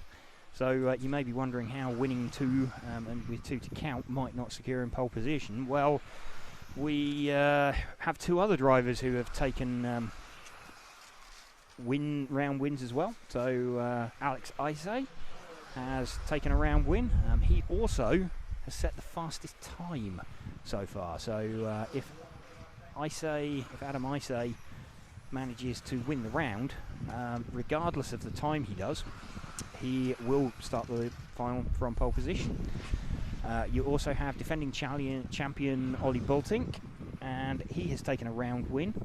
His round win was slightly slower, so in order to get pole position for Ollie, he needs to win the round and do a quicker time than... Well, he needs to do a time quicker than Alex Deshay has managed. He wouldn't necessarily, because he would have 2 zeros, then he would by default beat Adam Isay. So that's where it gets a little bit complicated. So he needs to do a quicker time and a time quicker than Alex Deshay has managed. He wouldn't necessarily need to do a new faster time.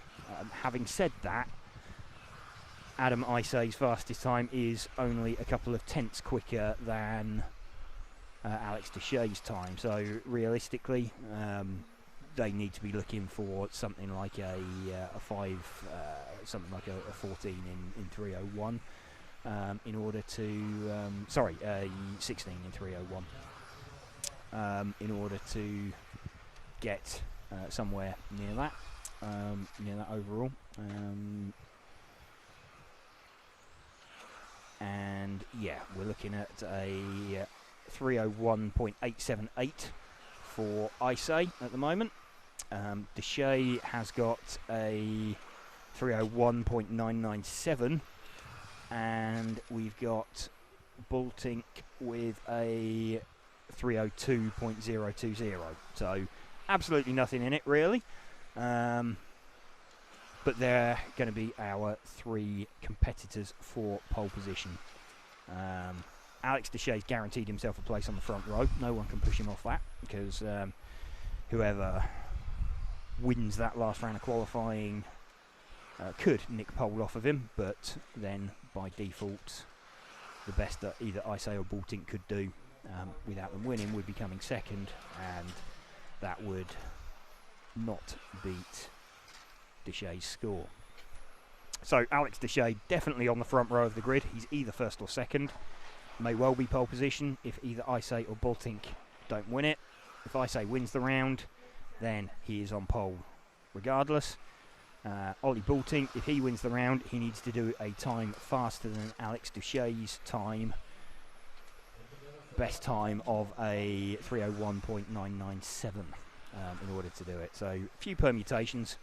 So it will be all fingers and thumbs whilst that top heat is going on, trying to bring you or keep you up to speed on that one. Come back to what's going on at the moment. Kasper Bjergaard's taken the win on track from Elias Hedstrom, Yaroslav Kritz and Ivan Magyar.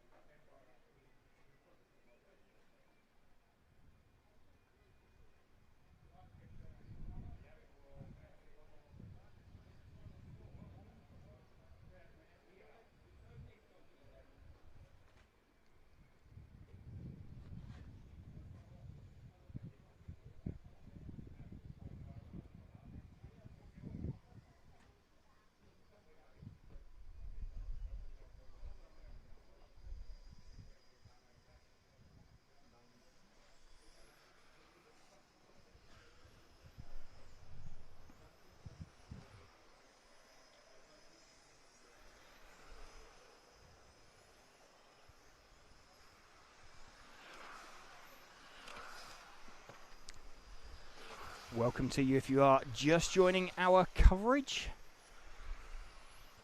here from the EFRA Tony Sports 1/10 Electric Touring Car European Championships. Also brought to you in conjunction with Hobbywing and Monaco RC.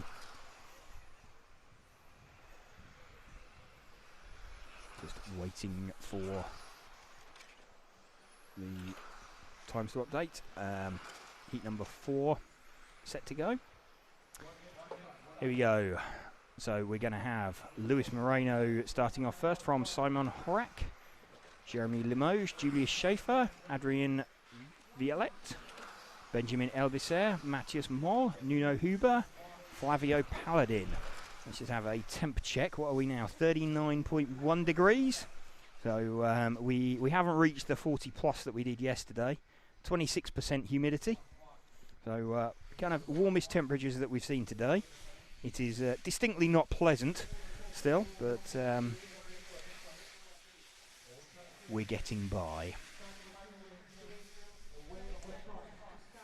There was talk of some rain at the end of qualifying today, which can't really see any signs of that on the horizon. It would be, frankly, very welcome at the minute.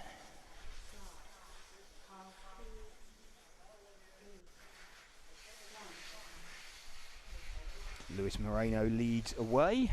The white front, pink rear car off down the main straight.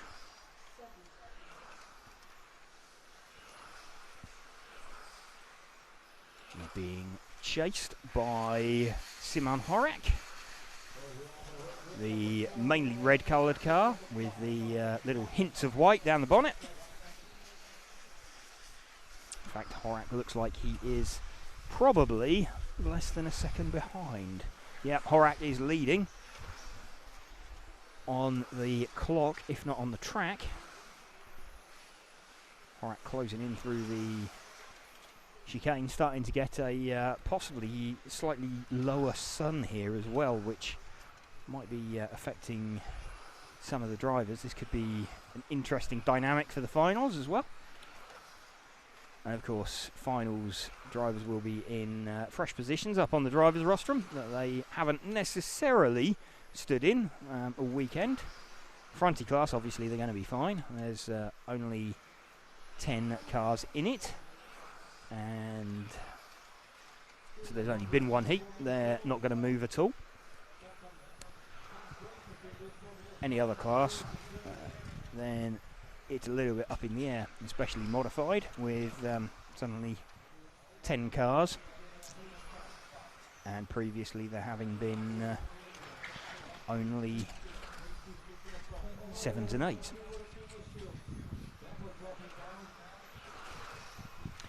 Bit of an issue there for Luis Moreno, dropped him down the field.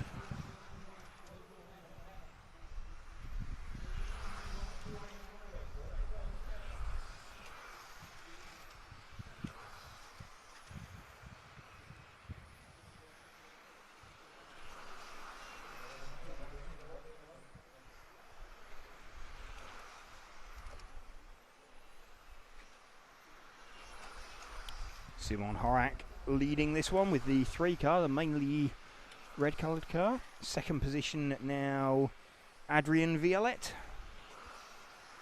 In fact, Jeremy Limoges has got himself up into second position with the number 1 car.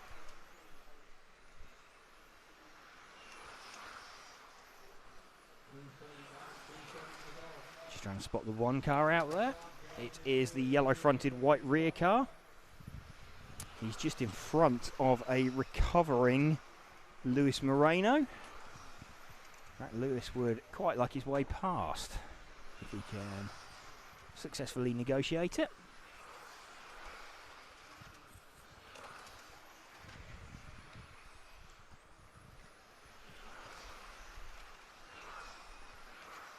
So Luis Moreno looking relatively racy behind Jeremy Limoges.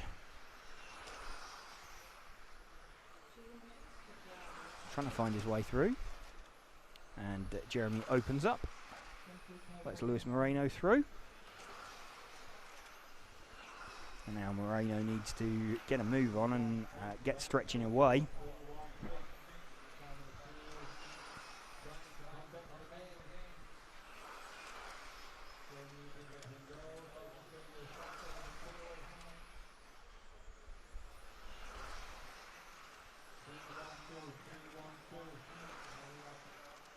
Just currently watching Simon Horak got a fairly comfortable lead.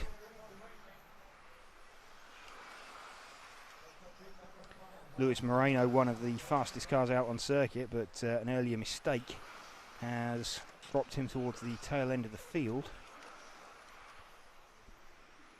I'm going to see him mount a bit of a recovery drive.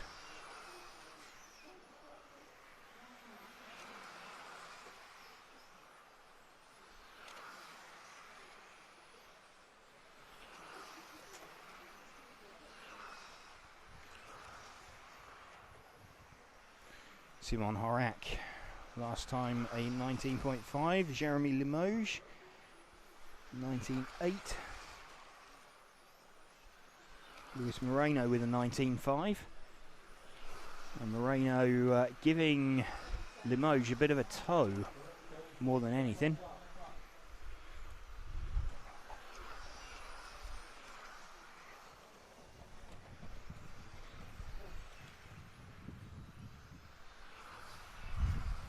What do we got left? We have final 15 seconds.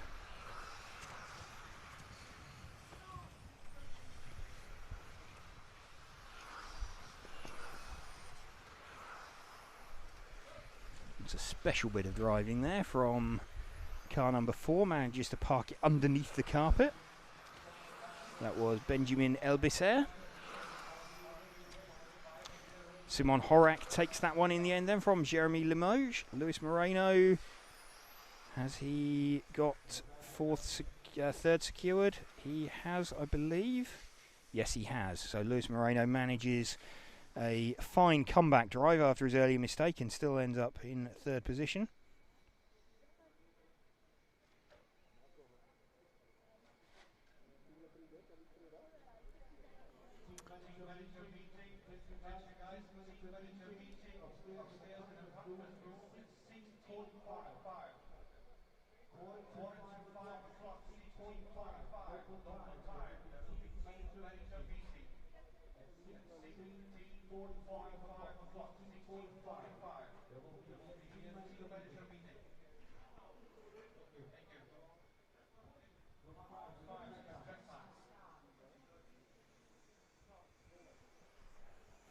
Just going into the last round of stock qualifying heat 5.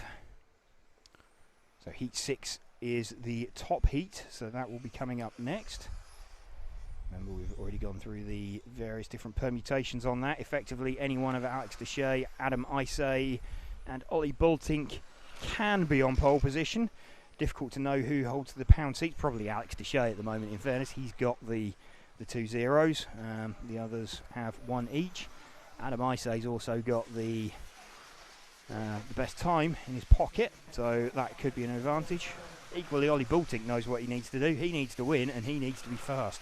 So all of them have got their own individual narratives going into that last round of qualifying, knowing what they need to do. I think really the probably trying to calculate what is required is a bit of a mug's game. I think ultimately you just want to drive as fast as you possibly can do, get to the end in as little time as possible and see how things work themselves out.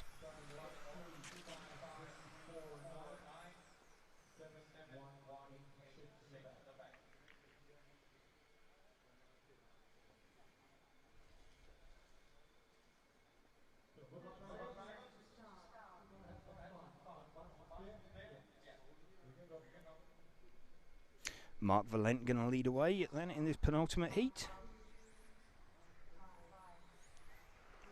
Mark Valent leads off from Patrick Follman, Marcus von Elling, Pavel Stasowski.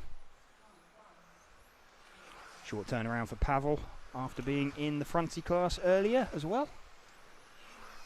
Not a lot of prep time for him.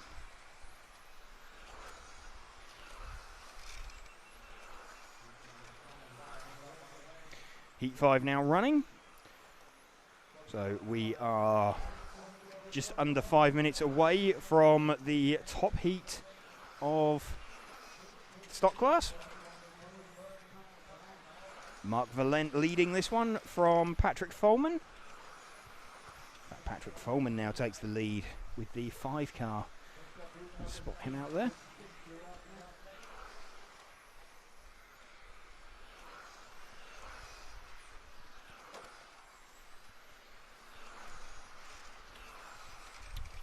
The 5 car, like the Candy Floss Pink of Patrick Follman, running in second position. Mark Valent with the 2 car. He is, I believe he's the fluoro pink car. He is, so the fluoro pink car. So it's pink car leads pink car. One of them fluorescent, one of them flat pink.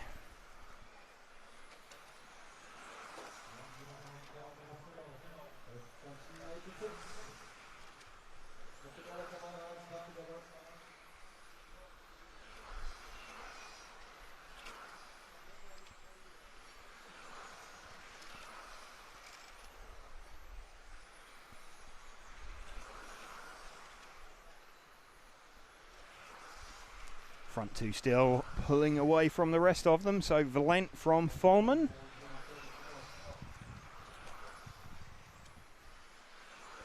Hot lap 19.0 from Mark Valent. 19.1 from Patrick Folman.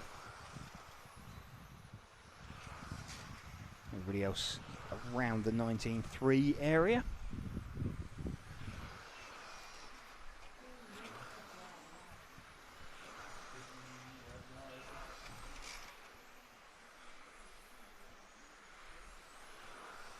Valent off down the back straight through the kink. Closing in on the, I believe that's the 8 car he's closing in on. Let's have a check. It is the 8 car. That is Boris Saladi. He's closing in on. Does look like Mark Valent's just got a little bit on edge over, or a little bit of an edge over Patrick Folman. Possibly be looking at an A final appearance. Depending on how the top heat goes, there's a few guys who have got one good score and nothing else. Always the way with 2 from 5 to count. Gets a bit chaotic in the last round of qualifying, trying to work out who needs what to end up where.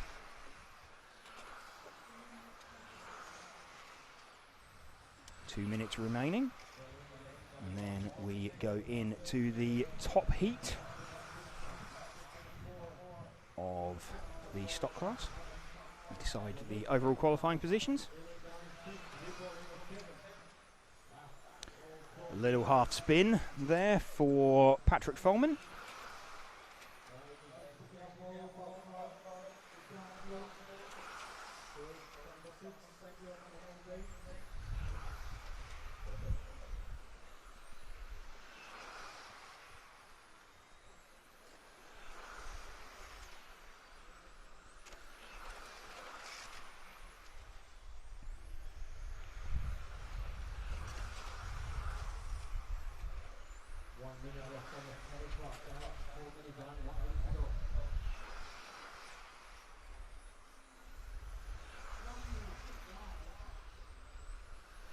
One minute remaining.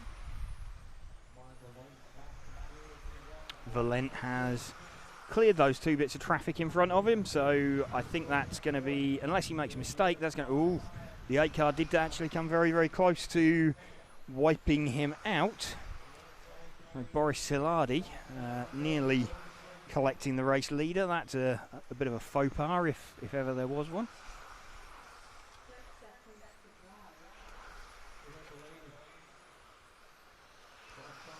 Final 30 seconds.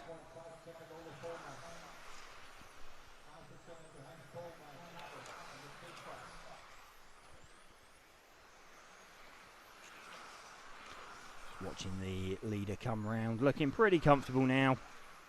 He's pulled a little gap over the chasing traffic, so he's not likely to get collected by any one of their mistakes.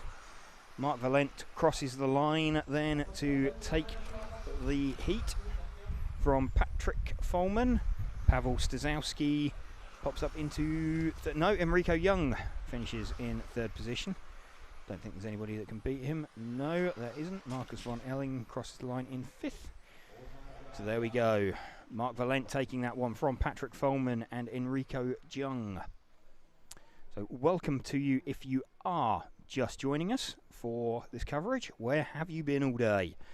You are watching RC Racing TV, and we are bringing you live coverage of the EFRA Tony Sport 1/10 Electric Touring Car European Championships, also in conjunction with Hobbywing and with Monaco RC. Getting set for the top heat to run.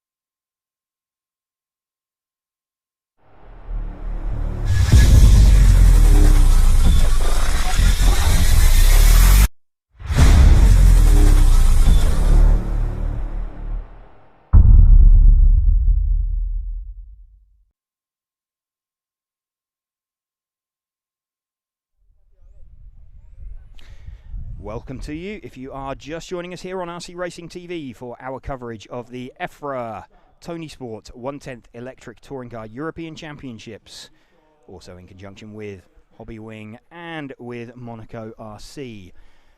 Whether you're joining us on Facebook or YouTube or even on Red RC, we welcome you to our coverage. We are getting set for the top heat of Modified. No, we're not. We're getting set for the top heat of Stock. It has been a long day. Top heat of Stock, all set to go. Alex Deshay will lead away from Adam Isay and Ollie Baltink. A couple of different permutations. Any one of these can take TQ. Alex Deshay just needs to beat the others. Adam Isay needs to take the round win. Ollie Baltink needs to take the round win and do a faster time than Adam Isay has managed. So individual narratives playing through. I suspect Ollie Baltink's going to have a hard time because he used new tyres last time out, so he's going to have a very, very tough time setting a faster time as well than he did last time out, especially in the sort of rising, well, late afternoon heat. But we are running with Alex Deshay currently in the pound seat, possibly. Ollie Baltink, though, leading, and, well, we'll see what happens. This could be anybody's. We'll let it play out for a couple of laps and see what their predicted time settles to. With Stock, with Blinky, the cars always tend to go out quite hot at the start. When I say quite hot, I mean not temperature hot. Of course, they go out hot. It's hot out there, just under 40 degrees. But they hot as in a quick pace. And then the pace will settle as battery voltage drops. Ollie Baltink making a slight mistake. Let's move back from the car of Deshay, back one car to the sort of powder blue car of Adam Isay. In fact, Martin Huddy's leading this one. Didn't see that one. Well, we know that Martin's fast, but Martin has Martin saved a... Oh no, I think Martin's just made a mistake actually coming onto Main Straight. That could drop him down the field a little bit. Has Martin pulled a blinder? Has Martin sat out the first round of qualifying yesterday? Has he done all day on one set of tyres and then bolted on a new set for the last round? Whew. Yeah, that could be a bit of a curveball in the overall results. Adam Isay then leading from Ollie Baltink. Martin Huddy leading. Oh, well, this could be awkward. If Martin takes the round, it would deny Adam Isay pole position. Who's that was? Oh, okay. That's a mistake then for the 3 car. So the 3 car of Alex Deshay. Right, Alex is out of it. Although Alex has already got the 2 good scores that he needs. So he's just got to... Oh, this is going to be horrible then. I think Alex Deshay has parked it up. Oh, Alex Deshay now has to sit on the rostrum. I guess he's cheering on Martin Huddy now. So Adam Isay leading this one from Ollie Baltink. If Adam Isay wins this... Who's that? There's a white car. There's 2 white cars out there. Was that Martin Huddy? That was the 8 car. The 8 car, no, it's the 4 car that's Martin Huddy. So if Adam Isay wins this, Adam Isay is on pole position if he takes this round. We're running with the car of Adam Isay at the moment. Martin Huddy is leading by about half a second. Let's see if we can find him. He's the white car just off the end of the Main Straight now. Right, that's Martin Huddy. This is our leader. He started out a little bit further down the field. Let's just see as he updates to the top. How much is the gap now? Oh, it's about a quarter of a second from Ollie Baltink. So Ollie Baltink, what's his predicted time? Ollie Baltink, 16,300 dead. That would be enough for Ollie. Oh, blimey. This is... we're all fingers and thumbs here, so sorry about this. This is constantly changing, constantly tweaking. Matt's going to get set to go and interview somebody, but he doesn't know who. It could be Alex Deshay, it could be Ollie Baltink, it could be Adam Isay. I'll try and keep you up to speed with who's doing what. At the moment, Martin Huddy, who we're running with, is set to... Let's have a look. He's back at the top, but what is he now? He's now a 10th ahead of Ollie Baltink. Ollie Baltink, the defending champion, heading for a 301.8. That would just about be enough because Ollie only needs to beat the time of Alex Deshay, which was a 1.9. Wow, this is going to be mega close. How long have we got left? We've got 1 minute 20 left. We're running with the leader, Martin Huddy. If Martin wins this, that is enough. So let's see as it updates. Bolting to the top from Isay, from Huddy. Let's just see if Huddy updates to the top as he crosses the line. He does. What's the gap now? Oh, it's about half a tenth. Oh, this is so close. This is really, really close. I'm just watching. So Bolting closing on the back of Isay. This is going to be so close.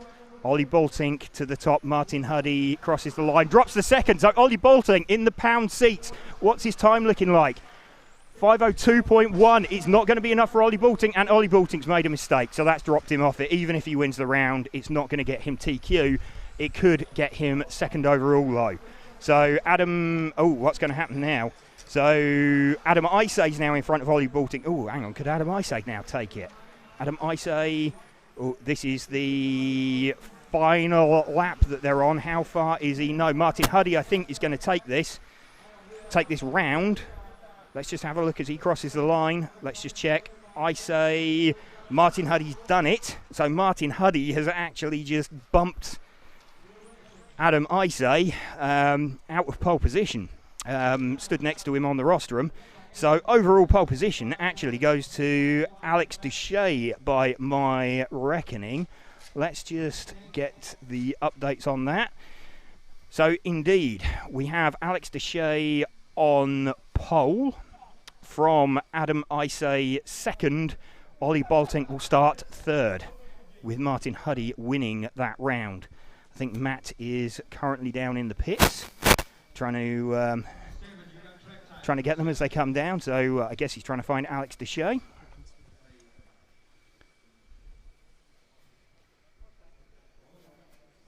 So hey James. Hi Matt. We have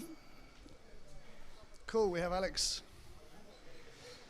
Alex, how you doing? I'm super happy for the TQ. The car was perfect during the first qualification, first and two.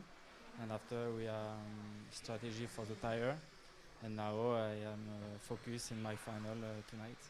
It was so tight. We were trying to work out who was going to be TQ.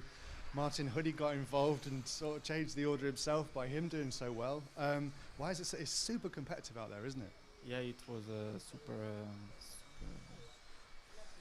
fun, exciting, scary, stressful. Also super close. And all guy, he can win. He can push for the TQ. And it's super fun. With that in mind, your approach to the final, how you gonna play it? For the final, I need just to keep my position and wait and see. Best of luck. My English. Oh, it's perfect. It's better than my French. Thank you very much. Back to you, James.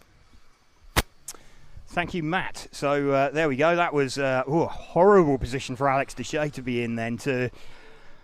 I mean, it's bad enough when you're driving, but to be stood up there on the driver's rostrum, obviously once you've crashed or once you're out of the run, you can't leave the rostrum. It's like that is the biggest no-no in leaving the rostrum whilst the race is running. That is the surefire way to really offend every other competitor. It's so disrespectful to everybody to do that. So Alex not doing that. He stayed up there on the rostrum and on the driver's rostrum, and he just had to stand there and watch. And obviously he had the times over his shoulder, and I guess he would have known that, if Adam Isay won that round, Adam was on pole position. If Ollie Bolting won that round and did a quicker time, he was on pole position. And at one stage, Ollie looked like he was leading, and his time was heading that way. So it was so close, and that could have gone anybody's way. And then Martin Huddy, he's just winning that round. He's denied Adam Isay, but at the same time he's secured pole position for another one of his drivers.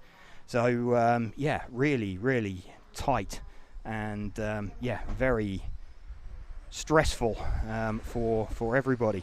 But overall top 10 then for stock will be Alex Duché starting pole, Adam Isay starting second, Ollie Bolting will start third from Martin Huddy, Jan Rafijski will start from 5th position, Max Mackler will start 6th, Mark Valent, we thought he was going to show up somewhere up the order, and he will be starting 7th. Tom Krikewski will be starting 8th, David Urbar in 9th, Patrick Follman will start the finals from 10th position. So those are your finalists.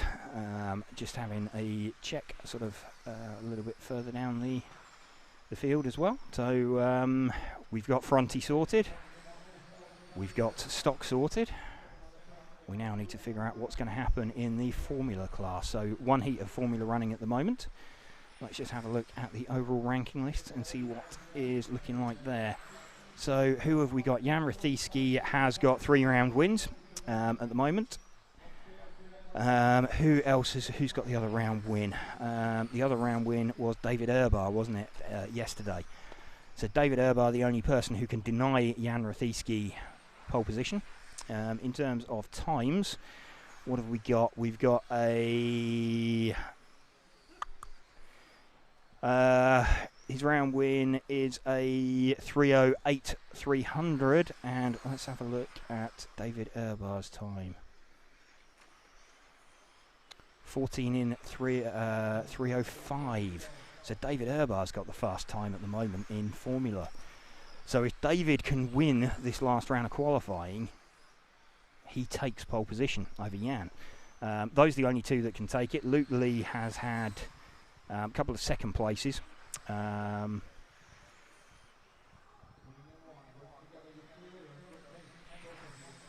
could be could get interesting. Could get interesting this one. So with Formula, but between Jan and David for pole position, Luke Lee looking like he may well end up on the podium, or sorry, not podium. He'd hope to end up on the podium, but in the top 3 of qualifying as well.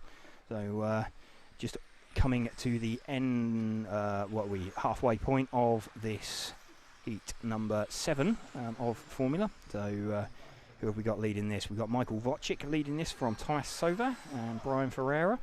We'll take a very quick break and we'll be back in time for the beginning in a couple of minutes of the top heat of Formula 1.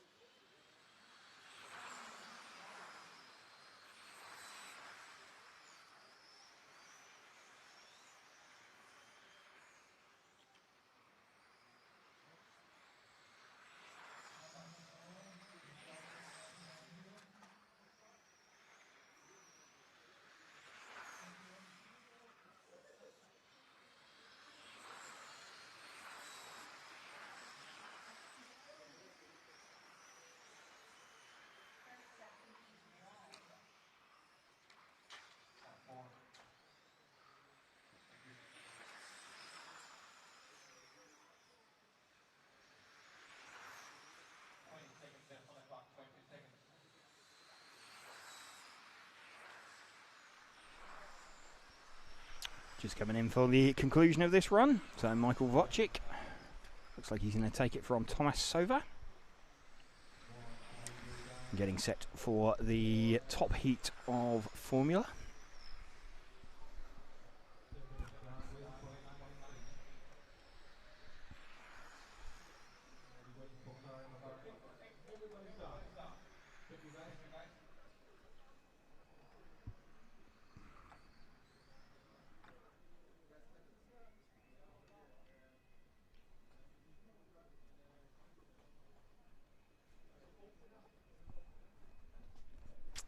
Michael Wojcik indeed taking that. So, welcome to you if you are just joining us for the RCTV coverage of the EFRA Tony Sport 1/10 Electric Touring Car Euros. Also brought to you in conjunction with Hobbywing and with Monaco RC. So, getting set for the top heat.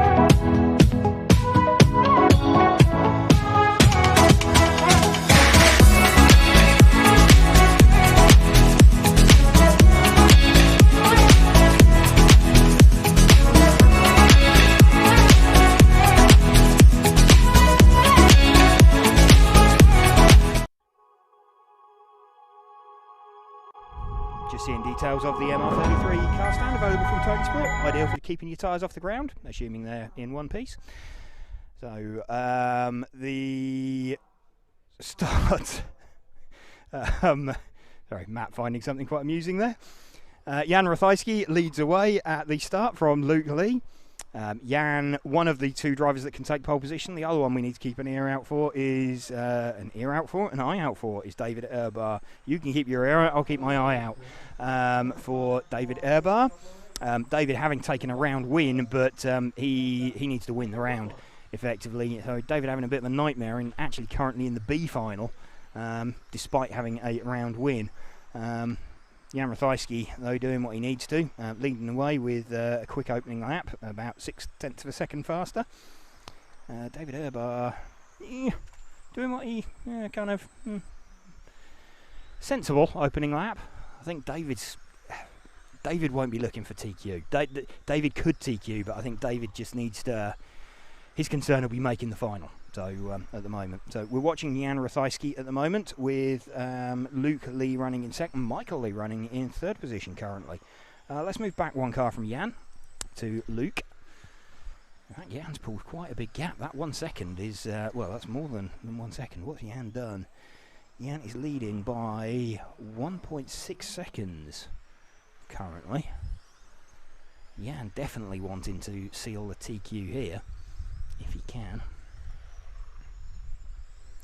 Defending champion is Jan. And Jan makes a bit of a mistake. Jan's made a bit of a mistake in front of. He's still there and still in front, but he is. How far is he? Let's have a look as they cross the line. David Erbar's up into second position. Oh, this could get interesting. How close is he? He is. Just waiting for David Erbar because he started towards the back. Let's see where he is when he crosses the line. He's second. How far behind is he? About a second back. Let's see if we can find David Erbar. He is a white-blue. He's just on the main straight now with a black rear. Just coming off the end of the main straight. There we go. White-fronted, blue centre, black rear. This is David Erbar, currently running. It takes a little while for it to update when he crosses the line, which he just has, but pops out in second place. He's about half a second off of Jan Rothyski. David Erbar currently with a quicker time. If David wins this, he could, maybe, might, possibly be on pole position for the finals. That'd be one in the eye for Jan. We wouldn't necessarily have seen that one coming. Rothyski leading from Erbar at the moment. Luke Lee somewhere up there as well. It's taken a little while for it to update because David Erbar started right at the back of the field Let's see, he pops back up into second. 2/10 now. Just having a look at the times. David Urbar could well do this. I don't know why I've gone a bit David Attenborough and talking a little bit quietly. David Urbar could do this. He slides slightly sideways. Got a bit golf commentary. Peter Alice, eat your heart out. Off down the main straight again for David Urbar, who we're running with. Luke Lee now showing second. Going to watch him cross the line.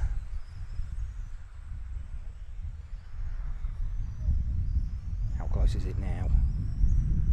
It is absolute time. Oh, Jan Rothiski and David Urbar, there's next to nothing in it. It's less than a tenth in it. They're in completely different parts of the track. They're sort of, well, they've just crossed each other now. So through the middle of the circuit, they started out like 9 seconds apart. David Urbar, where is he overall? He is, he's about a second down now. So we're into the last minute. Let's go pick up Jan Rothiski again. Let's find Jan. Where's Jan on the circuit? He is just sweeping out onto the main straight now. So Jan is going to be coming off of the end of the main straight. There we go. We've managed to pick him up. Yeah, David Urbar just slightly falling away from the pace now. So looking like Jan Rothiski is going to take this round, barring any mistakes in the last 30 seconds. Looking like Jan is going to take the round, and with it the overall pole position.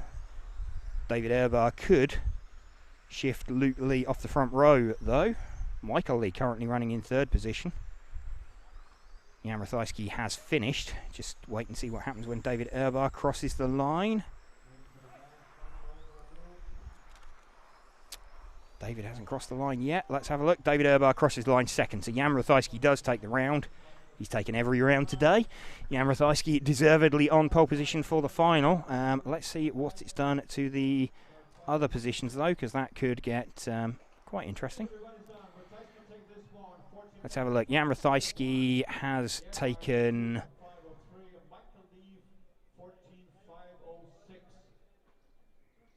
Just going to wait and see for that to update. There we go. So Jan Rothiski has taken pole position. David Urbar, with second in that last round, actually gets himself second on the grid. So a bit of a last round save there from David. Luke Lee will start in third position with 4 points, actually tied with Thomas Sova, also on 4 points. Michael Wojcik will, that's a shout out to him because he's come from the lower heat as well, from the heat below. So Michael Wojcik will start 5th for the finals. Andreas Stiebler will start 6th. Michael Lee is going to start 7th. Gergo Valent 8th. Michael Freeble makes it into the final in 9th. And Jeremy Limoges will start 10th. So that is going to be your finalists. So well done to our A finalists. Ooh, into modified. So I've just noticed a slight deliberate error on our qualifying standings table that you see on your screen there now. If you can spot it, you get 3 points. You can spot it before I take it off. And if you didn't spot it, it's gone. You missed your chance. I missed my chance. It's been too long a day to... Yeah, no, I wouldn't expect you to spot it, but there'll be people online who will have spotted it, I'm absolutely sure. It's definitely not large-scale off-road. Ah, okay. Wow.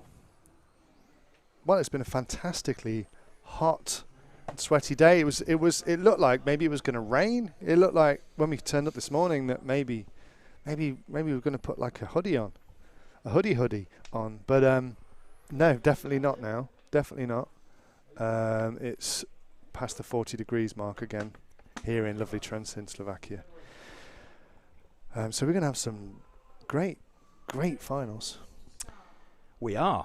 It should be a great set of finals. We've seen some very, very close. The other thing that we've seen is we've seen a sort of a divergence in car performance. So you've seen cars that are quick at the start of a run, and you've seen cars that are quick at the end of the run. The total like ghost time, if you like. The run time is very similar, but how they achieve that time is very, very different. So yeah, that could make some really interesting finals. You'll have some faster cars behind that trying to make a bolt for it at the start and try and sort of get away.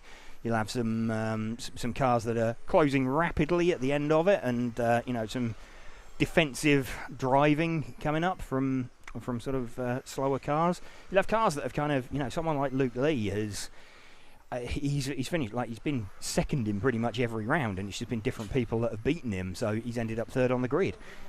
So yeah, there's a complete mix of things things going on, and yeah, we've seen stock is super close. Yeah, that's mega close. And also, I mean, track conditions as well, they're going to be very familiar. I wouldn't necessarily expect tonight's finals to reflect what we're going to see tomorrow, especially if we have some more overnight rain, because we'll have a round of practice tomorrow morning and a practice final, but it may well be that the dynamic of everything changes slightly. With you saw people who hooked up a bit better on a slightly green track this morning where the traction wasn't there, and it only takes an overnight rain shower to completely throw that out. So but also, equally, it's not often that you have a whole night's sleep in between legs of a final. A whole, 10, 12 hours to... that kind of depends what happens. I mean, if anything controversial happens in the first leg, it gives potentially sort of 12 or so hours for people to stew on that as well. Yeah. That's 12, 14 hours for people to stew on that, and yeah, that could be entertaining. I hope so. Definitely. Right, what are we seeing at the moment? So this is the first heat of modified. So we have got 3 heats of modified. There's going to be 2 finals for modified coming up later, so we'll only have 10 finals rather than 11 heats. We're going to have a bit of a gap, somewhere around 40 minutes, so we're going to go off air a little bit for that, for a bit of a breather, chance to have a quick bite to eat for us and some stuff to drink. Whilst the first leg of the finals gets set, we'll go and have a chat with some drivers in the pits as well and see if we can catch up with any stories and things that we think might be going on, anything that we need to be keeping an eye out for during the finals.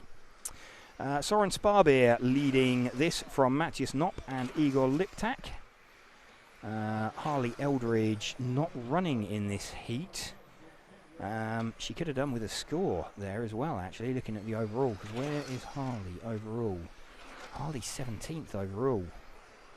So she would have hoped for, possibly slotting into the back of the A final somewhere. Looking at the overalls though, we've got some fairly big, we've got Chrissy Craps BQ at the moment in pole in the B, which is not necessarily going to be where he would be expecting or hoping to be. Let's just update that again.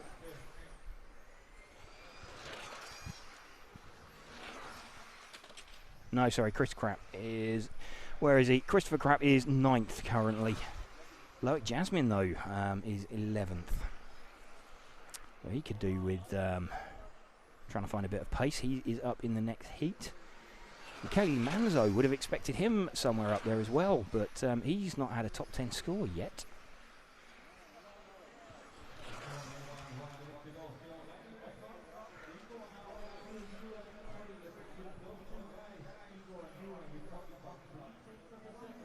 So Matthias Knopp still leading this one from Igor Liptak. Uri Huddy.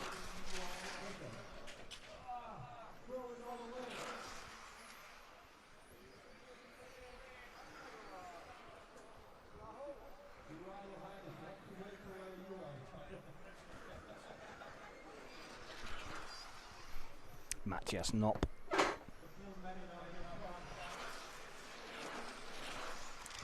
Leading from Igor Liptak. 30 seconds to drive.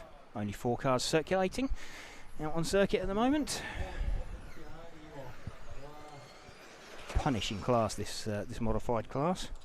We had Harley Eldridge and Jose Pereira not making the start at all.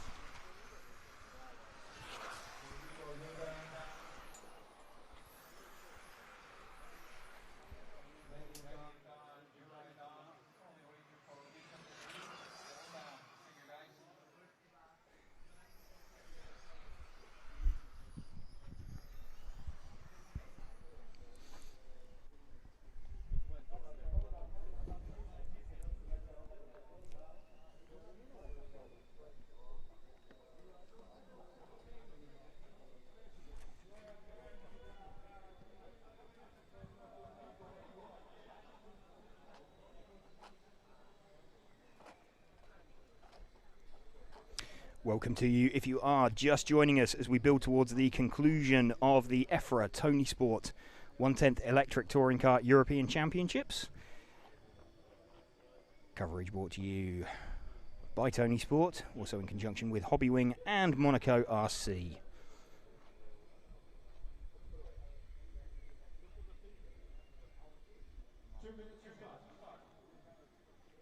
Penultimate heat of modified qualifying for the day set to go.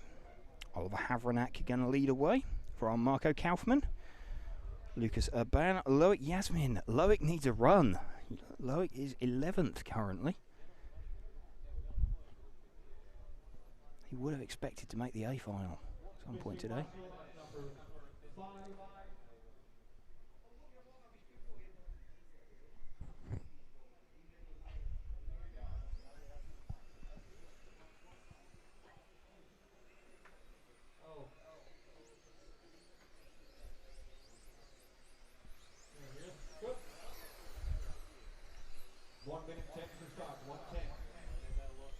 One minute 10 until the start of this heat.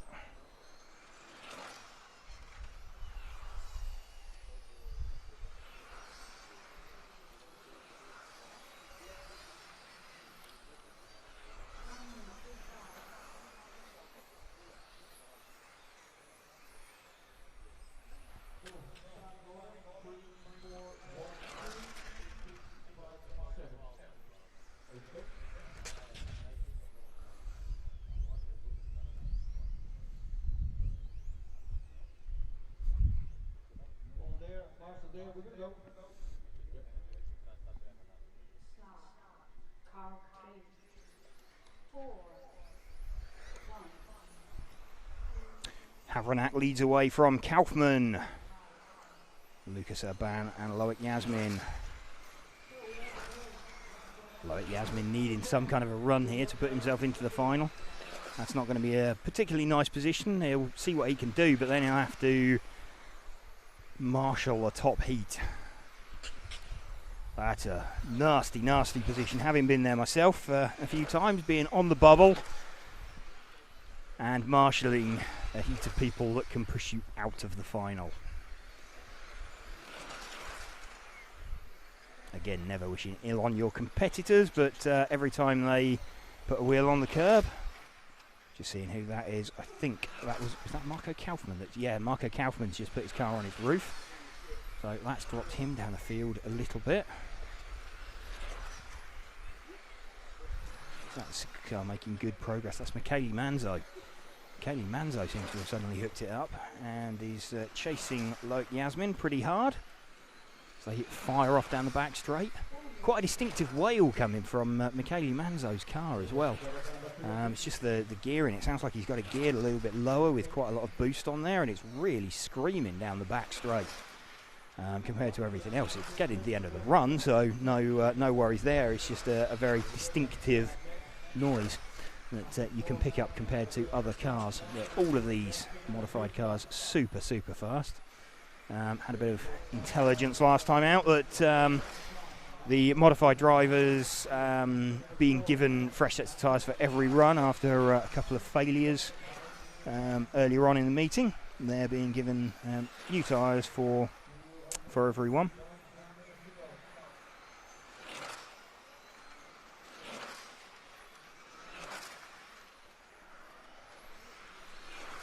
Lucas Urban leading this one from Michele Manzo. Havranek running in third position. Havranek moves to the top of the times as he crosses the line, but then Lucas drops through. Loic Yasmin up into third position. That could be sort of what he needs, kind of, enough. None of these guys in contention for pole position, but they want to be dropping themselves into the back of the main. They be a little bit disappointed with the reseed and not ending up in the top heat. There's some relatively big names and experienced A finalists out there.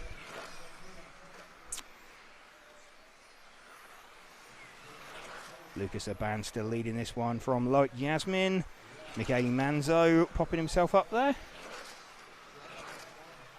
just over 2 minutes until the top heat of modified goes on. Lucas Urban back to the front from Havranek. Like Jasmine, Michele Manzo. So it's Urban from Manzo from Jasmine. At the moment. Rotating round all the time.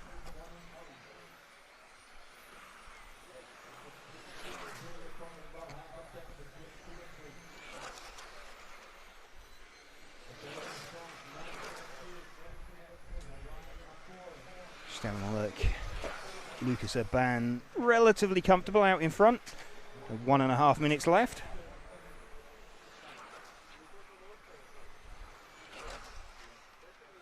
Oh, Michele Manzo, he's just had some kind of a body tuck out there. So lost a bit of time just while that was sorted out. It's going to put Loic Yasmin up into second position.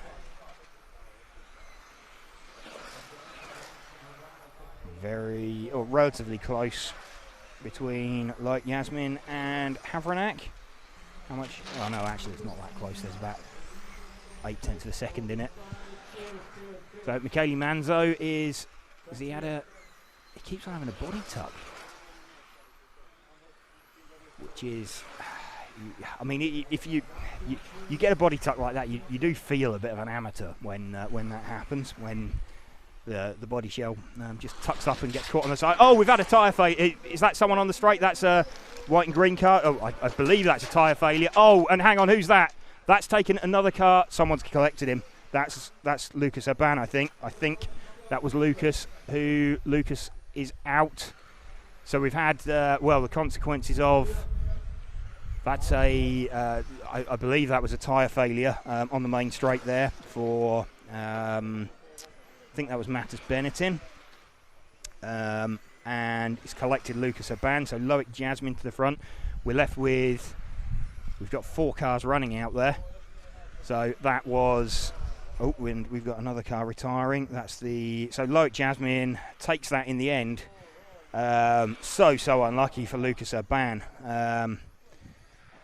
So we already had a retirement. So it was Mate Sulk who had the failure out there towards the end of that one. And that's kind of what we feared, the consequences of one failure and someone else running into it, just collecting the accident. So despite the best efforts of fresh tyres for every competitor for every run, it's still a possibility, that one. So top heat getting set to go and run out there. So the EFRA Tony Sport 1/10 Electric Touring Car European Championships.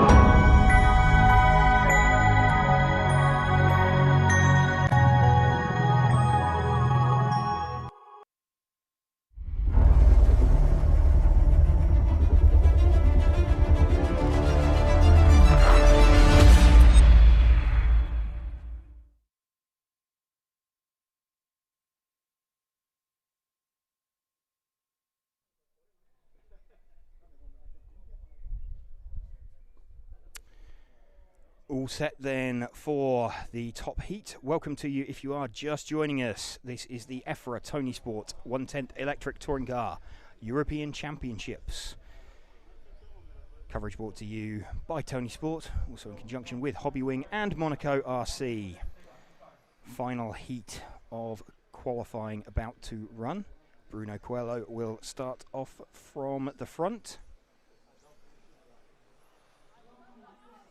Alex Hagberg going to start second. Mark Reinhard will start third.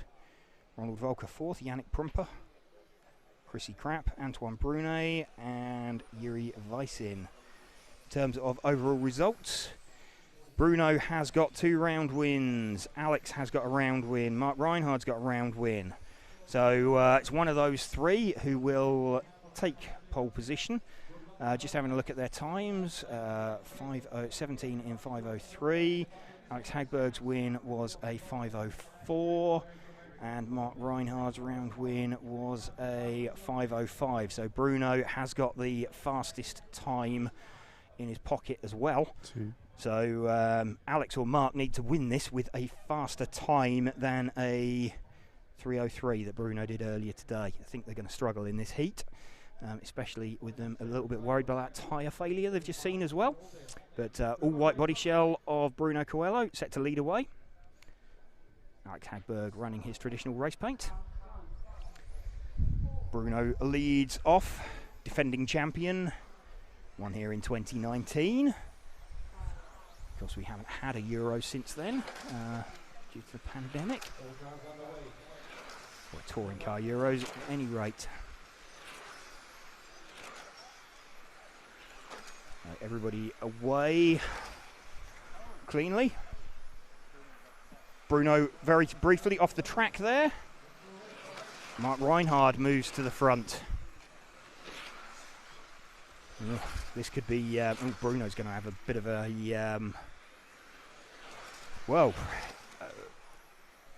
he's going to have a bit of a quandary in a moment, because if Alex catches him, well, he needs to let Alex go to avoid Mark taking it. So does he want if he's going to get beaten, I suppose he wants to be beaten by a teammate rather than anything else. But Mark Reinhardt heading for currently predicting an 18-lap run. Mark's the pink car. So let's move back. There we go. We picked up the pink car. Mark Reinhardt leading this one from Yannick Brumper. Let's just run with Mark for a little bit. If Mark can maintain this pace, then Mark is heading for pole position. He's got a little bit of time in his pocket as well, because he would need to drop down to like a 17:303. He's currently predicting a 18 in 3:15 with a 17-second lap. So he's got like 5 or so seconds in his pocket. Granted, the pace will drop off as they get further on into the run. But currently, Mark Reinhardt giving chase to Alex Hagberg. And in fact, Alex now falling away from... Oh, Mark, that was a little bit too much curb there. Didn't cost him massively, but that's dropped him back from an 18-lap run onto a predicted 17,300 dead. Still could... That would still be enough. How long have we got? We've got just over 3 minutes left. We're running with Mark Reinhardt at the moment. Alex Hagberg in front of us. Mark needs the round win, and he needs a faster time than Bruno has so far managed. Where are we? 3:01.7 his predicted time at the moment. It's falling away. I'm not sure that unless Mark can sort of stem this time loss as they come past some traffic as well. Who was that? I think that was Antoine Brunet that they've just passed. 5:02.5 now for Mark, so the pace falling away on there. I don't think, even if he wins the round, it's going to necessarily be enough. It will put him on the front row alongside Bruno, which would be absolutely fantastic. Mark Reinhardt, who we are running with at the moment, you should have seen Alex Hagberg disappear out of shot. Mark Reinhardt is leading this one from Bruno Coelho currently. Last time round, Bruno's done a 17.9, as has Mark Reinhardt. Alex Hagberg now all of a sudden with a 17.7.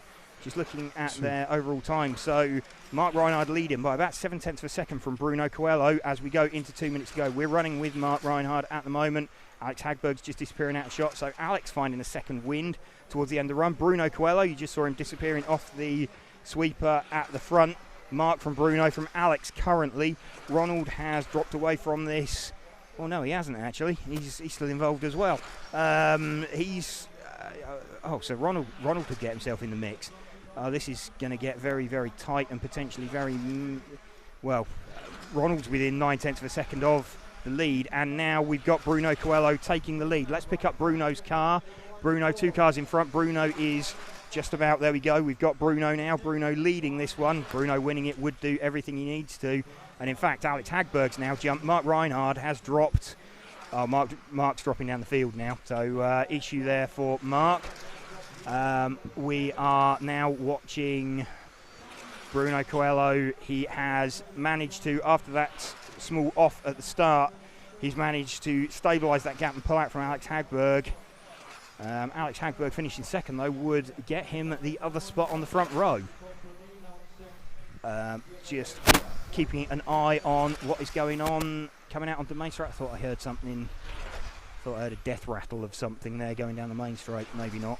Okay, Bruno Coelho still leading this one into the final 30 seconds. Just heading round through the chicane under the driver's rostrum. Still running with Bruno. He's now got this by best part of a second from Alex. Bruno heading for TQ. Ronald Volker looking for third. We're pretty certain now that Bruno's going to be on TQ. Alex Hagberg has finished, as has Bruno. So Bruno has taken that. Bruno takes the round from Alex and Ronald Volker. Chrissy Krapp, Yannick Prumper, Mark Reinhard drops down to 7th position. Let's just try and get an update on what the overall rankings look like for qualifying. We know that Bruno's going to be on pole. He having taken 4 rounds today. Sorry, 3 rounds today. Okay, here we go. So overalls, we have got Bruno Coelho on pole position from Alex Hagberg and Mark Reinhard. So no doubt Matt will be trying to get hold of Bruno. I have Bruno. You have Bruno. Yes. Bruno, congratulations. Nice end to the day for you. Well, is it the end of the day? We don't know yet, but nice end to qualifying. Yeah, it should be. We still need to have a team manager meeting now to decide if we are going to make the finals. But yeah, the qualifiers are done.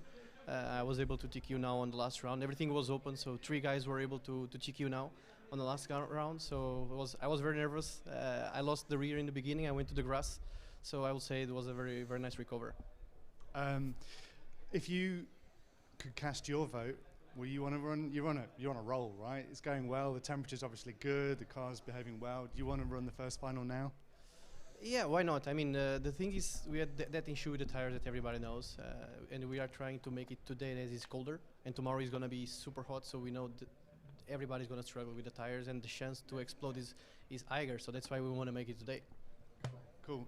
So obviously, it meant so much to you to win last time we were here back in 2019. You took that win. What are you feeling is going into it tomorrow, or today and tomorrow?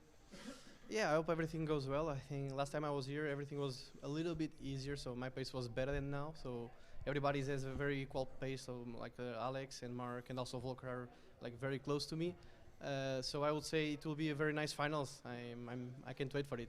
You're going to be defending your position all the way, I guess. I hope not. I hope I can pull away, but it will be difficult for sure.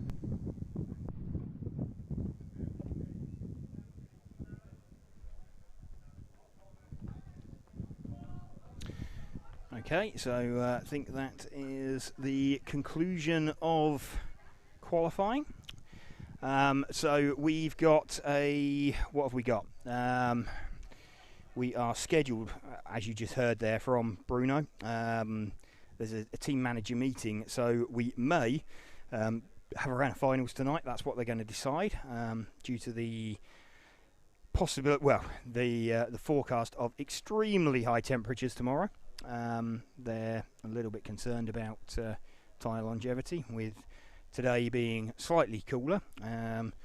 We have only hit a, what are we, 38.8 degrees is all we've managed to hit today. So yeah, it will be an interesting set of finals when they come up. So we're going to try and find out what's going on, and whether they're going to choose to run the finals, or the first set of finals, today. If they are, we'll be back to bring you some coverage. So we're going to leave the stream open for now. As soon as we get an update, we'll jump back on air very quickly, let you know what the outcome of that is, and whether we are going to call that it for the day, or whether there's going to be finals running almost straight off. So we'll sign off for a little bit. We'll leave the stream open, and thank you for watching.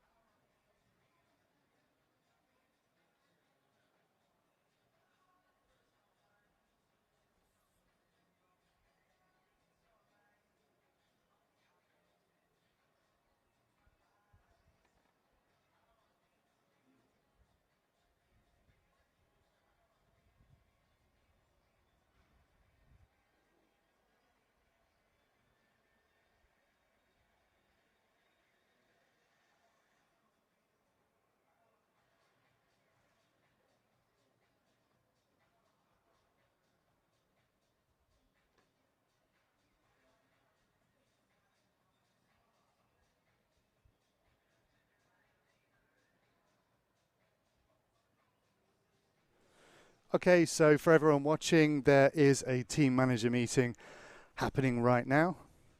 What we're going to do is we're going to end the stream anyway because we're approaching the 8-hour Facebook limit. So we're going to end the stream anyway, and then you will either see us pop up, we'll go live again tonight, and that will be with leg 1 of the finals, or you'll see us pop up.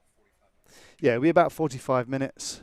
We'll let you know on all the socials, but yeah, team manager meeting happening now, and it seems quite likely that there won't be a final today, as there's been no rain, and that was the cause. That would be the reason to do it. There's been no rain, and rain doesn't look like it's forecast anymore. So looking unlikely there will be finals today, but if there are, you can be sure, stay tuned to EFRA.ws, to RC Racing TV, and to Red RC, and you will see the first final pop up.